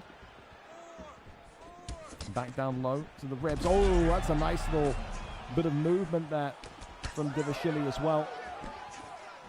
Continues to try and find home base here. Thank you so much for the sub. Appreciate it. Welcome in. Couple of big shots there now, and you can see, in a minute and 30 remaining, top mount gained. Can Pyotr Yan survive this? He's given up the back here. Tries to go for an arm bar there. Did Milkman. Nice idea, of course, but no need to rush him. Back flats him. Wow. And this is not good. Dawaja in some big trouble here. He could be out if he's not careful, but protects himself and defends brilliantly. And the back flat again. And look at this now. Gets right back up, though. But he is, as soon as this fight hit the canvas, Milkman's been in charge. Milkman's been in control. Dawaja has got all the sauce on the feet, but no substance on the ground. 22 seconds he's got to survive here. As Marabdashvili looking for the finish here at the end of round one. Not going to get it, though. Not going to get it, though. That's the end of round one. 21 significant strikes landed each. The one stun, though, may be enough to creep that one over the line for Milkman. Very different fight. On the feet, it's one-way traffic for Yan. On the ground, it's pretty much one-way traffic for Marabdashvili. Who's going to shoot the first takedown? Who's going to defend the first takedown? Who's going to get the first stun? Who's going to suffer the first knockdown? So many questions. Continues to be exactly what it was when we left here at the end of round one. The striking performance of Dawaja continues to try and just pulverize the block, the head damage, all of it, of Marabdashvili. Body shot there lands, goes back down low to the body. Works off that jab, though. Pulling his jabs now, here is Davashvili. Uppercut there lands. Oh, I tell you what, dude, these two are kicking the shit out of one another. I love it. I feel like I'm in the fucking Roman fucking timeline, man. I'm going to be that guy. I don't know what the fucking... I don't know if it's Julius Caesar. The guy that puts his phone up and down as to whether or not they get fucking killed or not. That's me right now. Loving it. The Emperor. There you go. Right hand there. Swings across again. Davashili continuing, though, just to eat damage on the field. I think he's got to shoot a takedown, I think. There's no world that exists where Milkman shouldn't shoot. And there you go. Needed it and gets it. It was always coming. It had to come. See, again, half the round in the domain of Dawaja, where he's had the stand-up and he's done everything he needs to on the stand-up. And now we've got effectively 2 minutes 40, 2 minutes 50 of ground game now from Milkman and Merab. Milkman Merab. Takes his back again, and again he's had his back so often. If he back flats him again, I tell you. Tries to go for the arm, but that one there is denied. And now goes for back flat. That one now is denied. Silky Smooth denies from Dawaja. Another one there denied again. Fakes once. He's trying to get that back flat so desperately. Oh, a big shot, and there's the back flat. There you go. A couple of pops to the dome, and this one could be it here. Dawaja in big, big trouble, and this one here tonight not over yet. 1 or 2 strikes away. He's right back into back flat. Dawaja can't stop him.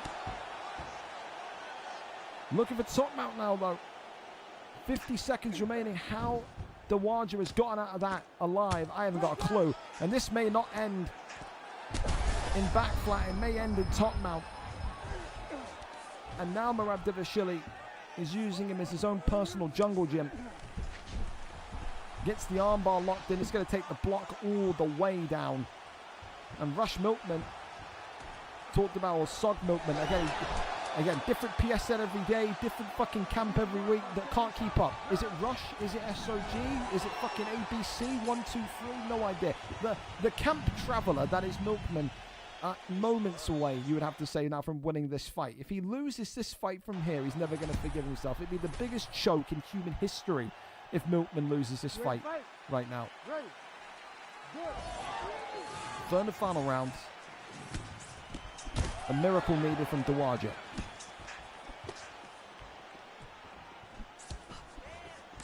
Right low to the body. Right hand comes up. Oh, beautiful shot selection again. Again, mesmerizing boxing from Dawaja. It's what's killed him is the ground game tonight, honestly. One of the best boxers in the division is Dawaja. On the console, I think, for our league, for PlayStation. I absolutely do. But it's this. It's the takedowns. It's the defending yourself on the ground. This is the weak point.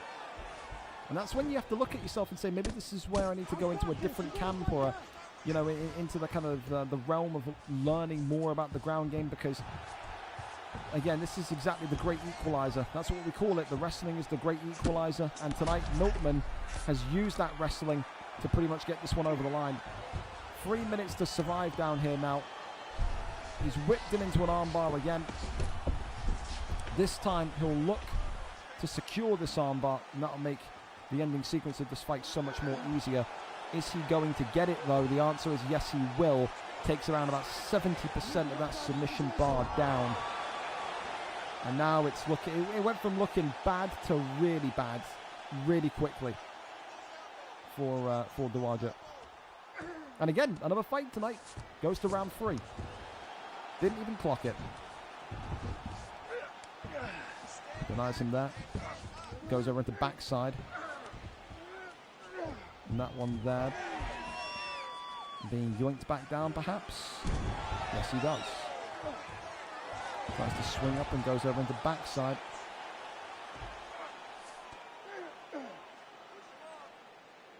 Does he make a move or does he not make a move? The answer is no, he doesn't. He gets back up. I think it's smart from Dawaja. If he knows he has to get the fight finished, the only way that you can do that is on the feet, where you've pretty much been superior for this fight. If I'm Milkman, I'm just shooting a takedown. Yeah, you don't even get involved. Don't even get involved. 70 in-game seconds remaining. All the control is in. And why? Why, dude? I don't understand. I don't get it. I mean, I know he's going to win the fight, bro, but, like, you want 70 seconds. You don't have to make any offensive movement. You don't have. You can just sit and lie on him. He's tried to go for a submission. He's been reversed, and now here we are, stood back up on the canvas. Head kick there comes off. If he loses this fight, well, a buzzer beater finish, he's going to hate himself. But look at this. Oh, he's dropped him. There's no way. Oh, Milkman. Oh, Milkman.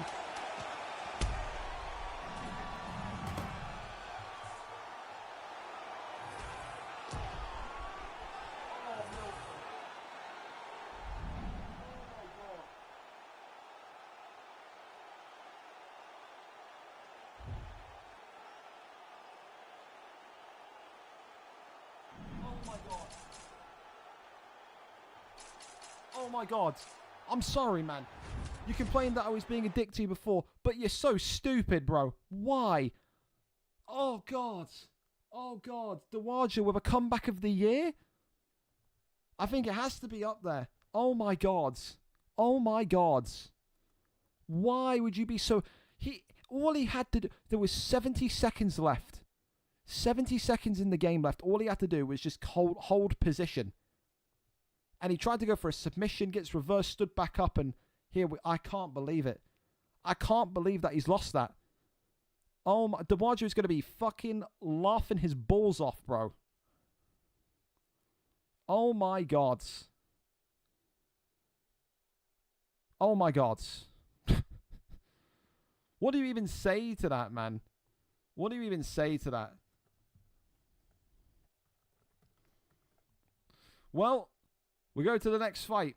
And of course, lo and behold, boys, it's another guy from the ESFL Discord that has no response to his opponent and is nowhere to be seen.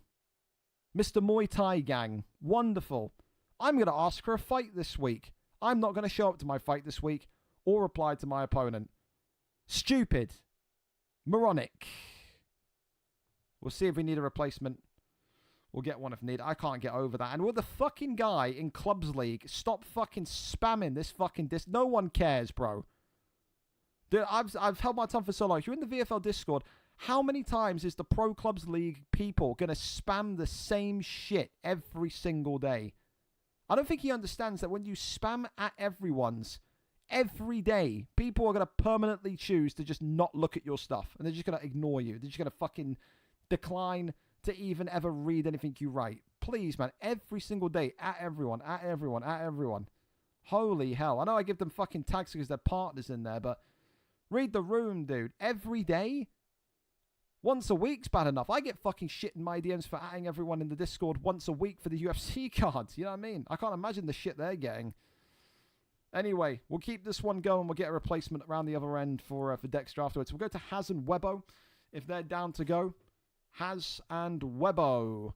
If they're good to go, we'll go over to them. We'll see. We'll see. I'm on PS and with the same region as Dexter. Wonderful. We can bring you in. At least you're here. At least you're reliable. Not like... Again, this is the thing. People always say to me, no joke, by the way. I had the DMs to prove it. Hey, man. Saw your league. Get me in. I'm in the ESFL Discord. I'm serious. I'm going to have to start calling these people fucking stupid. You're in the ESFL Discord and you're serious. Do you know how to read a clock? Do you know how to show up on time? Clearly not. The ESFL Discord now is as prestigious to me as this fucking empty Coca-Cola can. It's just filled with fucking swamp dwellers, mate. I don't know what to tell you. I don't know what to tell you. Some great players in there, but there's some fucking real helmet wearers in there. I gotta be honest. Anyway, we go over to this one. Webbo against HGO has a fantastic one here tonight. HGO has, of course, 3 wins, 4 losses, coming off of a win last time out, 2 wins and 5. Webbo, of course, 16 wins, 1 draw, 25 losses, 2-fight losing streak, 2 wins and 5, looking to defend his position, 3rd place in the rankings here tonight. The big question mark is, can he do it? 4 has a talented boxer. Webbo, one of the best historical grapplers this league has ever seen, has trained his takedown defense here this evening. That's the big question. Stephen Urseg, can he lisp his way to victory against Haz's Moreno. Come on, Arsenal. Get a goal, damn it. Get a goal. You shithouses. If they score a last-minute goal and I miss it, I'm going to be so gutted. If they draw 0-0, I'm going to call it a genius move because it means I would have missed nothing. Absolutely nothing. To be fair, you told me we would have got a draw against Liverpool and we go 6 points clear. I would have fucking said yes instantly. So it's not ideal. Would have liked to win, but what can you do? Are we fighting here, lads? Or we just don't even look at the shorts? There we go. We're finally good. Fantastic. Here we are then. Second to last prelim fight of the evening, and it's Xbox royalty as the future Hall of Famer Webbo takes on HGO Has, MBK Has, whatever abbreviation he wants to go. Has is the name. Moreno in the green for Has. Red trunks tonight for Urseg and Webbo, looking to stop the losing streak and get back to winning ways. Of course, never a mega card without Webbo on the bout list somewhere. One of the, I think, funnest fighters to watch. One of the most enthusiastic fighters to watch. One of the most silver-tongued fighters to watch. Can talk his way into a title fight if you allow him to. For Has, of course, this is someone that has got illicit boxing, someone that will absolutely take Webber to the cleaners if he allows him to. The only difference here tonight is how good is Has at the takedown defense. And the question mark is, beyond that, is will Webbo actually shoot a takedown? It depends what mood Webbo's in. We've seen Webbo have these kind of fights now, where like he'll have fights where against someone that he really dislikes, and he'll shoot takedown after takedown. He'll Marabdavashili the fucking life out of someone, alright? He will sit on them, he will fucking control them, he will make them his son, alright? Then we see other fights like this, where Webbo will come out with Stephen Urseg and just look to box. And we'll just look to have a good time. So I can never make a read on what version of Webbo we're getting anymore. Serious Webbo or fuck around Webbo. You know, it's one of them. But even fuck around Webbo has got knockout power. Fuck around Webbo has the ability to win fights on the feet. Like kick that comes in 2.5 minutes down here already of round number 1. Don't forget tonight our main card. All title fights. 7 fights, all for gold, all 5 rounds. And again, make sure you get involved in the prediction card. Our great sponsors over at loaded.com. All you got to do is tell us who wins each of the title fights tonight. If you get that right, and you're the sole winner, cash prize in your PayPal by tomorrow morning. Use loaded.com for all your digital downloads, eh? It's great. You want to lose your life to FIFA point addiction? Go through loaded.com. Yep. You want to go buy FM? Loaded.com. That's the place to go. Anyway, back into full guard now we go. Webbo here, of course, on the bottom. Looking to try and control Moreno, and then look at that, gets the flipping rotation, and now has this position. And this is the thing now. How often is Webbo going to keep us down here? Will he look to go straight into this when we go into round 2? That's the other question. Goes now into sprawl position. That one there stopped in its tracks, working the body shots here. Has already, you can see the stamina differential being made here. Big one from both of these two. Body shot they're coming in as well from Has. That's going to be the end of round 1. Yep, very equal rounds. Webbo, of course, doing a good job in kind of completely taking away the breath of Moreno. Webbo, they're winning in every metric. Total strikes, significant strikes, everything there points to an indicator that it is a Stephen Urseg round. It is a Webbo round. Has will throw like wildfire, but the question is can he survive the exchange that's potentially on its way here? Well, it's the body shot, left and right-handed. Swing and a miss on the body shot as well. Body shot, uppercut and left and right-handers again. Still marking forward, body shot again. I tell you what, now it is Has who is getting his combinations going, trying to tenderize the midsection of Urseg. Beautiful kind of spree of shots down the center as well. Uppercut, left hand, right hand. Body shot. Oh, I tell you what, Webber is eating some fucking big ones down the center, though. Beautiful job with the ankle pick to get him down. Now we'll see where he chooses to go from here. He's got to be careful. Oh, he's throwing these kind of wild strikes, these wild body kicks, these wild kind of, you know, lofty strikes, and it's allowing Has to get these consistent and damaging counter shots. Again, throws a wild head kick. It's such a Webbo thing to do, man. I know what I'm going to do. I'm going to throw a fucking head kick. It's just, Webbo just having a great time in there, man. I don't know what to say. Oh, dear. A lot of times, those shots to the head will knock you out. Avoids that one still, though, thinking, looking. Slip that off. Body shot coming in. Sort of lean on the Urseg. Tonight he's leaning on the defense. I'm surprised how durable Steven Urseg is. Either that or how weak Moreno is. I feel like Moreno's got good power. Urseg doesn't look like he's got some sort of chin on him. Looks like he should be working at, like, I don't know, like a fucking library or something. Oh, a big up. Again, still no damage to Webbo's head top either. No cut, no nothing. No broken nose, nothing. Left and right handers, and now we're looking to take him down. Again, you can't even blame Webbo. Has completely smothered him on the feet here in the second round. Really, really nice performance from the Moreno pick here. But this is where the difficult part of the fight now begins again. All right, feet on the hips here. Well, the more things Going to try and find a little bit of success here in the last minute and 20. There's Webbo with round number 2.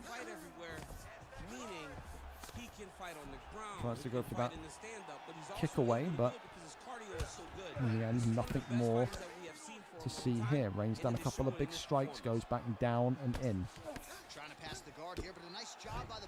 Left hand side. Ooh. And look at this. Tries to get the triangle choke in here.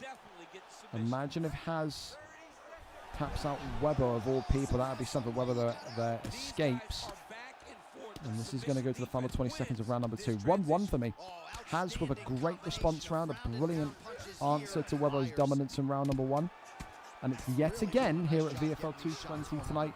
Another fight that is going to round 3.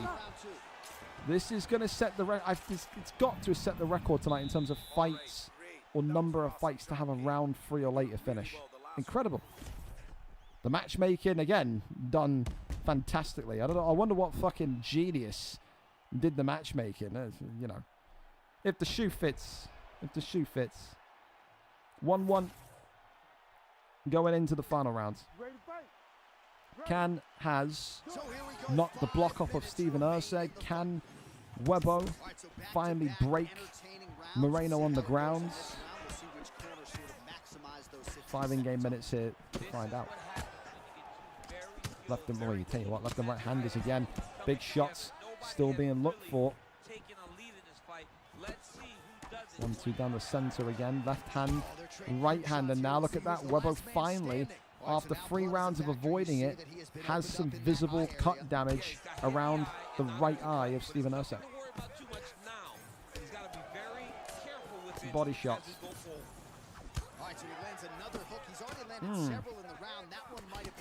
I still feel like even though Webbo is liking his striking, he's got to be careful. He's throwing 1-2, you know, kind of head kicks and all this kind of stuff, man. It just takes one backing up. It takes one dodge, and you're in so much. Oh, like that. Has now, the predominant boxer, makes a bad read and gets dropped. Oh. Body shot. Spin kick upstairs, nothing there. Uppercut back down low. Left and right handers again. Still working off the jab. Absolutely nothing there though. Both guys are hurt. Both guys are fighting beautifully. Pulls on backwards. Both are showing a lot of heart right now in this fight. They're both doing amazing jobs. Let's see who gets the job done at the end of this. Shimmying and shaking here. These two. Big uppercut again. Oh. This is really tense, man. It's a really, really tense finale here. Because I don't think Webber's going to shoot a takedown at all. I think he wants to end this on the feet. Oh, God. And that's why you don't do it against Has. Drops in. Moreno looking for the finish here. Raining down the strikes. Webber, can he survive this one? Yes, he can. Takes the back. Oh, my God. That was eventually going to happen. It was. And now Has is in some trouble. But he's got to keep his denies fit and fire, and a minute and 30 to go. Trying to guard pass here. Defends well, and then goes into a rear naked choke. Moreno not able to escape, and Webber went to top mount. Okay. Webber knew he had to be so quick. The stamina of Webber was so compromised there. He goes to mount big shots, raining on down, and this one here tonight is going to go to a decision. He's trying to control posture here. Now trying to hip escape. He's just trying to move out of this position off the bottom. And again, Couple of dealing taps. with that cut around his eye. Gotta be careful. He's got to shore up the defense. Pulls him on down, right hand side, nothing. And once more, oh, Secure a guillotine choke here. dude, he could tap Webber out here. Wow, that could win him the fight. No joke, that could actually win him the fight. It goes to a decision. Fair play. Has looked brilliant tonight in the ground game, man. Didn't really look like he was giving Webber too much, and then in the end, the penultimate submission right there could steal it. It could. That's the toughest one to call tonight. I know he didn't get That the is. finish that he wanted so bad coming in here I tonight, genuinely have no but he clue. had a phenomenal 2-1 somebody, performance, but and he showed that he's one of the best fighters in the world. Official decision now in. The buff has it. Ladies and gentlemen, after 3 rounds, we go to the judges' scorecards for a decision. The judges scored the contest 30-27, 30-28, and 30-27. For the winner by unanimous decision, Brandon, the 30-27. Oh, dude, like 30-27 is just so. I mean, fair play to Haz. It was a very tough one to predict. But I'll tell you this much, 30-27 is highly disrespectful to Webber. Webber absolutely won 1 round at least, man. But I think 29-28 either way would have been fair. Haz tonight gets it, and it's a big, big win. Webber goes to 0-3 in his last 3. So, yeah, rough for that one. Rough for that one. Well, we go over then to our next one here tonight. So it looks like this fucking Muay Thai gang moron, the genius from the ESFL Discord who can't read a time, a place, a date, a calendar, is out. So we had this New Zealand guy here, right? We had the Venparo. Is that you? Is that who we're pulling in, or is this guy disappeared? Because if it's Venparo and he's from New Zealand, if we can ever get into a position of putting a New Zealander against a New Zealander, I think you have to take it, because it's just so rare that these guys will ever be able to fight someone in a comp level, because there's just no comps. You're streaming fantastic. What is your PSN? Just Venparo? What is it? Is it just that? Is it just your literal Twitch name? I don't know if you're going to be competing here often, but I may as well put you in the rankings just for the aesthetic of it, so I can get this Muay Thai gang out of it. You're Australia. Wow, we've got a rivalry of fucking Aussie land against New Zealand. I can't believe it. It's literally a fucking down under civil war. I'm all here for it. All right, let me just quickly DM this Muay Thai gang and tell him that he's out. Again, same thing as always. You hear the spiel every week, fellas. I don't care what level you are. I don't care how good, bad, shit, great you are. Top 100, top fucking 1 million. Don't care. If you can't show up on time and you're too fucking dumb to be here. Everyone got pinged on Monday. Everyone got a reminder message yesterday about being here. It's your own fault at that point if you're too stupid to show up. So, yeah. Muay Thai gang, if you're watching this on replay, fuck yourself. Thank you very much for the interest and goodbye. What do you want me to say here, man? Let me ping this here as well. Final UFC 5 final prelim fight is now live. There we go. So get your prediction cards in. Of course, the prediction cards to win the free cash prize expire when this prelim card finishes. We're over to it then. It is Australia against New Zealand. It's a rare time where both Dexter and probably Venparo can actually say that they're having a comp fight on neutral ping. So this is great. Fantastic. And again, it's right place, right time to kind of have an opportunity to, like I said, this could have been anyone. This could have been anyone, literally. It could have been any PlayStation guy on the rankings. But when you got the opportunity to put, like I said, a guy, well, 2 guys from Oceania, against each other, you can have a New Zealander and Australian on 52 ping. These two have never felt this in a comp setting before. So Let's see what happens. Dexter, of course, 0-1, an Xbox Hall of Famer for what he did on our side against Venparo, a man that I know nothing about, but the UFC nerds that regularly play here tell me this kid is fucking magic. He's special. He is the great hope of Down Under. Rumor has it is that he's fucking killed 4 kangaroos with his bare hands. Unbelievable. Venparo tonight in the black and gold with Volkanovski, whereas Topuria in the red trunks for Psychotic Genius and Dexter. And I guess tonight we're going to find out just truly how good Dexter is. This is what the Xbox Hall of Famer looks like when he's on neutral pin. Gets the uppercut there. Venparo already in a little bit of discomfort here. Left and right-handers going across the dome. Again, has to be respectful of Dexter's ability to close space, but Venparo himself picking Volkanovski, picking a man that is a pocket placement expert, will know that it only takes one clean shot, one clean combination, but the right hand there goes up, and Venparo already busted open again. Orange health pack is appearing on Volkanovski. Uppercut there was just being looked for. Of course, local time in Australia right now is going to be close to, what is that, like maybe like 10 o'clock in the morning? Friday morning? Something like that. So the sun out nice and early. Nothing like a nice morning fight with your breakfast to get you ready for the day. All wanting to fucking go to sleep and wake up on Saturday. It's one of those. Big knees here to the midsection. Uppercut there, connecting again, left and right hand. Oh, Topuria now is dropped down. And I'll tell you this much, it's starting to get violent. It's starting to get sadistic here inside the octagon in round 1 between the Kiwi and the Aussie. First ever time in VFL history, by the way, a New Zealander is taken on an Australian. So there you go. Whack it in the history books. Flying knee comes out. Body shots here, left and right-handers. As the right hand continues to swing across, Volkanovski just keeping his pace about him. Uppercut there comes in again. Right hand was just being whiffed up across the, I think, the open space there of Topuria. Really like the footwork of Dexter here tonight. Just continuing to shuffle back and trying to make Venparo earn those connected strikes. Avoids that one. Oh, I tell you what, though. The uppercut was looming. That could have been bad. I think for round 1, though, again, another fight where it's a bit tricky to call. Definitely the first kind of 2.5 minutes were more of a Dexter 2.5 minutes. This closing sequence of the round, though, Venparo, he eats a big flying knee, though. Gets the judo toss, and that one there, again, denied with ease. The stamina, though, of Dexter, of Psychotic Genius, has taken a real hindering right now. Round 1 in the books. Quickly check the score again. 0-0.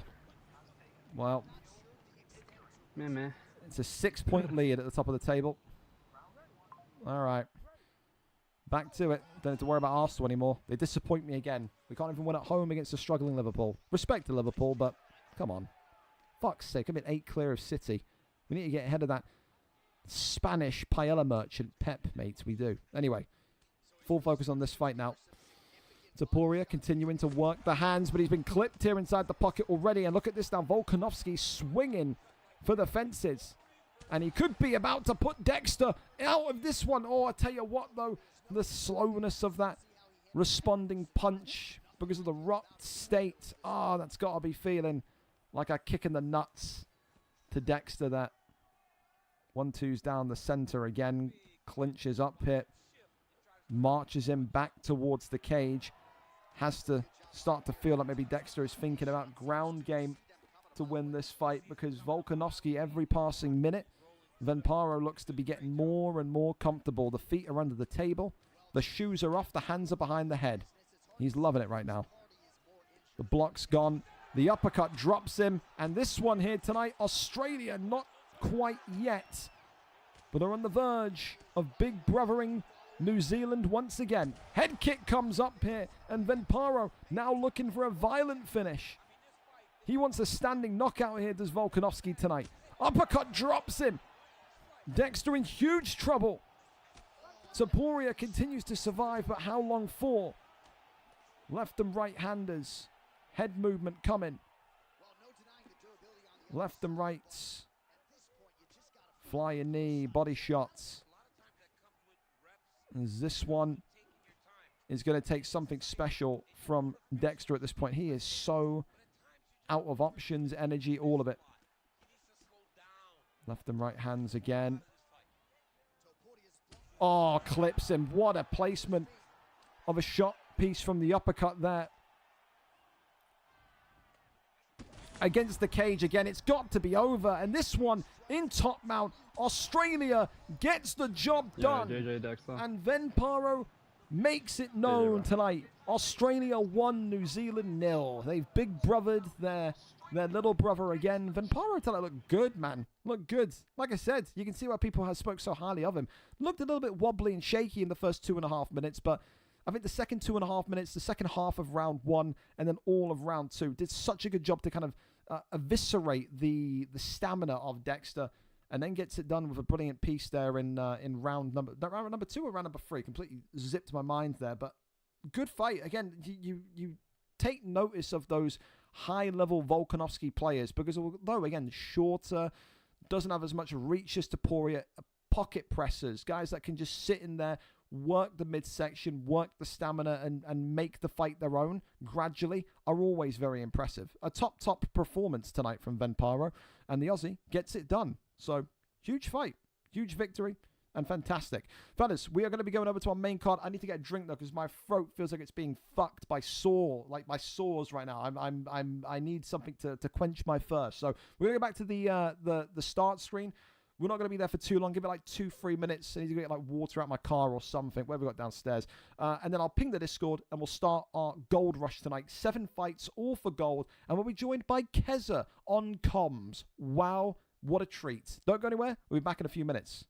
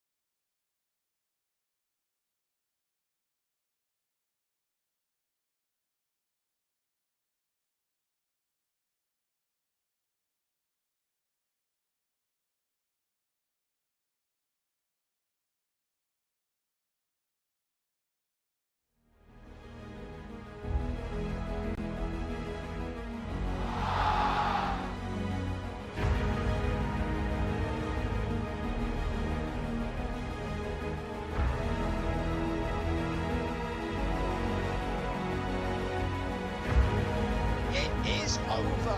Oh, that's a right hand.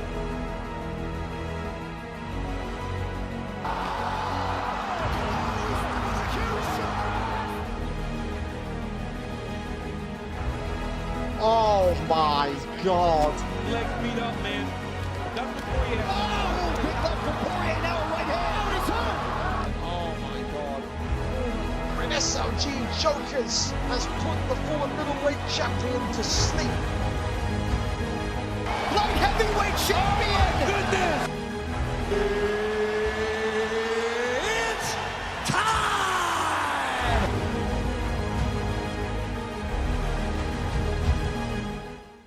And we're back. I have a refreshment. I got 7 title fights to watch. I have no idea when Kez is going to be here. I don't know if he went to go like watch the game at someone's house. He asked me if he was going to be able to come on and do comms. I said yes, but obviously we can't wait for Keza forever. So maybe we get him after 1 fight. Maybe we get him after 2. I don't know. For now though, you've only got me. My deepest apologies. I've lied to you. I'll try and call him. We'll see if he answers. Hang on. No, it's not even ringing. He's aired me viciously. Well, it may be because I'm on streamer mode. On Discord. I don't know. Maybe he's so pissed off with the draw that he doesn't want to do it. I don't know. We'll see. Anyway, we have so many great fights tonight. Let me tell you.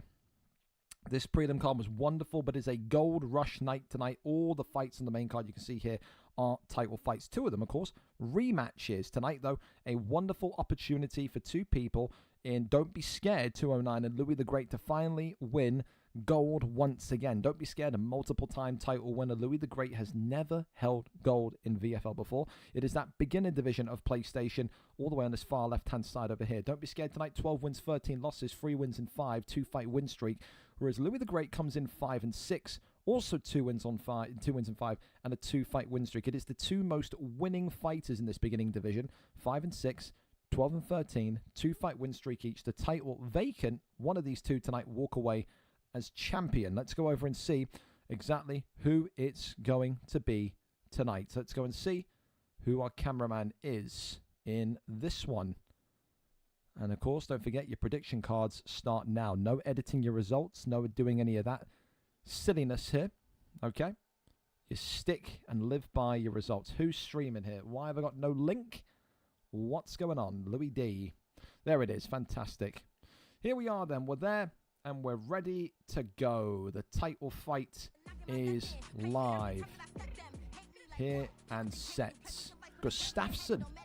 I haven't seen Alexander Gustafsson in a light or is it heavyweight or light heavyweight? To be fair, you can do light heavyweight. I don't care. It's a vacant title. Go light heavyweight if you want. Fine with me. Go nuts. Light heavyweight then. Gustafsson and Pereira. The last time we've seen Gustafsson actively used in title fights was UFC 4. He has not been a consistent fixture in title fights in UFC 5 at all. This could be a crazy idea or a stroke of genius. John Addict's voice again is going to send me into the River Thames, mate. I tell you, you and your shit voice. Well, listen, don't be scared. 209, of course, in the floral trunks tonight.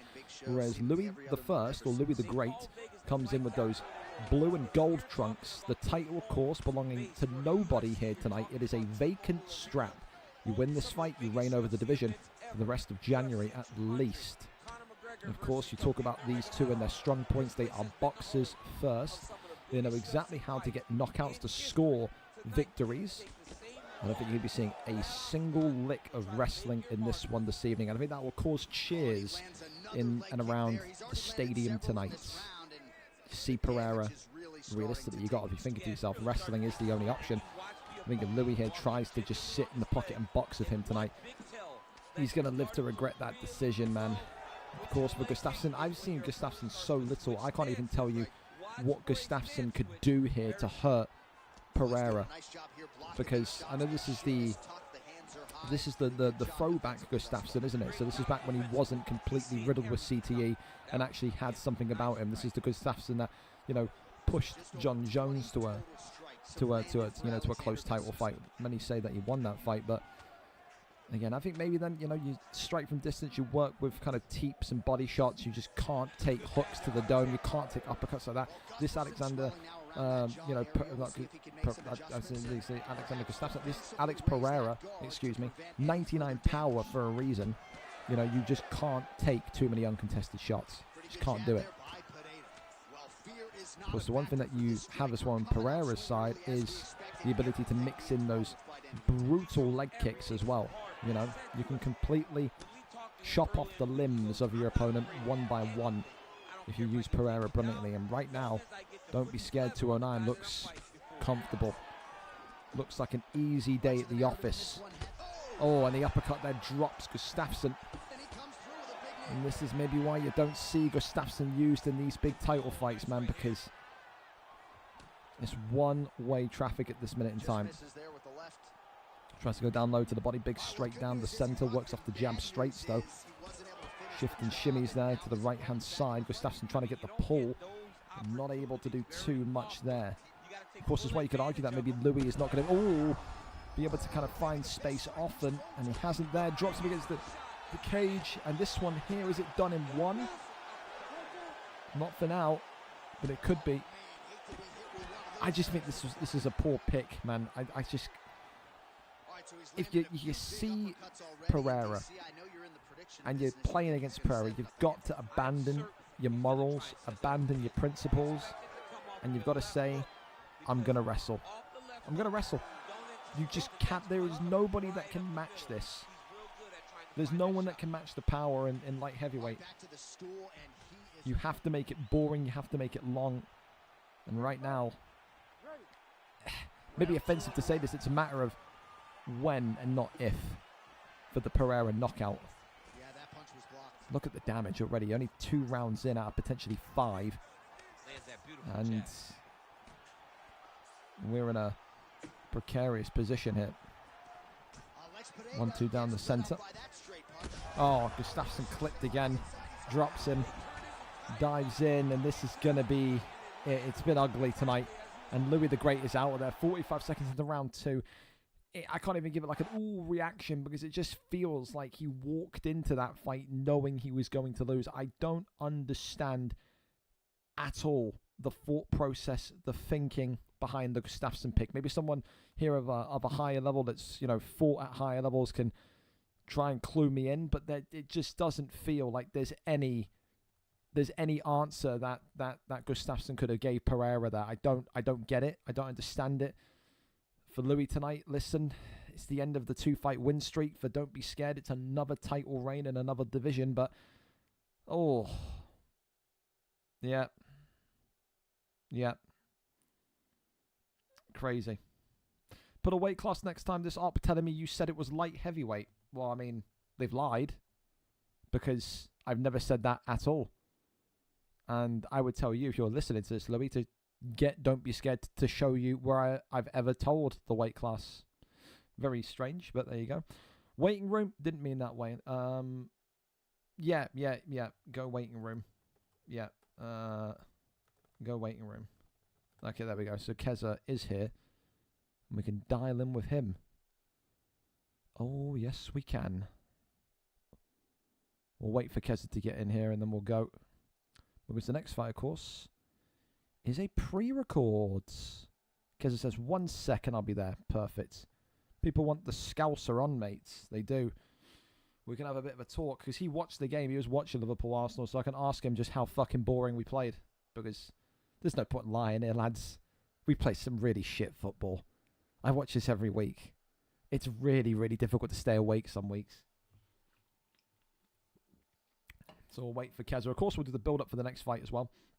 Hickus and Fatbot Loves Food. Of course, Hickus tonight, the champion coming into this one with a 15-5 record. Hasn't lost in God knows how long in this division. He has been tormenting the contenders here. Tonight, though, Fatbot Loves Food comes in with a 6-win, 3-loss record, a 4-fight win streak for a reason. He will feel invincible. He will feel confident. He will feel like this is his opportunity to finally win the gold. He said when he made his debut, he wanted to come into this division. He wanted to speed run through it. He wanted to grab the gold and then promote himself into that big boy division, the elite division. It's taken a little bit longer than usual, you know. It's his 10th fight tonight. It could be a golden 10.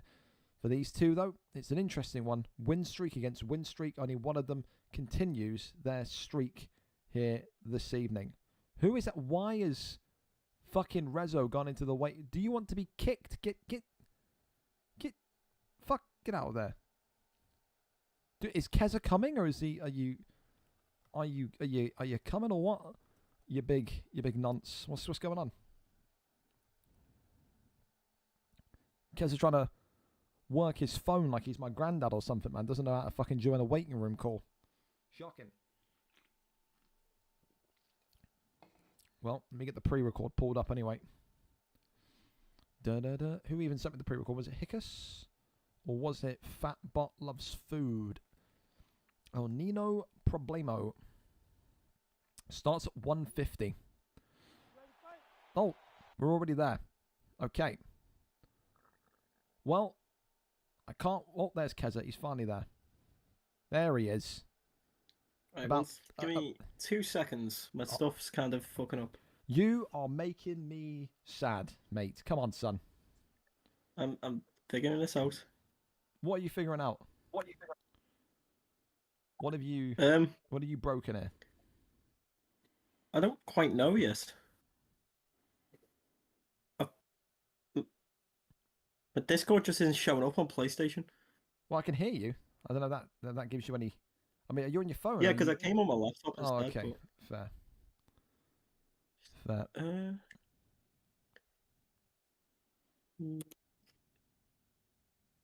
I mean, you can carry on for now. I'm still here. So. Well, the thing is, it's difficult because the next fight is a pre-record. Oh, brill. Yeah. Hold on. Wait. Is this it? I believe in you. You can figure it out, old man. I think I would...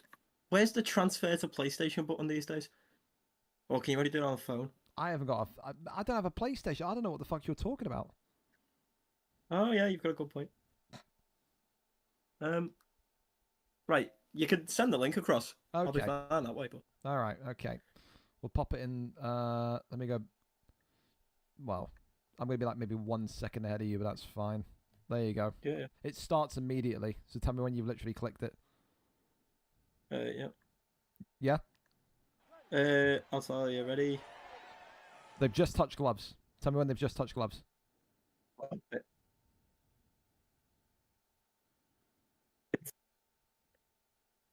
wait. What is happening here? Oh my god, I'm going to cry. There we go. You good? Right. Yeah. I'll tell you when they touch gloves.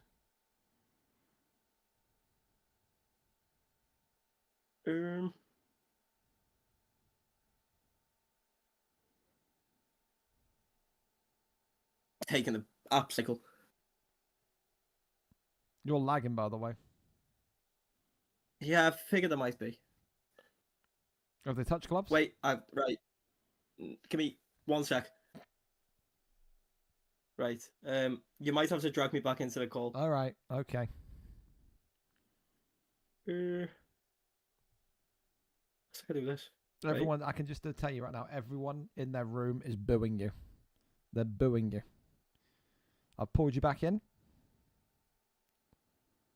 No, not yet. Not yet? Okay, not yet. Okay. Well, how am I supposed to know not yet? What the...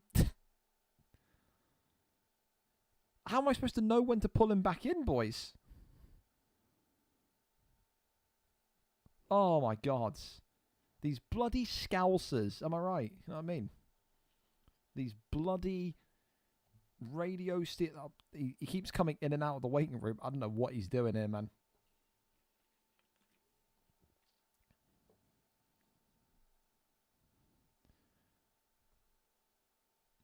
Are you, now or no?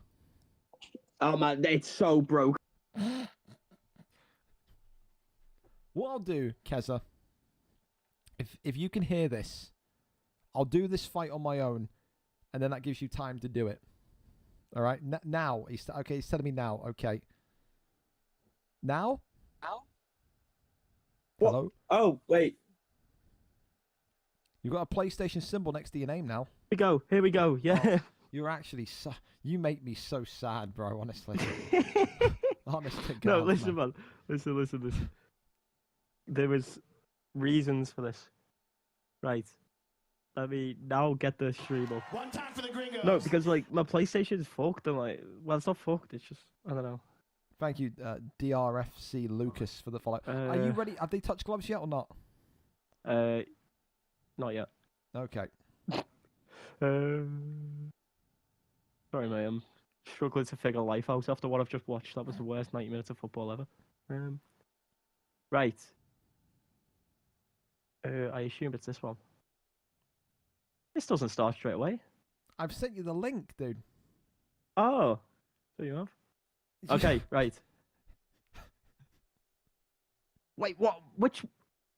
Oh, brother, I'm sending you the link again. I'm sending you the link 8 times. All right, I'm spamming you the link. All right, 8. Yeah, look, it's that link right there. Yeah, click it, and it's when they touch gloves. Tell me, and I'll unpause. Okay. This link right here.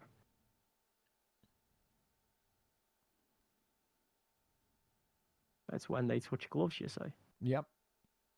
Okay, right. Yep. Ilya versus Islam. Yep. Okay. Perfect. Right. Give me a sec. They're about Bailey to is the gloves, greatest VFL UFC player of all time. All right, yeah, go. All right. You may be a little bit ahead of me. That's fine. Okay, here we go then. PlayStation title fight. Hickus against Fat Butt Loves Food. It's a Gold Rush main card today, so 7 title fights. Although Hickus couldn't be here for this live slot, he's still defensive title. It's already a big rock from the head kick here. Islam Makhachev tonight in the white trunks for, I think, the champion. Yes, Hickus, and of course Fat Butt Loves Food, the challenger on a 4-fight win streak. That is the greatest game attack ever. The red and gold. Well, listen, it's going to be one of those tonight where you'd think the win streaks come out to play. Hickus hasn't lost in so long. Fat Butt Loves Food hasn't lost in 4. Wants to move up the rankings and get into that next division. When you look at this fight, though, Keza, it's, you know, we see it so often in this lightweight division, Islam and Topuria. Yeah, what is usual matchup? What is the key to victory for Islam? What's the key to victory for Topuria? I mean, again, with Islam, like I think I said it last week, you can strike with Ilya, but it has to be really smart from range, picking your shots. If you're sitting in the pocket with Ilya on Islam, you're going to lose. Mm-hmm. But like in terms of stand-up, if you're kind of always fighting now with just tapping away at the body, tapping away at the head, throw the occasional head kick in there. But again, he'll look to go to ground, which he already has once or twice. So, well, I can tell you this thing as well is, you know, people have complained. Well, not complained, but they've voiced their, you know, dissatisfaction with the ping of Hickus. Hickus, of course, residing in North America. He is a North American champion. Whereas Fat Butt Loves wait till Food, they see the main event. Yeah, Fat Butt Loves Food, of course, residing, of course, in Europe, if I'm not mistaken. So, you know, one of those tonight where you're going to have to kind of compete against not only the talent of Hickus, but also the ping of Hickus. And right now, Keza, Makhachev is getting handsy. He's 2 big stuns in this round already. Ooh. And then it's just dumped Topuria on his side here. Minute and 55 left in round 1. Hickus has done a great job in not only getting damage off on Fat Butt Loves Food, but also getting the stamina, you know, slowly starting to be drained. So it's not a great round so far for the Topuria pick for the challenger, but it's not terrible because there's not really a lot of damage there either.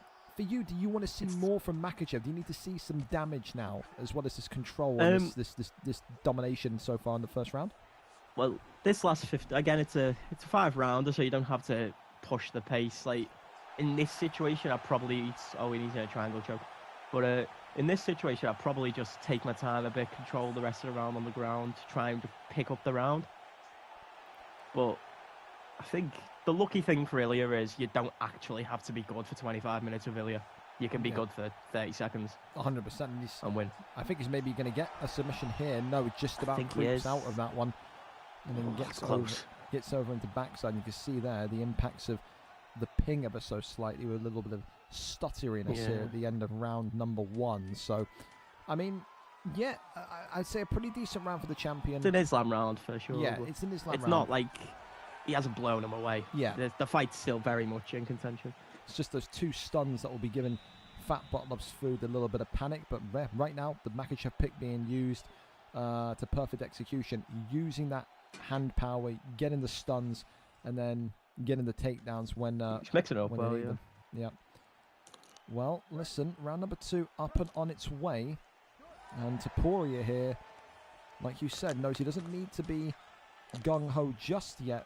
You only need to be good for a sequence, a 30-second period in order to win a fight like this. However, again, you're also fighting against the circumstance of lag of ping as well. I mean, don't you find it interesting in these kind of fights when you are getting visible stutteriness, jumpiness, that these two are wanting to go to the ground? If I was in this position, I would want to keep it on the feet as much as possible, no? It can work both ways, because you can get transitions that you'd never normally get in terms of, like, with the ping, but, like, at the same time, you're also going to get transitions on you that you're never, ever going to normally get, so... Yeah. It can work both ways. Like, you can get out of dodgy spots with higher ping, but... Oh, well, big uppercut there comes in from Taporia and drops him down. The overhand going through the block there of Makachev, and that just goes to show you, remind you how powerful Taporia is on the stand-up, Keza. That's one that's going to be giving Hickus a little bit of trouble there. Also opens up the champion. Yellow health pack now there on the nose, so the nose taking some damage, and that stamina recovery going to be a little bit more impacted than it was previously. But a good start from the challenger in round 2. Lost round 1, and he's come out swinging here in round 2. Yeah, that's what I was saying with, like, in terms of you don't actually have to be good over a sustained period. Like, he's flipped the fight on its head with just one exchange there. It's back to anyone's game, really. Yep, and now looks to get him into a triangle choke again. He looked for this in the first round towards the end, but... Not sure he's going to get this one, though. Yeah, it doesn't look like he's going to get this one, though. It was very close at the end of round 1, and then instead gets the flips. I mean, that's a decent decision. Gets him into top mount here now.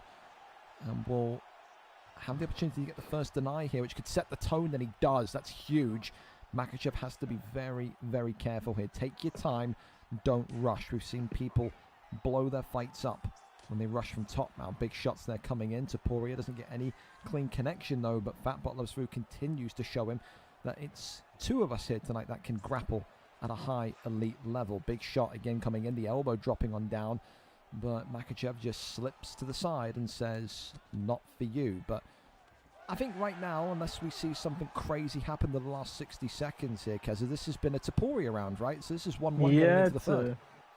The really good chess match at the moment, to be honest. They're both sort of like, no one really wants to take that first big shot. No one wants to take that first big, like, almost like kill shot. Like, no one wants to just end it there and then. Like, they're both knowing that they're in a 5-round fight, and they're both playing it as if it's a 5-round fight, which you don't often see. Couldn't you say that's a bit of a not a disadvantage, but a negative aspect as well, that both of these two are so conservative, they're so tentative, they don't want to make the mistake. That can lead to a fight where whoever loses tonight, if this goes to decision perhaps, they'll look back at this and say, well, maybe if I took more risks in round 1 or round 2, I could have won the fight. Because if you're both hesitant to make that risk, there's obviously a reason.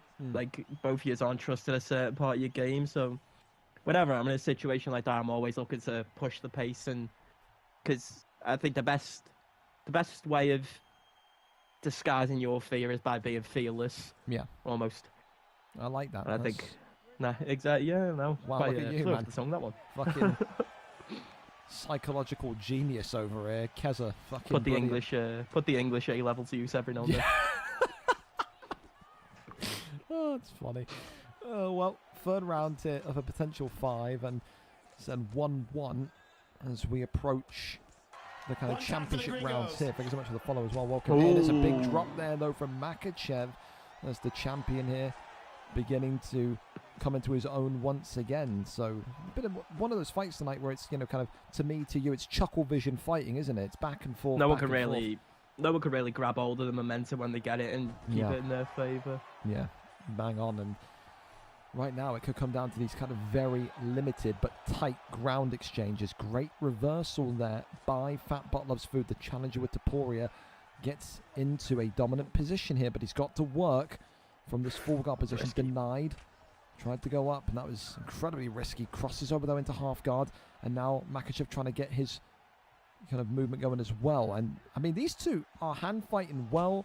They're, like you said, these two have both got a great, I think, shout to say, you know, after this fight, I want to move into that elite division. They're both looking very, very, very clean here tonight in terms of the They're fight both looking performance. smart as well, Yeah. as well as clean. Like, they both understand the stipulation they're in, where it's one of them where, like, if you win this fight, you're the champion and could go into the bigger, the better divisions. And I think you can see that clearly in the way they're both fighting. Do you Great think denial. That's a great, wow, that's a great deny. That's a submission that's in here.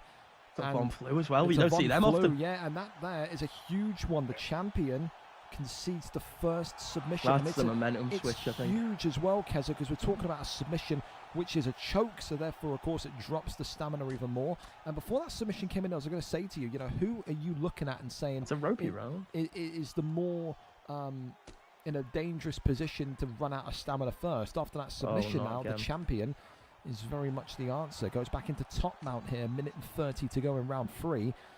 But so far, Fat Bot Loves Food is going to win this round, and it's going to be 2-1 up going into the 4th.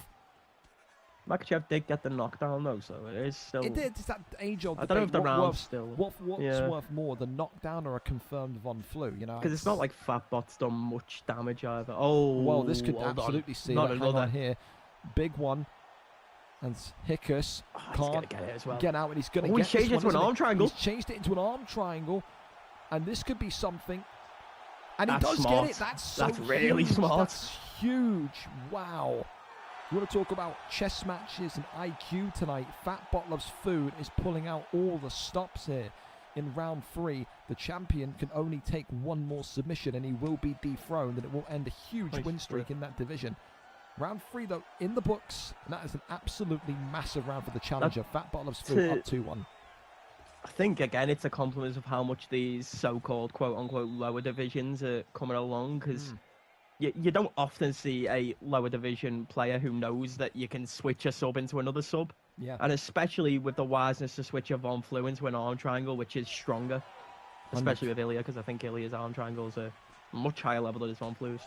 100%. Look at that, the right hand immediately now coming forward from Fat Bot Loves Food, looking for the quick knockout here in round 4. We'll say we've been kind of starved of a fight of the night so far tonight. It's not been one that's filled with action and you know, the bloodthirstiness that people usually want, but this has been a really technically great fight, and for me right now, on there for the first fight of the night nomination. It's been very good.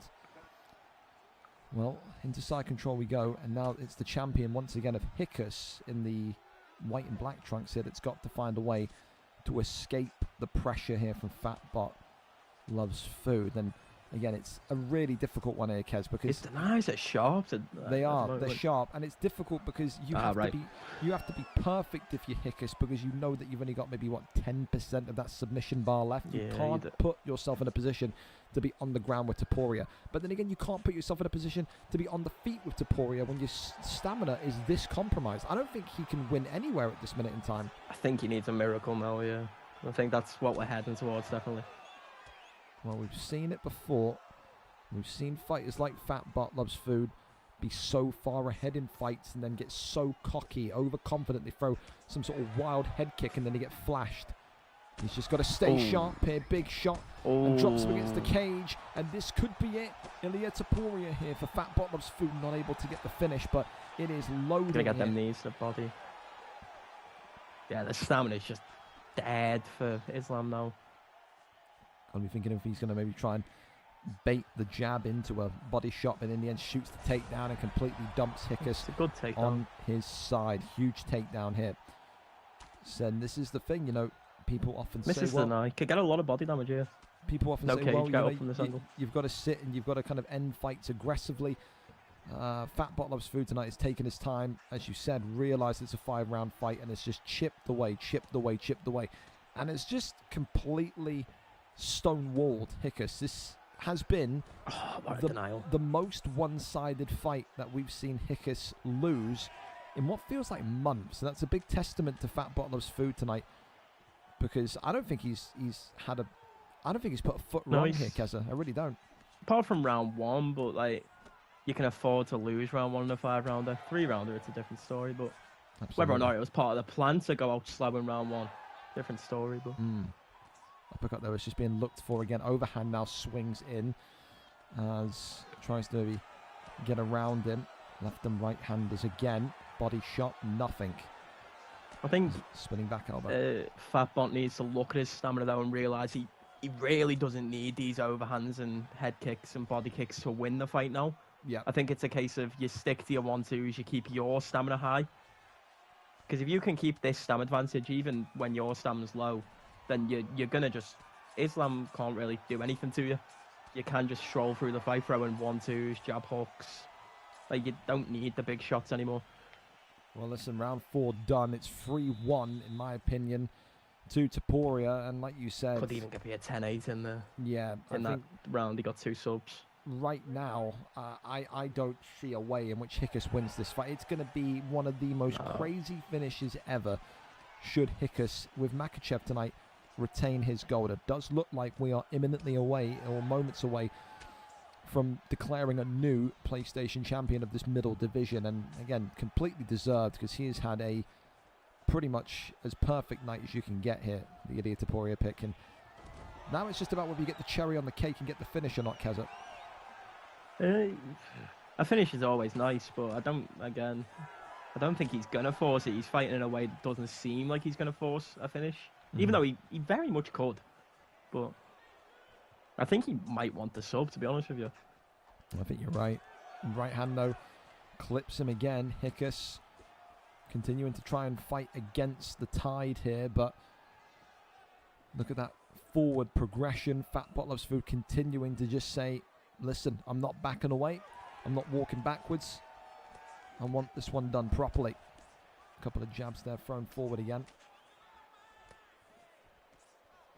Uppercut there, swings forward. Hickus is trying to get some sort of pull counter. He's hoping for something, and I mean, he nearly got one there, but then gives up the body and eats another couple of big shots. Ilia's stamina is dropping a little bit. I don't think it's going to matter too much, but it does limit his offense. If he throws this fight away, he's never going to forgive himself. If Fat Bottomless Food loses this fight, dude, he may have to get a wellness check on him. It's near impossible. Yeah.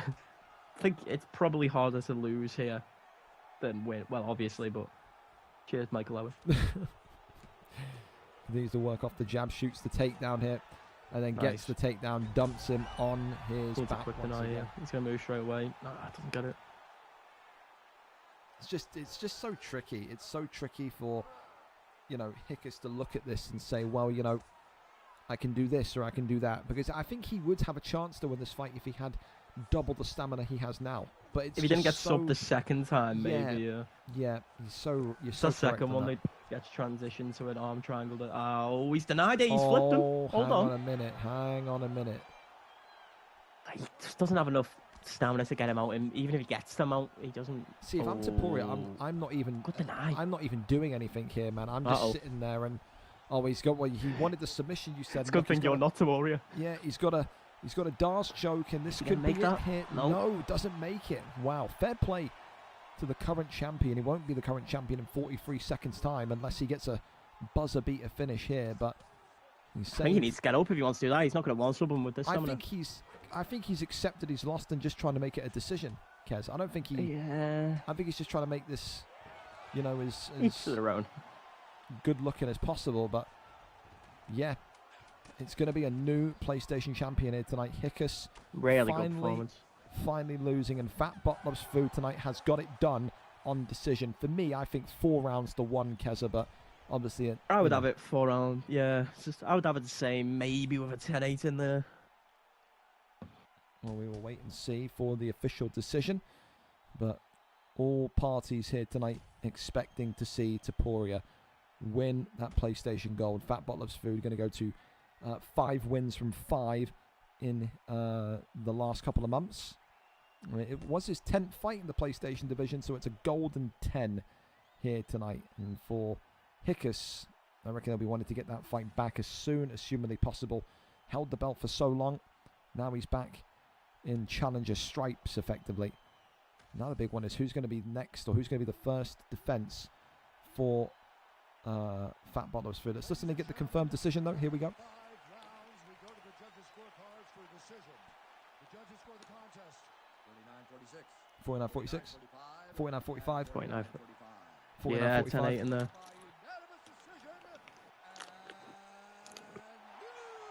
There you go. Confirmed and set. Fat Bottomless Food, the new king of that middle intermediate PlayStation division.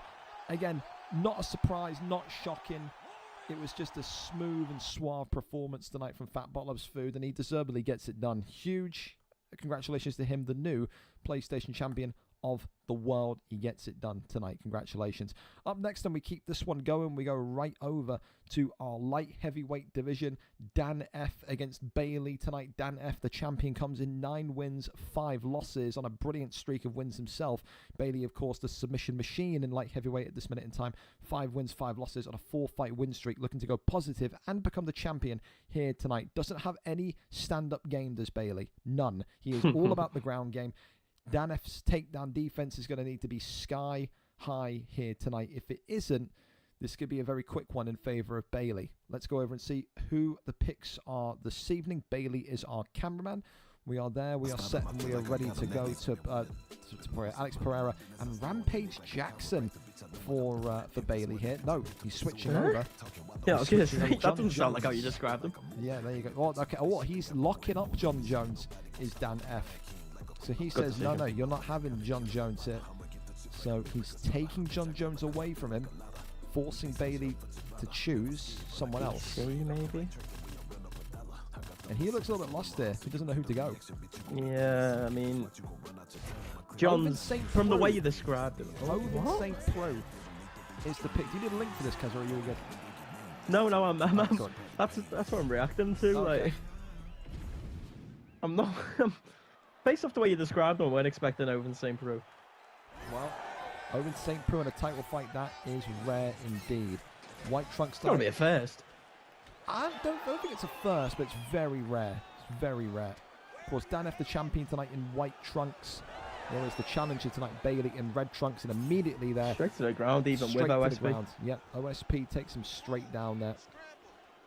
And now it's going to be about what Dan F has been working on in preparation for this fight. He had to know that Bailey is a submission-first fighter. I think that's why he took John, yeah. Yeah, and I think Bailey tonight has to make sure he can do exactly this. Look at this. Immediately reverses it into a submission, and John Jones already in trouble. And John Jones is already 80% down on the submission bar. Wow. Dan F hasn't done his homework here tonight, because Bailey is looking sharp, man. Straight to the ground within 30 seconds of this round, Keza, and already 80% of the submission bar gone. I don't think I've done my homework either. I didn't know OSP he's got him was like again. that. He's got him again. Oh he's my jumped God, the Gillian. surely It's not. all over. It's all over. Oh, wow. 1 minute and 41 seconds. That is impressive. Wow. Into I round apologise number for questioning the pick. I didn't know OSP was like that. And just like that, Bailey says, who needs stand-up when you've got the brilliance of wrestling like I do? 5 wins in a row for Bailey. We still haven't seen him secure or score a knockout victory since his return. He was one of the most potent submission artists back before his retirement.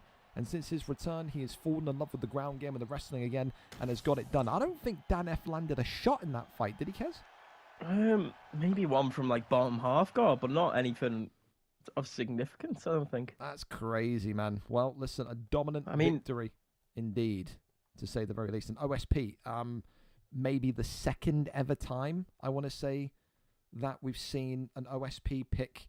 I didn't know he had subs like that, to be honest with you. Yeah, the fact that he took 80% of the I know, that's on even stamina as well. Yeah, that was really surprising. Well, listen, it puts us back on time for our next title fight. The heavyweight division is set for action. Wilkie tonight comes in 6 wins, 1 loss. Of course, another wrestling first champion. Does not have stand-up, but loves the ground game.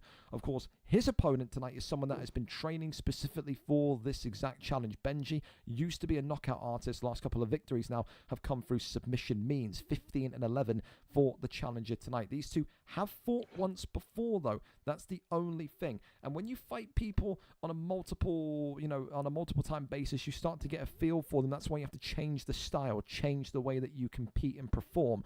The last time Benji fought Wilkie was over here, VFL 214, in which Wilkie won by a decision. So it wasn't clear and concise, but that was back in the 20th of November. How will this new look Benji perform this evening? We're set, we're ready to go for this heavyweight rematch, this heavyweight title fight, and it's going to be Tom Aspinall here tonight for Wilkie. Who is it going to be, of course, for the challenger Benji? We wait and we see. Thank you so much as well to Joe for the raid as well. Hopefully Scotland was good tonight. Stefan Stroop, Jesus Christ, I forget how tall he is. Look at that fucking absolute lamppost. Is this Wilkie as in Pro Clubs Wilkie? Pro Clubs Wilkie, yep, that's the one. Oh, he's a nice guy, actually. Oh, well, fucking From what I've spoken to him. From when I've spoken to him. Just don't go into any personal Discord conversation with him. It's just some weird shit. That's what I'll say. Talk to me though, seriously. Tonight, the Liverpool-Arsenal game, how boring did we play? Did we terrorize you? I don't think he's really had a touch the second half, to be honest. The first half was a game of 2 halves. First half was all you, second half was all us. I think there was some stats between like the 44th and 89th minute you didn't have a shot. Well, hang on a minute. They've just both gone random, by the way. And look at these picks, Keza. Cyril Garn tonight against Mark Kerr. Have I been out the game too long? Who is Mark Kerr? He had that movie made about him that The Rock was in. Remember that UFC was promoting? He's like an old-time fucking like ancient UFC fighter from like back in the day, like from the 1980s. So a legend here. I'm assuming he's a wrestler. I think, well, he's got his fucking Air Jordans on, so I don't know what the fuck he is, man. You know, so it's one of those tonight. So the challenger tonight, Benji, coming in with Mark Kerr in the red Speedos, whereas Wilkie coming in with Cyril Garn in the blue trunks. It's a very different fighter than what Wilkie needed, though. He's a submission-first fighter, gets a kickboxer. And for Benji, of course, Mark Kerr, I don't think he's going to even have a clue how to use the man in the Speedos in red and white here, but I guess only time will tell. 5 rounds and that undisputed heavyweight strap on the line. Clearly Mark Kerr there not got a lot of durability because he's not been hit by a lot, and he's already got that light yellow or orange hinge of the health pack appearing, so not one that Benji is going to be too happy with. Definitely one that... actually... Go on. Cyril Garn has a few subs, I think. I know he has leg locks from one of the positions. I think it might be bottom mount. And I think he has a few arm triangles and stuff, so he could still get a sub. Well, look at this though. Mark Kerr with the big left hand. Oh, wow. And stuns Garn nice and early. And I think these two, of course, if they're going random against each other, they're obviously pals. They know each other. Yeah. So maybe that indicates a no wrestling clause tonight here, which would be very silly from Wilkie, considering that is what he is best at. Maybe that clause will be violated if he starts to get knocked down often. But, oh, well, talking of knockdowns, huge uppercut from Garn there. Puts Kerr on his arse, and It's Benji now is in fast retreat. Right elbow there, sweeps across Garn though. Holy hell. And this fight now is starting to turn up a little bit. Big 1-2s down the center. Left hand clips him there. Benji continuing to eat shots. And look at this, it's Benji who wrestles first. And now down into half guard we go. And Wilkie will be taking this as the biggest invitation possible. Crosses over into top mount. Can Benji keep him here though? Again, remember, heavyweight level. This is what the top end of the amateur weight class, the beginner weight class, looks like. Great reversal there though from the champion Wilkie. But then one right back from the challenger of Benji. And now could have got pretty nice actually. A moment to let the dust settle, as I think both of these two will be happy enough to see this one transfer into round 2. Tries to go for a submission there. Did Benji, gets denied, and now has the arm here with 6 seconds to go. Can he get the submission off? No, he can't. I think so. Round 1 in the books. Yeah. Who are you giving that round?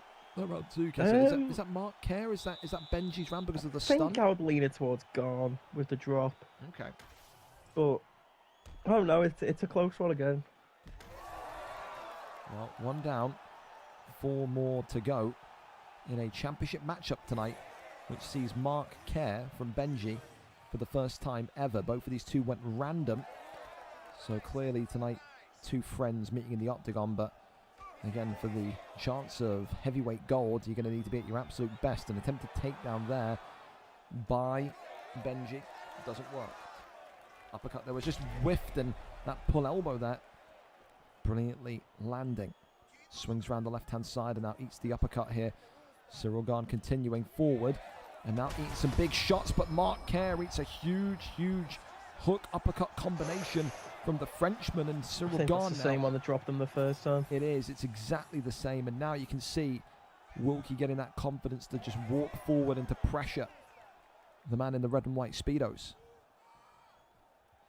continues to just try and look for that right-hand shot. I think Benji now is running out of ideas. He's playing stuck in the mud right now. He's walking backwards with his block up, just trying to hope for a counter elbow. There's no jab almost work, gets it. And there's that big left hook again, clinches him now, and against the cage drops Mark Kerr. He will not jump, and he's dropped him with a body shot, but he's got right back up to his feet, and this is looking like the beginning of the end here. Benji is absolutely on fire. Mounting on now. But the takedown lands. Oh, I tell you, Benji needed that one, but the only way to describe what was happening there is Wilkie had doused him in gasoline, lit a match, and threw the match right at him. There was no way he was going to survive even one more sequence if that takedown I think the next one was done, yeah. I think the first one could have been done if he jumped, but I think there's probably some sort of agreement in there. Yeah, I think you're right. Crawls over though into top mount, and now this could be the potential beginning of the end in this grounded position. The blood now spilling, flowing for Mark Kerr, and it's Benji. He gets right back up to his feet, and against the cage here, this has got to be it. Still no jump, but how many more shots can Benji take here? The challenger not many. Continuing to look for a takedown, can't find it, denies the takedown, does Wilkie. Big knees to the body, and this one continues to rumble on, but this is looking like a 10-8 round for Cyril Gahn right now, and Herb Dean, you've got to stop it. You have to stop this fight. It's one way, it's brain damage, it's CTE. He's going to be eaten for a fucking straw if he's not careful. Big shots there from inside the clinch again. Not going to even take Mark us back Kerr this and time. BJ Penn in the old person zone would be some conversation. BJ Penn telling you about how fucking lizard people abducted his mother and fucking replaced her with like a clone. Yeah, he's fried in the head. God bless BJ. Throw in Penn, Ricky Lambert in there for when he was talking about speaking to his water bottle to make it more pure. Oh, God. Five-a-side football team are the most fucked people in sports. Brain-wise. What a conversation. Round 2 in the books, 10-8. You'd have to give it to Cyril Gahn. Yeah. It's going to take his stamina is running low, though. Yeah, but, I mean... I don't think Mark Kerr has any power at all, so actually... I don't think he's got any power. I don't think he's got any durability. I don't think he's got anything left in the tank. This is... If Wilkie throws this one away, it's one of the biggest chokes of Wilkie's 3.5-year fighting kind of career in this league. This is all him right now in the blue trunks, and Wilkie gets another stun. Big shot here. Body shot comes in, but he gives up the back, but not able to get the takedown. Benji continuing to hold firm here. Uppercut into the left hand. Again, works off the jab straight. And near enough, Mark Kerr is starting to really look like he just needs one shot. And there you go, left and right. Flying again. The uppercut does the damage, does the opener. Another uppercut. He still How alive? many stuns is this old man? Oh, there you go. Out he goes. I was going to say, it's felt like he's had About time. 15 fucking stuns in the last 2 rounds. 1 minute and 13 It was seconds. becoming a hard watch, actually. It was. You're beating up a pensioner. Should be getting a free bus pass, not an arse whooping. 1 minute and 13 seconds into round number 3. And Wilkie tonight with whatever agreement was there, a random agreement, a no... striking when you're down agreement, gets it done. I know anything, I think. Yeah, no anything. Takes the title home again, is still the heavyweight champion of the world. Difficult one for Benji because it kind of stifled all of his Different progression. pick. It's a different story in it, but Yeah. that's a risk you run. Leave it for the BMFs is what I would say. Yeah, I never liked. I think it's always. I think in title fights, whether it's friend, not a friend, whatever. I think random in title fights, you forfeit any ability to complain or moan if it doesn't go your way because it's so turbulent. You can end up with someone great or someone terrible. Tonight, Benji got someone terrible. Like you said, that's the risk that you run. Next up, then we go over to the featherweight division. Lee 66 against Tom UFC for the second time in history. Lee tonight comes in 11 wins, 17 losses. His first title defense since winning the belt last week. 4 wins and 5, a 3-fight win streak. Tom UFC has been waiting patiently to get back into this level of the featherweight division. 16 wins, 9 losses, 3 wins in 5, and also on a 2-fight win streak. But these two have fought before. They have history at 145. The big question is, when was that history? I always get Tom UFC's name incorrect here because there's Tom UFC 45 and there's Tom UFC Space 45. So I need to kind of go through both. This is the last time that these two competed against one another. So for Tom and Lee, Lee, of course, one of the most, I think, active fighters in the last kind of 4 years. He's seen and done it all. But Tom UFC and Lee 66 fought here at VFL 208. Tom, on that fateful night, got a round 3 victory. That, though, was back on the 9th of October 2025. So it's been nearly around 3 months. So what has changed in 3 months? What has remained the same? It is the champion against number 2 here this evening. Lee 66 is our cameraman for this one here tonight as our Gold Rush main card continues. All the fights tonight, the main card for undisputed gold. With that, we're set and we're ready to go. Taporia tonight against Max Blessed Holloway. Thank you so much as well to Uneducated Bandit. Thank you so much for the sub there. Thank you for the prime. GG's to you. All right, here we go. No volume in this one. It's quiet in the I love octagon. watching Lee. I love watching Lee he's for like, this reason. He's like the fucking. He's like a Welsh version of Ivan Drago if he played fucking. He just video goes in games. there and does his job, doesn't he? Like, Yeah, he's does. 1-0 down to Tom. If he wins, you know for a fact he's not going to celebrate. He's not He's gonna just say going a to log fucking off the thing. game. Yeah, he'll look directly in the camera, nod, and then turn the stream off. You know what I mean? That's it. Well, He's of the course, coolest guy we've got. yeah, or he's a serial killer in hiding. It's one of those. Yeah, one of the two. Yeah. I like to think of the. You think of the I'm an positive. optimist. I'll think Yeah. of the negatives, mate. But Lee 66 tonight, the champion in the red trunks, defending the strap, whereas Tom UFC, the man that beat him 3 months ago, in the black trunks with Max Blessed Holloway. I mean, we don't see Holloway picks often in this featherweight division, Keza. Why is that? And do you like this matchup tonight against Taporia? I think a lot of people can't get behind a Holloway pick because of the lack of power, especially when the competitors you're looking at's like a McGregor or an Ilya. Like, you're always at a power disadvantage when using Max, but if you can use him right and replace... Oh, hold on. Well, big front kick there sends Taporia down. I didn't really feel like it was a bad mistake from Lee. Just felt like he inadvertently walked into that one. But for now, listen, the opening bits of damage and the first knockdown of this fight comes the way of the challenger. So, you know, we've seen Lee, though, perform well in the last couple of weeks inside the pocket, Kaz, and you can see there, got that elbow off just inside and opens up the wound of Max Holloway, but it doesn't take a lot to bust open Max Holloway. A brisk wind could bust open and make Max Holloway bleed, so it's one of them.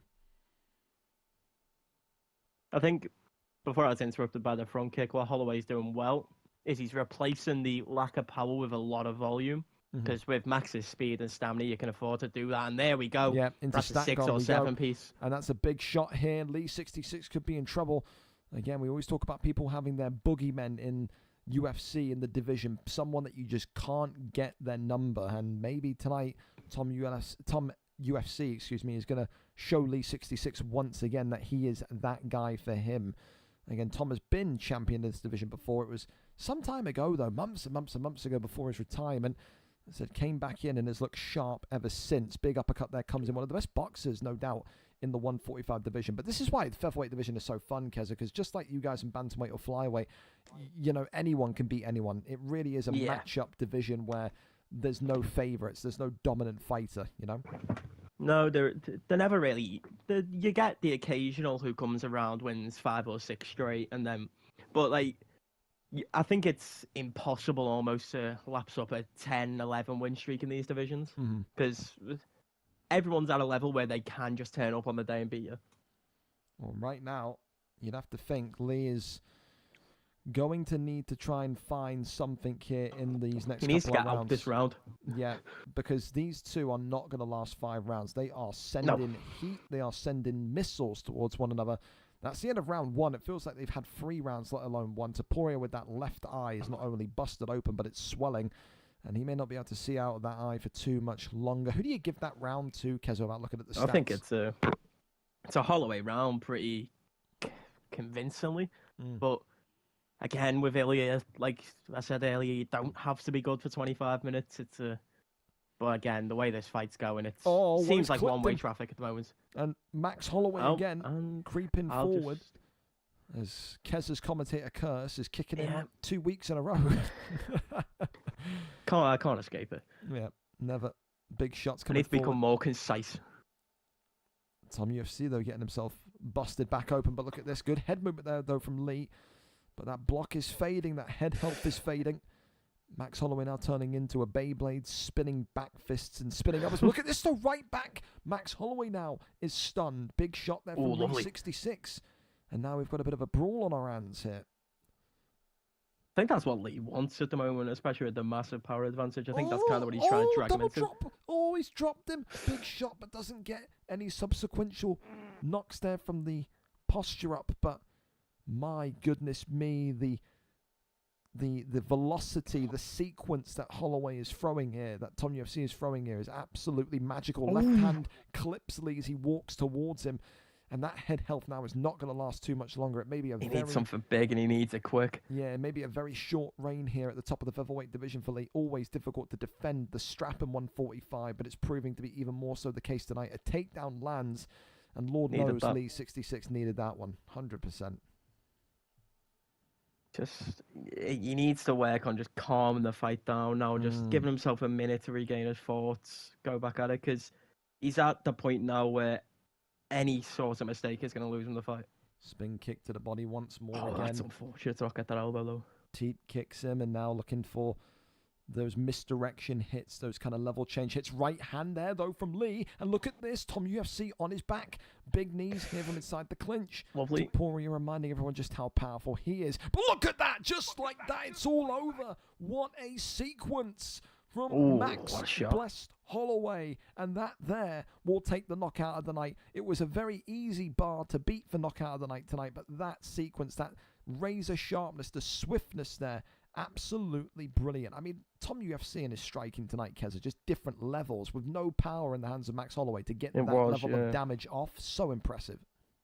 I think when he got that early rock, that early damage, I don't think Lee really ever got his head back in the game from that.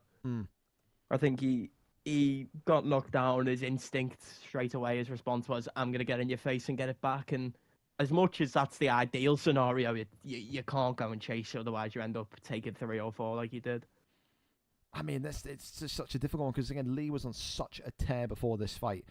I mean, it was probably the most confident you could be going into a rematch against someone that's beat you before. But again, Tom now can say he owns 2 competitive wins in a row against Lee 66. Lee's got to find not only a way to get back and earn the trilogy, but got to find a way to get over that obstacle, that hurdle that is Tom UFC 45. So difficult to do when you're 2-0 down in the series. But there you go. Commiserations to Lee, but a brilliant, world-class performance from Max Blessed Holloway. And for me, like I said, I really liked that knockout tonight. Very slick, very shifty, nice, and takes the knockout of the night bonus away from, who did we give it to before? It was someone on this.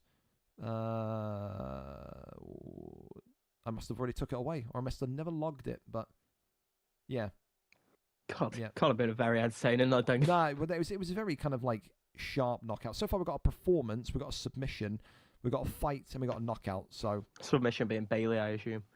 No. The submission was also another Von Flew, but it was a direct submission reversal Von Flew.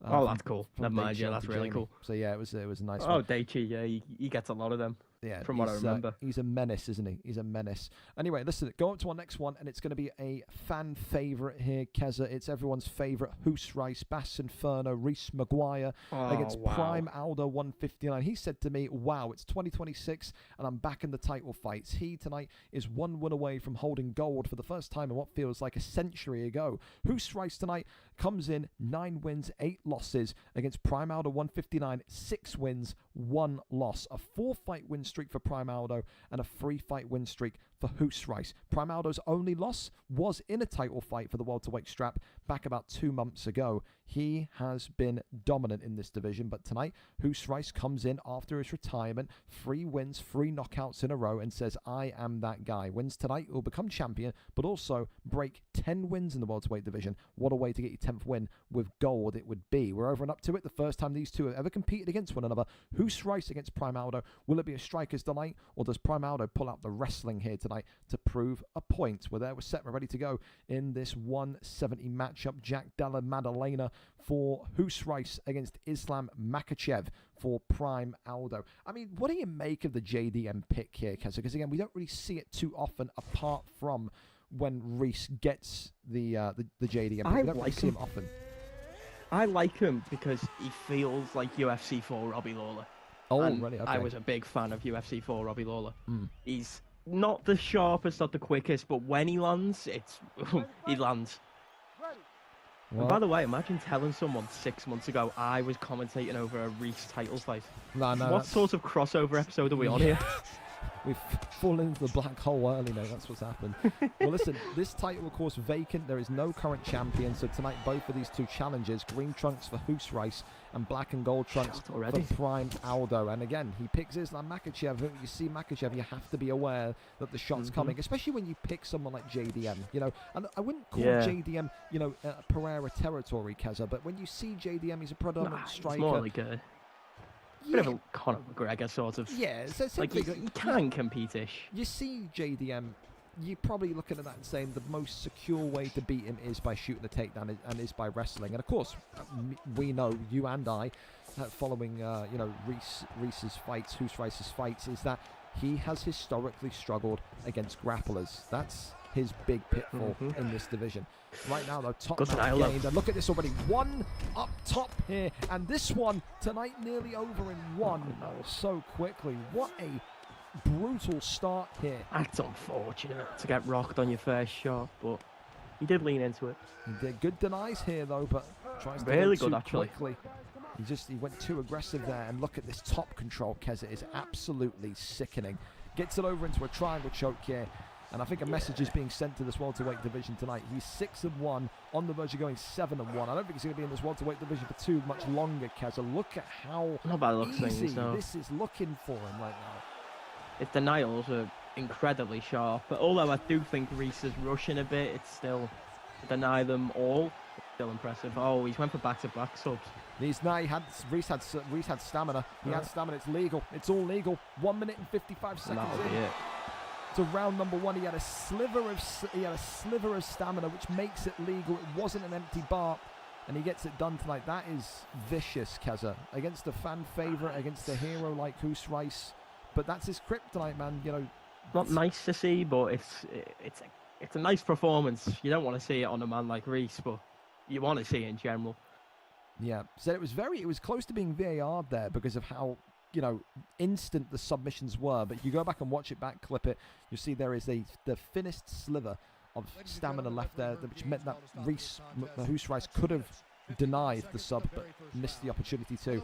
And in the end, 155 in round 1. I mean, would you say from that performance, because there is a real shout to not even let him defend? I mean, I think he's got to go straight into lightweight. I haven't seen the rest of his fights, but if there were anything like that, I don't think it's a welterweight job for him at all. Yeah, I think that is. I have seen wrestling before, and I've always said, you know, when I see fights and you look at people and how they perform and how they compete in a title fight, I'm always extremely honest. I'll tell you if you've fought like shit. I'll tell you if you fight like a killer, like a fucking lunatic. He fought like a lunatic tonight. His Islam Makhachev was sharp, and I think that's the last you'll be seeing of Prime Aldo in the welterweight division. I don't see any purpose need anything to keep him Welterweights rejoice. at 170.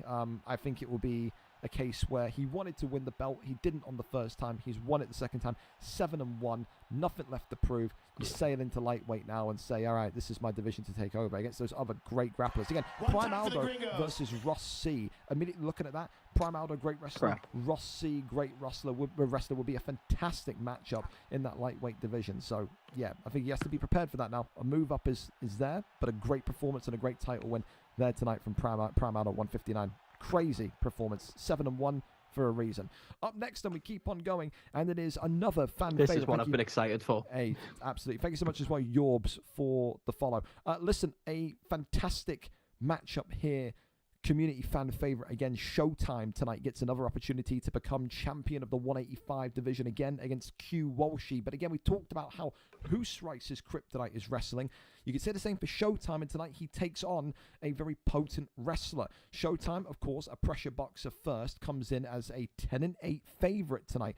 3 wins in 5, looking to pick it back-to-back wins and also to become champion again. Whereas Q Walshy on the other side of things, 5 wins, 4 losses. Keza, a wrestler by trade and a 4-fight win streak. He is the man in form. Tonight, though, the question is, what is his stand-up like? What is his movement like? And how quickly can he secure the takedown? Because if Showtime breathes down your neck and he pushes you behind those black lines and he puts you against the cage, you're in for a long, long night. For Walshy, he's never felt any sort of presence and pressure like Showtime's before. Will he sink or will he swim is the big question. We go over and up to it. We can see, I imagine Showtime will be live for us. There he is. It's a title fight tonight once again for the future Hall of Famer. And we're ready to go here with him tonight. We're there. We're set. When we're ready to go. Will this be him hovering over the carcass of Q Walshy? Hammering down. Here we go. Robert Whittaker. It's literally a clone. Showtime using himself tonight against Hamzat Chimaev. Here we go then. You can't tell me. Look, he's a fucking clone of Robert Whittaker. I can see it. I can see it. That's what my chat said too. He is. With you. He's a clone. Well, listen, It's one of them where... Go on. I don't know who's to support in this one because Showtime, obviously, he's been around the league for God knows how long. We've all watched him play. We've all watched him win. He's a brilliant character. But then Walshy, or as I know him, Lucas Chevalier, like we played together for years on the FIFA side. Like, and I know the kid very well, and I wouldn't like to see him lose. But if I'm going to see him lose to anyone, it would be my Showtime. opponent as always. Well, there you go. It's a conflicting one for Keza, but it's off to the races in this middleweight title fight tonight for the second time. Showtime, I believe, will be looking to acquire the middleweight gold. Of course, for Walshy, he's never achieved middleweight greatness, but he has had successful stints in those lighter divisions in light heavyweight. Simulation Robert Whittaker. Yeah, fucking he loves it, head dude. He right loves off the start. He loves it. Of course, tonight, the both of them are challengers. The middleweight title is, of course, vacant. The man with the, I don't know how you describe this, the man with the red gloves and the shaved head for Showtime. Of course, the man with the blue gloves and the even more shaved head for Q Walshy. He's also got some dark blue trunks on. But again, for the people that are colourblind, which there are a lot of people in the UFC scene that are colourblind, by the way. Yeah, Driscoll. Dude, so Jakey many. B. So many. Ridiculous amount. They won't be able to tell the difference between these two short colours. But again, so far, a minute and a half in, are you surprised at how much Walshy is looking to strike here, Keza? You'd think it would be going straight to the takedown. But he's also doing a good job with it. Like, really nice combos, actually. Combos that you wouldn't necessarily expect to see out of him. Always cracked. Look at that. That's the hand power of Chimaev. They're 95 for a reason. And it's drawn blood from Whittaker so far. I mean, why don't we see more people use this kind of classic Whittaker, Keza? Because, I mean, I thought it would be a great pick in middleweight title fights. Oh, clips him though. Hold on. That's a huge knockdown and a huge drop. And Q Walshy has now been jumped on, and I'm surprised that Showtime has gone down here, but then immediately realizes and catches himself of where he is and then gets back up. And look at this pressure now. Showtime looking to completely cut off the angles, cut off the lanes, and that's resulted really in good combination work against Cage. And that's a great bail by Walshy, who gets him into top man. And this is not where you want to be. You can call Bale's great. Oh, wow. He's your friend, mate. He's your friend. Yeah. Either way. Big shots here. Chimaev could get it done, though. Keza, look at this. Through the block already. You don't want to be in Chimaev's top now. But I think the Showtime find a way Whitaker out. pick gets used less than it should, back to that point, because of guys, like, he gets skipped over a lot because of your Adesanyas, your Pereiras, your Drickus Duplessis. Like, he just isn't as good as them. He's still a great pick, and he would be the best pick if he was in welterweight. Because this could be it. He's got him locked up, and Chimaev gets the elbow drop down, and this is Chimaev, Hamzat Chimaev's smash right now. I think this one could be it. He's completely got him, and he goes for the armbar here. Doesn't go for the posture up again. Maybe not the best decision ever. And Showtime here is going to be caught and trapped. The arm's going to be taken, and that is 80% of the bar gone. Showtime here Can't let another sub happen. is now very much on death's door. Two fights in a row, it feels like we've fed community favourites and brilliant knockout artists to the wolves here, and it's just not supposed to be the case, and that's going to be all she wrote. 4 minutes and 54 seconds in to round one, and one of the great prospects of 185 finally has middleweight gold.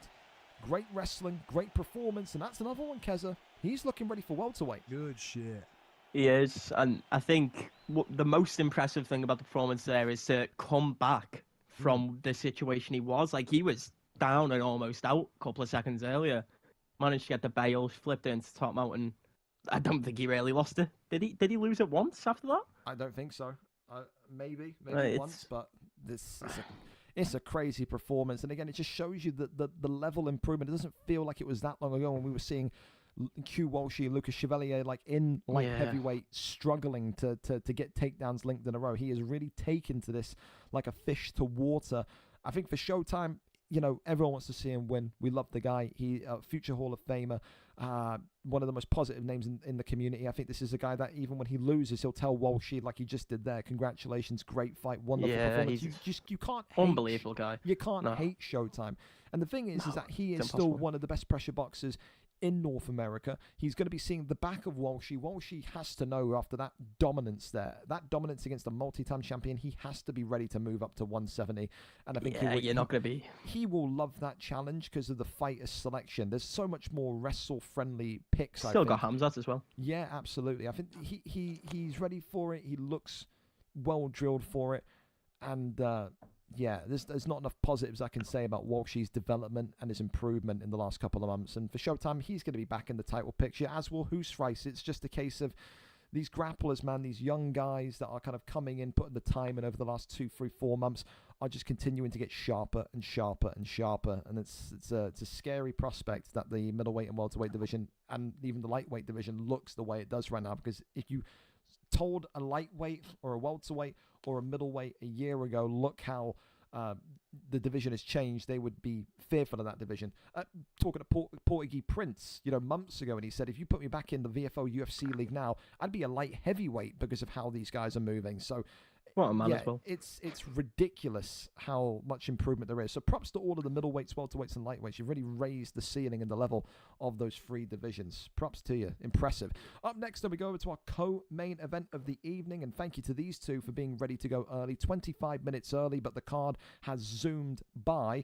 We go over to it and have a look. J.O.'s another community favorite, J.O. Salmon, the human punching bag, the man that worked with Dio the Demon as a coach, as a sparring partner, and now, of course, our lightweight champion takes on a really, really difficult prospect. It is an all North American clash tonight as the New Yorker, J.O. Salmon, takes on OG Mud. Oh, Christ. J.O. Salmon, 15 wins, 2 draws, 11 losses. Of course, it's his first title defense tonight. Of course, on the other side of things, OG Mud, a perfect 3-0, and he says, run me this belt and then get me right back to where I was in the featherweight division. I want to get back to winning at the highest level possible. J.O. Salmon could shut that down and end the hype train tonight, or he could become another statistic, another name on the resume of OG Mud. The first time these two Americans fight one another, and it is for the undisputed lightweight championship of the world. We're there, we're set, and we're ready to go in this one tonight. A big opportunity indeed. Of course, we'll double check. I'm not sure we are ready to go, by the way. I think J.O. Salmon is still needing some time here, so I don't think we are entirely ready to go.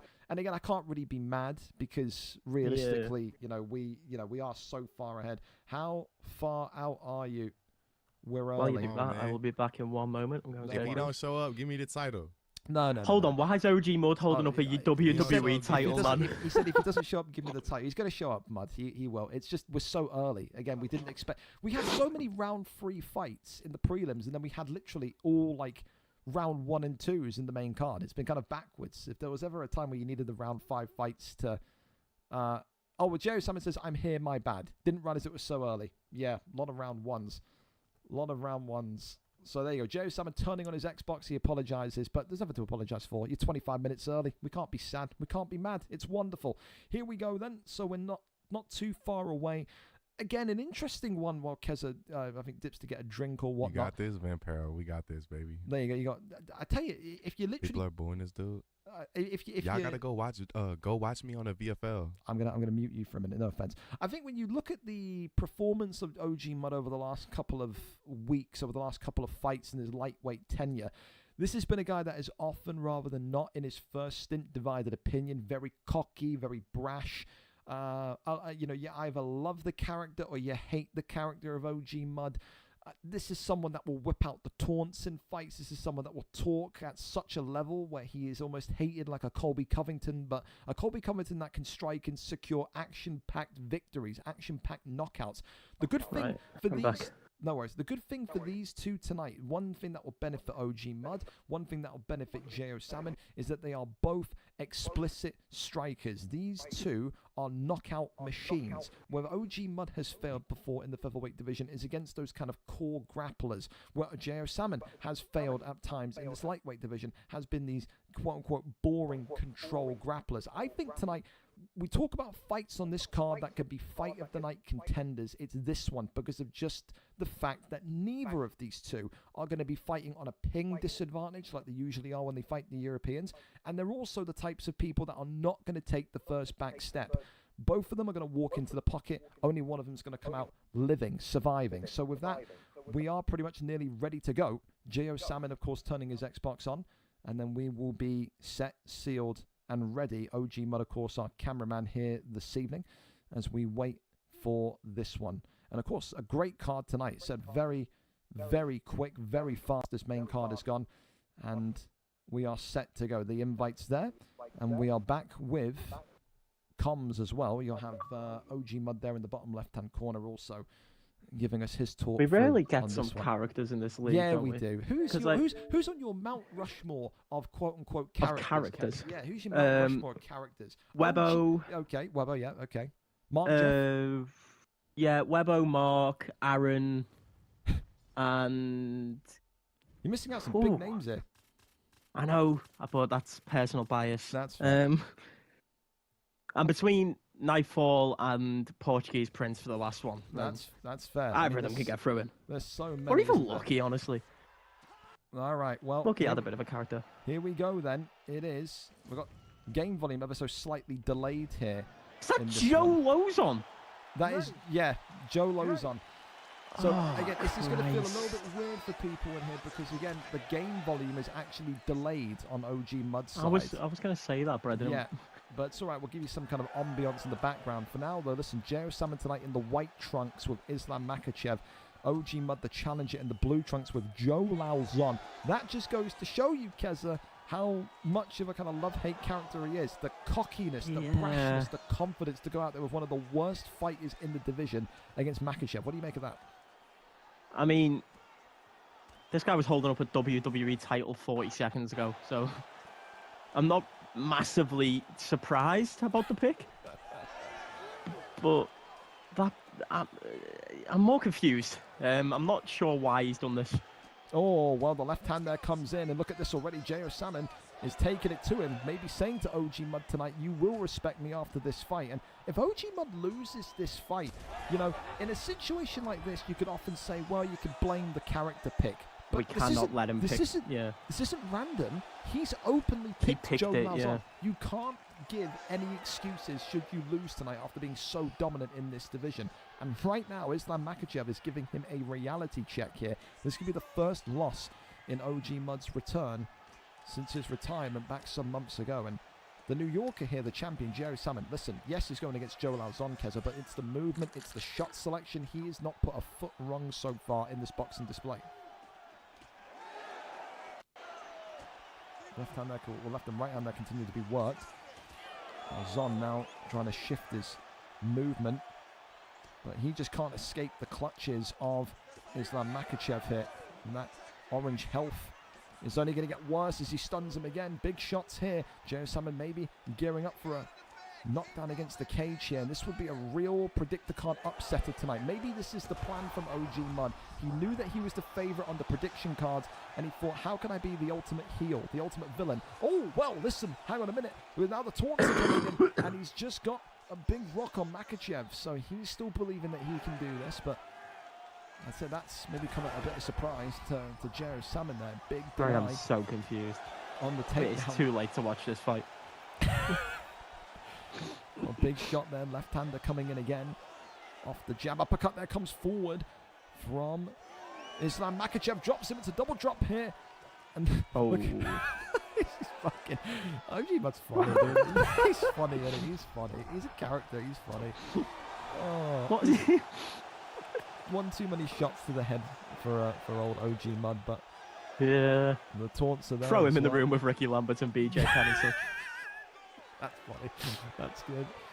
Well, the taunts, you know, Jerry Salmon was looking at him like, what are you doing? That's funny. That's funny. He's doing it in real life. Oh, yeah, he's doing it. He's doing oh, no, no, no. This guy was in bantamweight a year ago. Oh. Well, you love to hate him, dude. That's just what it is. Round 2 coming up. You would think Islam Makhachev maybe just about won that round. Oh, and there's the fake glove touch. Welcome to OG Mud World. That's what he does. He's just jumped out of a seat. And right back to it. Oh, drops him against the cage though, Keza. And this could be it. Oh Joe my Lauzon in big trouble. However, he's moving his head in real life. Oh, God. We're going to talk about personalities, man. Whatever you think of OG Mud, it's a performance. And now we have Joe Lauzon going with some grappling. Oh, good takedown. Trying to go for the arm triangle, nods at the camera and says, this is it. Joe Lauzon, the grappler here this evening. As he may well be thinking that the wrestling is his best chance now. He might get this, you know. And J.O. Salmon, he really might get this. Is going to maybe fade to black here. He's got the first submission in. And this is what we talked about, you know. J.O. Salmon struggles against these wrestling archetypes. And that's what he's got to get through now.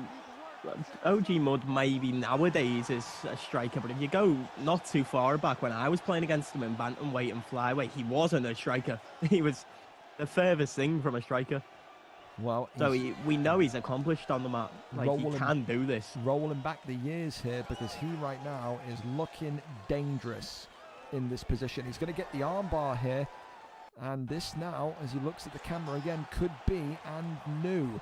OG Mud not doing too well on the feet, but has relayed his dominance here on the ground, nodding away, and now be whispering sweet nothings into J.O. Salmon's ear, be telling him it's time to hand the belt over. It stays in America. You've been a good champion, but it's coming home with me.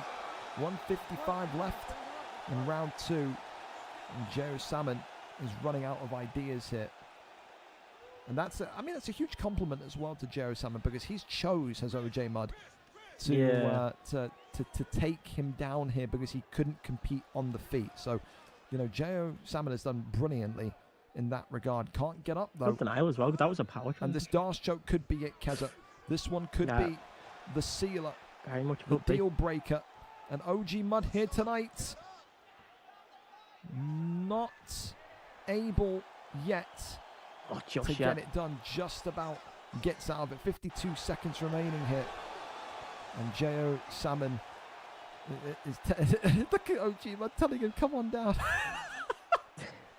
I think even I don't know how to commentate this, I'll be honest. It's funny. It's I think great.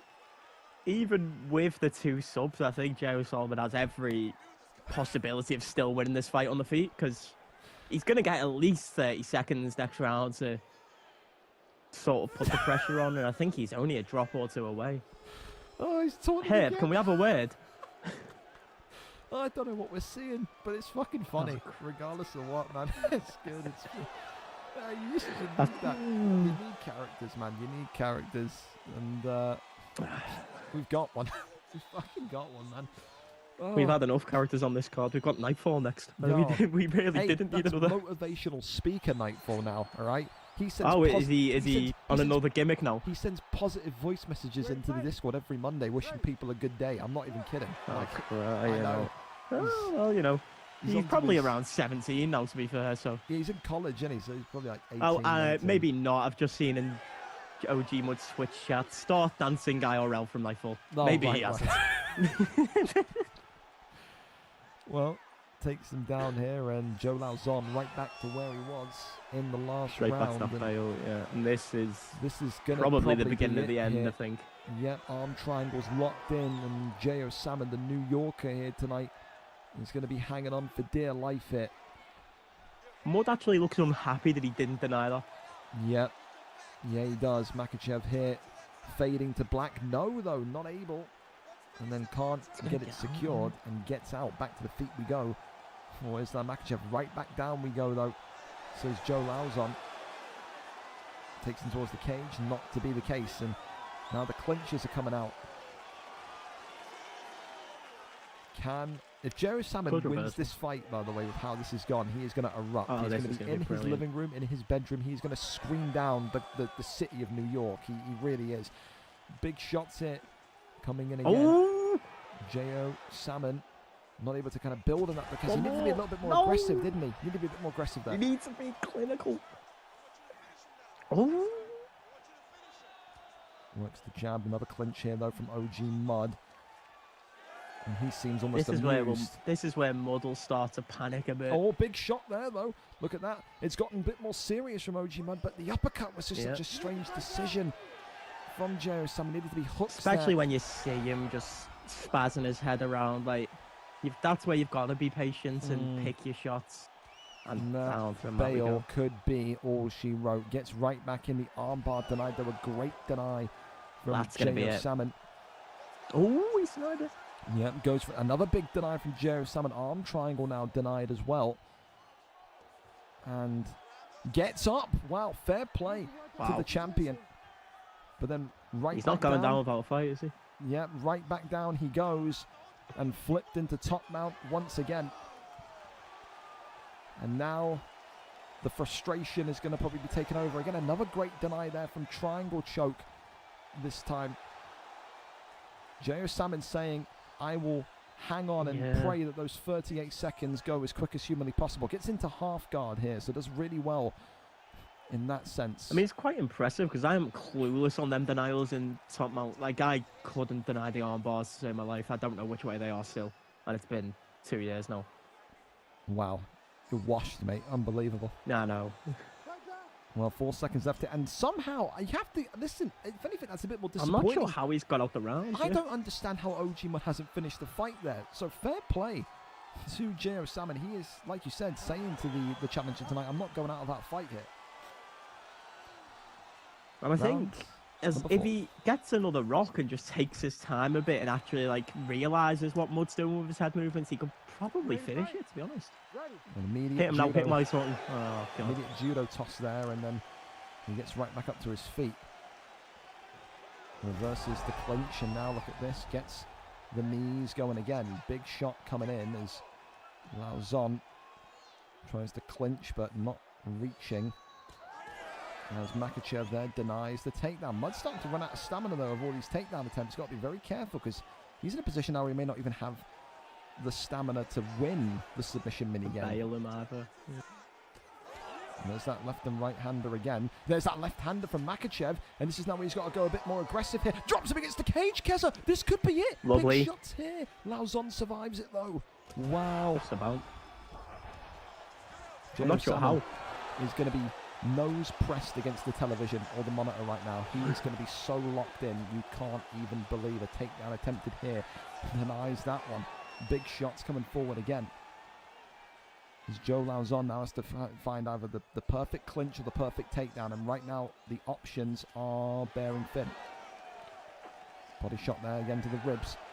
Gets him over into the cage through the clinch, takes the back here, and this is where Jerry Salmon may well be going back down. has to be careful, denies that one brilliantly and shakes him off. Look at these denies, but look at the bail, gets him again.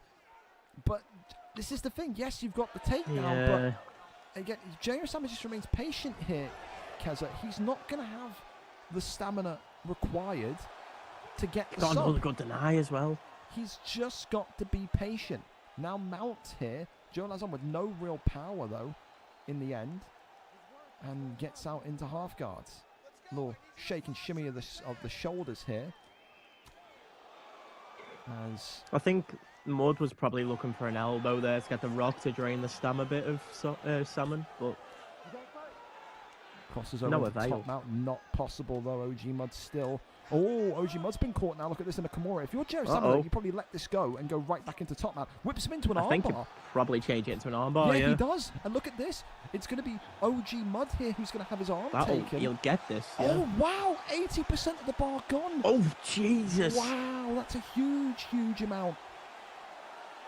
And that could be a 10-8 and send them into round 5, even if I'm honest. Knightfall giving some good corner advice there of, if you bark, you'll win. Imagine that as your corner advice. Posture up here into top mount.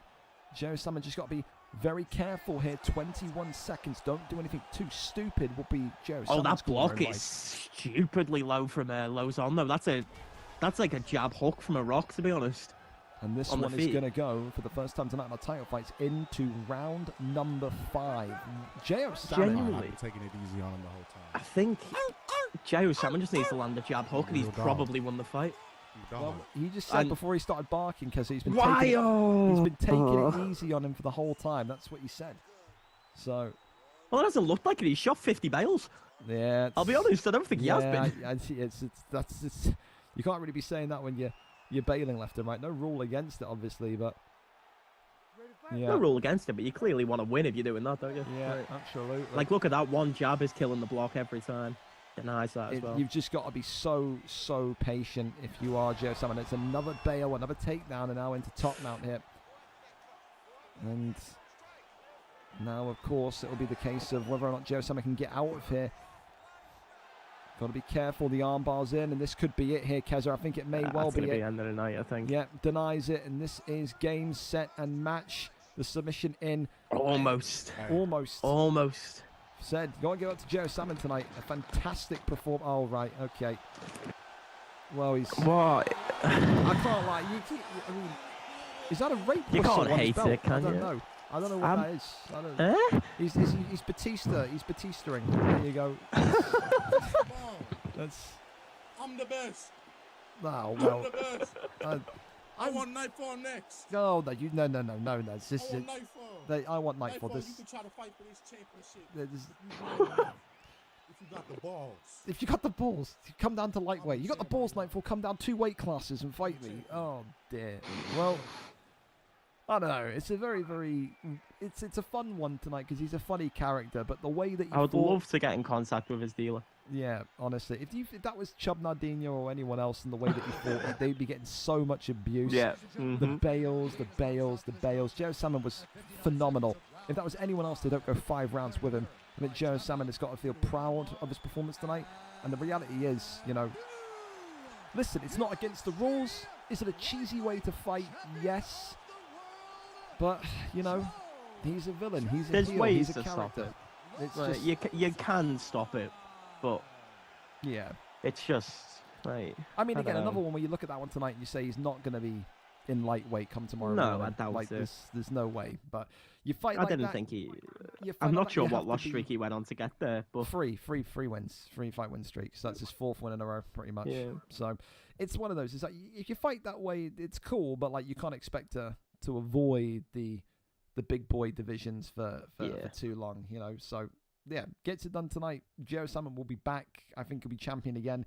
And again, you're talking about how OG Mud is nearing, a move to featherweight. The fact that J.O. Salmon took him so close and nearly beat him multiple times through all of that cheese and all that extracurricular activity there that Mud was doing, he's not too far away either. So, said, a rough one to take, an annoying one to take. But Joe Salmon looked very, very sharp there tonight. It's just not his night, unfortunately. But there you go. That's how it is. We go over then to our final fight of the evening, and it is a big one, of course, a big one indeed. We go over and have a look and see exactly what this one is going to be, because it is, of course, the return of Knightfall and OV Sniper here. And, of course, the brilliant news is that we're 20 minutes early. Main event is now live, and that will be, of course, I've misspelt my own Twitch link because I am stupid. Great, get in there. All right, cool. So this one tonight, a huge one, because, of course, it's a new version of Knightfall, a new character, a new alter ego. It's fucking, I found Jesus Christ, I found Christianity Knightfall, like McGregor did on Twitter when he got, you know, when he disappeared for 3 or 4 weeks. OV Sniper tonight comes in, of course, as the champion. He said he was prepared to fight Knightfall before Christmas, but wanted to take a couple extra weeks off to prepare for him. That's how serious he was taking this fight. 15-11 tonight is OV Sniper. Knightfall, of course, on the other side of the octagon, only 2-0. And Knightfall said openly, he said, I don't know how I've got this title shot. I feel like I've been rushed into it. The reality is, this was supposed to be Jack 9's title shot tonight, Keza. Jack 9 did not sign up to the card. OV Sniper had to defend this title. And the reality is, it needed to be either Picked Lawyer or Knightfall. And in my opinion, I think with the Picked Lawyer fight that's set to come, and I like the idea of Picked Lawyer against Sniper, but Knightfall, with the 2 wins he's had since coming in, have looked a lot more dominant, a lot more one-sided. So you have to give him the best possible matchup out So of the what people you're available. saying is... Yeah. What you're saying is, when Knightfall goes on an 8-win streak of cheesing the life out of everyone, it's all Jack 9's fault. Yeah. Curse you, Jack 9. Yeah. Curse you. This absolutely should have been Sniper versus Jack 9 tonight. But, like I said, Stuff happens. Right place, right time. Right place, I've right had a few. time. Yeah, right place, right time. Well, listen, we go over and we see it, of course. The last time, thank you so much as well to Mud for the raid. The last time we saw Knightfall with gold, Keza, we have to go back through the history books on this one. That would have been the JKB one. It was VFL 91, so before UFC 5 even released, and it was... Was that when he had the no contest with Jakey? No, it was when he lost the belt to Ali ADP via DQ in round 5, the 3rd of August 2020. I mean, that picture there just shows you everything Very about Knightfall. Yeah. Had the belt, lost the belt by DQ. Will he be, you know, the same old Knightfall that everyone knows from 2 years ago? Or has this pipsqueak, this annoying stain in my life when it comes to VFL UFC, continue to be an annoyance? Or will he show that he's turned a new leaf? Will he fool everyone with this, I don't know, I call him Christian Knightfall, because now, like I said, the good morning messages, the have a good week. He started training messages, IRL, I know that. He has, yeah. I don't know if that's actually That's fixed. pretty cool. I don't know if that's fixed his fucking mental issues that Probably made him not. such a character, or if it's just You could take a safe bet. the natural quest of just getting older. I don't know. I don't know what to believe with Knightfall still. I feel like it is You a never character and it's not truly him, and we still have the fucking dweeb from Or maybe 2 the years ago. original one was a character and this one's just I normal. don't know. Who It's knows? just the fit. Maybe it's one of 14 personalities he's got. No one fucking has a clue with this kid, man, do they? But for now, we get to go over and see it. It is the main event of the evening. OV Sniper and Knightfall. As soon as we get a link, we'll be going over to it. It all depends Knightfall if they're was both streaming ready. and then ended it. Well, thank you as well to the for the bits as well, Jazz Cox. Appreciate you 70 bits there. Top tier from you. Knightfall is live, and let's go over to it. Training will humble you real quick. Yeah, I don't think Knightfall will be going into the fucking gym or the dojo and telling people to fucking twerk when they're, you know, putting him into a fucking armbar and snapping him. You know what I mean? Are you sure? I've seen Knightfall ask his teacher if she knows who Dirty Dave is, so I'm not like... Yeah, but that was like 2 I'm years not convinced ago. of anything. Yeah, but that was 2 years ago when he wasn't training. I don't know. There's going to be a time where this young man is going to look back at all of the shit he has What on the him, fuck? videos and whatnot, and go, what the fuck was I doing when I was young? Yes, it definitely was a character. I'm excited. I'm He's a grateful for character. this He's a... talking. Thank you, Gringo. Tune Oh, in, no. guys. I'm putting on a show for everybody. OG Mud, I'll meet you at lightweight. Let's go, baby. You're not meeting him at lightweight. You're not meeting him at lightweight. Knightfall, I'm begging you on my hands and fucking knees. The last time you fought here was 2 years ago. Please don't get DQ'd on your first fucking title fight back. I beg you. All right, let's not do all that. Here we go. Pure Yan against Cody Garbrandt here tonight. White trunks for Yan, blue trunks for Cody Garbrandt. Of course, he was just in the corner of OG Mud, gave some sound advice such as start dancing IRL and bark like a dog and you'll win. I wonder what OG Mud was saying. Look at this though, Knightfall already, quickly. Oh my sweet heavens, OV Sniper has been blitzkrieged in the first 30 seconds of this fight. And this could be a very, very quick one. A return to the top for Knightfall. He's striking like it's UFC 4. Yeah, he is, isn't he? He's got that I haven't seen a straight lead overrun since, probably Tomaselli 4 years ago. Well, so far, it's not the start that the champion OV Sniper would have wanted, but it's one that he's going to have to get on with. Like I said, Knightfall, one of the most dominant and controversial characters, had that kind of 2-year hiatus, came back recently, about a month and a half ago, said, I'm a changed man. You know, I found God. Put me back in. So far, he's not holding back on OV Sniper. Drops him against the cage here, and Garbrandt already could be about to seal this one in one. We haven't seen Sniper dominated at all like this in his career, in his history. Even in fights that he's lost, they've been razor sharp. They've not been, one-sided affairs. But right now, this Cody Garbrandt pick is proven to be not only the ultimate equalizer against Pure Ian, but is looking to be dominant. And look at that little finger wag there saying, you ain't going to be taking me down, not today. He wants that clean stand-up knockout here. There's the kid in blue and black, Cody Garbrandt, almost kind of hovering, stalking, patrolling the octagon, cutting off all the angles and lines of attack that Pure Ian can have. Sniper looks lost, Keza. He looks lost, doesn't know what to do, doesn't know where to go. I think it's probably because he's took Ian out to the champ shorts, which is disgraceful, by the way. I didn't want to comment on it, but I will. Yeah. Oh, no. Yeah, the taunts are coming. Shoots the takedown again. Tries to get the... This is where Knightfall has classically and comically lost fights, though. It is. It is. We'll never forget that incredible knockout of the year that Oakley, that screenshot when he got front kicked. What a moment that was. But so right now, I don't know, dude. I like Sniper, I do, but I don't know how the fuck he comes back from all this damage. Look at the block in the head health, Kez. It's absolutely minced. Yeah, I think his only hope is that Cody's chin is not a thing. Oh, drops him down. No jump here. Knightfall wanting it clean. Gets a couple of dance moves going. Left hand, it's all over, Keza, just like that. Oh, wow. 4 minutes that and is 13 seconds. Probably performance of the night, innit? It has to be. It has to be. It has to be. Dominant. That is I don't want to say the word because I still hold my reservations on Knightfall, but that is incredible. That was a really good performance. I can't lie. Not a lot of people would have took uncharacteristic as well. So, shout out. I'm sorry. I feel like I was a little rushed in the title fight. I don't think I deserved it at the moment, but it happens. Big thank you to Gringo for letting me back and letting me compete. Those mean something to me, so thank you, really. Let's go though. We're champion. OG Mud, I accept your call out. Make it a BMF fight. We'll meet in the BMF thank you to me. tournament. No worries, yeah. And let's get it. And let's go, baby. Well, there you go. Make of it what you will. Is it a new leaf? Is it an act? Is it a character? The one thing you can't deny though tonight, he still has that incredible talent from UFC 4, changing his, I don't know, his persona from a submission guy, Keza, to now a dominant striker. Yes, he shouted me out. That was one of the most one-sided bantamweight title fights of recent history. I think performance of the night you have to give it begrudgingly. You have to give it without a doubt. From what I watched, yeah. I only watched the main card, obviously, but from what I watched, there was no one really better. Maybe, especially considering the ones who were as dominant lasted a minute and a half. Mm-hmm. But that one was it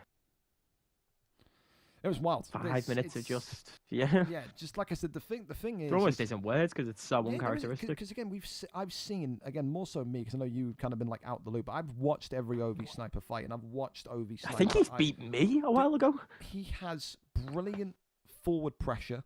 He has brilliant footwork. He is categorically, for me, one of the top kind of 5 bantamweight flyweights combined right now. And he's just been, again, no offense to him. I have to kind of do what I'm doing here with commentary. He's just been dog walked. He's just been absolutely taken out, put on a leash and dog walked there. And that just shows you how scary this kid is. And we always said, when Knightfall was in the league before, he was like 15, 16, whatever. And everyone always said, he's not even at like his peak yet for kind of quote unquote gaming, as cringe as that sounds, because his reactions are only going to get better. This is the kind of peak of Knightfall's powers right now, I don't know if there's a single person that can beat him. I think he looks... Again, Jakey B came back for a couple of fights. I think he smokes Jakey B. I think he smokes Deco Hebden. I think he smokes you if you came back. No offense, Keza. Whoa! I can't think of a single name in bantamweight. I think he smokes Maxi. I think there's not a single person in bantamweight, in flyweight, in PlayStation, in Xbox, GameCube, fucking Dreamcast, PC, Game Boy. I don't fucking care. I don't think that's one of, hands down, the most vicious performances I've ever seen in my life. Never. Does Final Block still play? No, he went. Oh. He went too. Did he went after I beat him? I can't remember. He came back once and then he just didn't sign up to fight. So. Oh God. Yeah. Don't make me come out of retirement this early. Oh mate, someone beat him, please. After seeing that one, I think you should stay in there, old man. I don't think you're touching that one. Hey, I went out with the best I've ever been, man. I'll take it.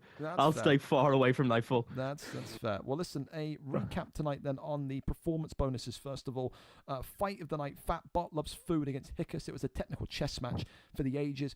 Knockout of the night, Tom UFC 45 against Lee 66. Performance of the night, Knightfall against OV Sniper, a vicious round one demolition job there, and of course submission of the night, Daichi with that submission counter Von Flew against Jamie 27. Recap on the championship fights. All of our main card were Gold Rush fights tonight. Don't Be Scared 209, the new PlayStation champion of the world. Fat Bot Loves Food, the new PlayStation intermediate or middle level champion of the world.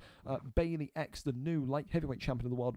Wilkie, still heavyweight champion of the world. Tom UFC 45, new featherweight champion of the world. Prime Aldo 159, new welterweight champion of the world. Q Walshy, new middleweight champion of the world.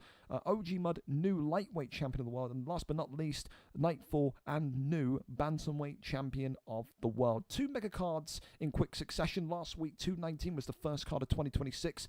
This time this week, 220 every 10 as we do. Another massive one here. We're getting close to VFL 300. That's going to come around like a fucking smack in the face. You'd hope we'd have UFC 6 by then. Jesus. Yeah, you would hope. You can only pray for crossplay, for all of that. Gods, we're on our knees, EA Sports. We are. Keza, any final words on this card tonight that you've seen? Anything you want to add to the cauldron here or not?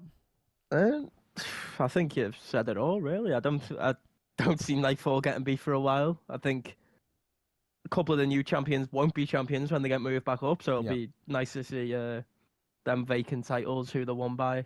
Mm-hmm. And yeah, I think it was a different card to last week. Last week was insane on the knockouts, but I think this week was more of a lot higher quality rather than just bloodbaths. Yeah, I think you're right. So that Fat Bot Loves Food fight was excellent. You can only that was really credit good to both of them. Hickus and Fat Bot Loves Food was a real technical, brilliant matchup. Definitely probably a shout for fight of the year because it didn't have like the rocks and the stuns. That is an early. It's an early one, but yeah, it's an early one because of just the technical brilliance of it. So yeah, props to you two. Kez, I'll let you go, and I'll see you when I see you. Maybe next week, maybe not. It'll be up to you. Hopefully. Yeah, I'll see you on the FIFA pitch for Ireland tomorrow, mate. That'll be a fun one. Oh, don't remind me, please. Thank you. There you go. So if you want to see Keza tomorrow, hop on through when you see us live for FIFA. You can see him play for his international team. Can Ireland go far in the Euros with Keza at the wheel? Who knows? Fellas, a big thank you, though, tonight. A great card in terms of the timing, the pacing. We're done 5 minutes before the main card was supposed to fight or to start. So, yeah, I got nothing but positive words tonight. Of course, again, whether you're telling people to join the league or not, if your friends are coming in, I can only repeat this again. Make sure you read when the card is posted on Monday. Make sure you know when you're fighting. Make sure you read your DMs so you can see the reminder. I'm the only guy in the UFC League community that actively treats you, again, like my children and remind you about your fight the day before. I shouldn't have to, but I do because I like an easy life. Yeah. A big thank you to everyone tonight, of course, for watching, for fighting. A big thank you to everyone for the bits, for the subs. Always appreciated, never expected, but it helps keep this going, doesn't it? Take care, take it easy, and if you need me, of course, I'll be on Discord. Take care, don't get shot, don't get stabbed. Have a good night. We're out.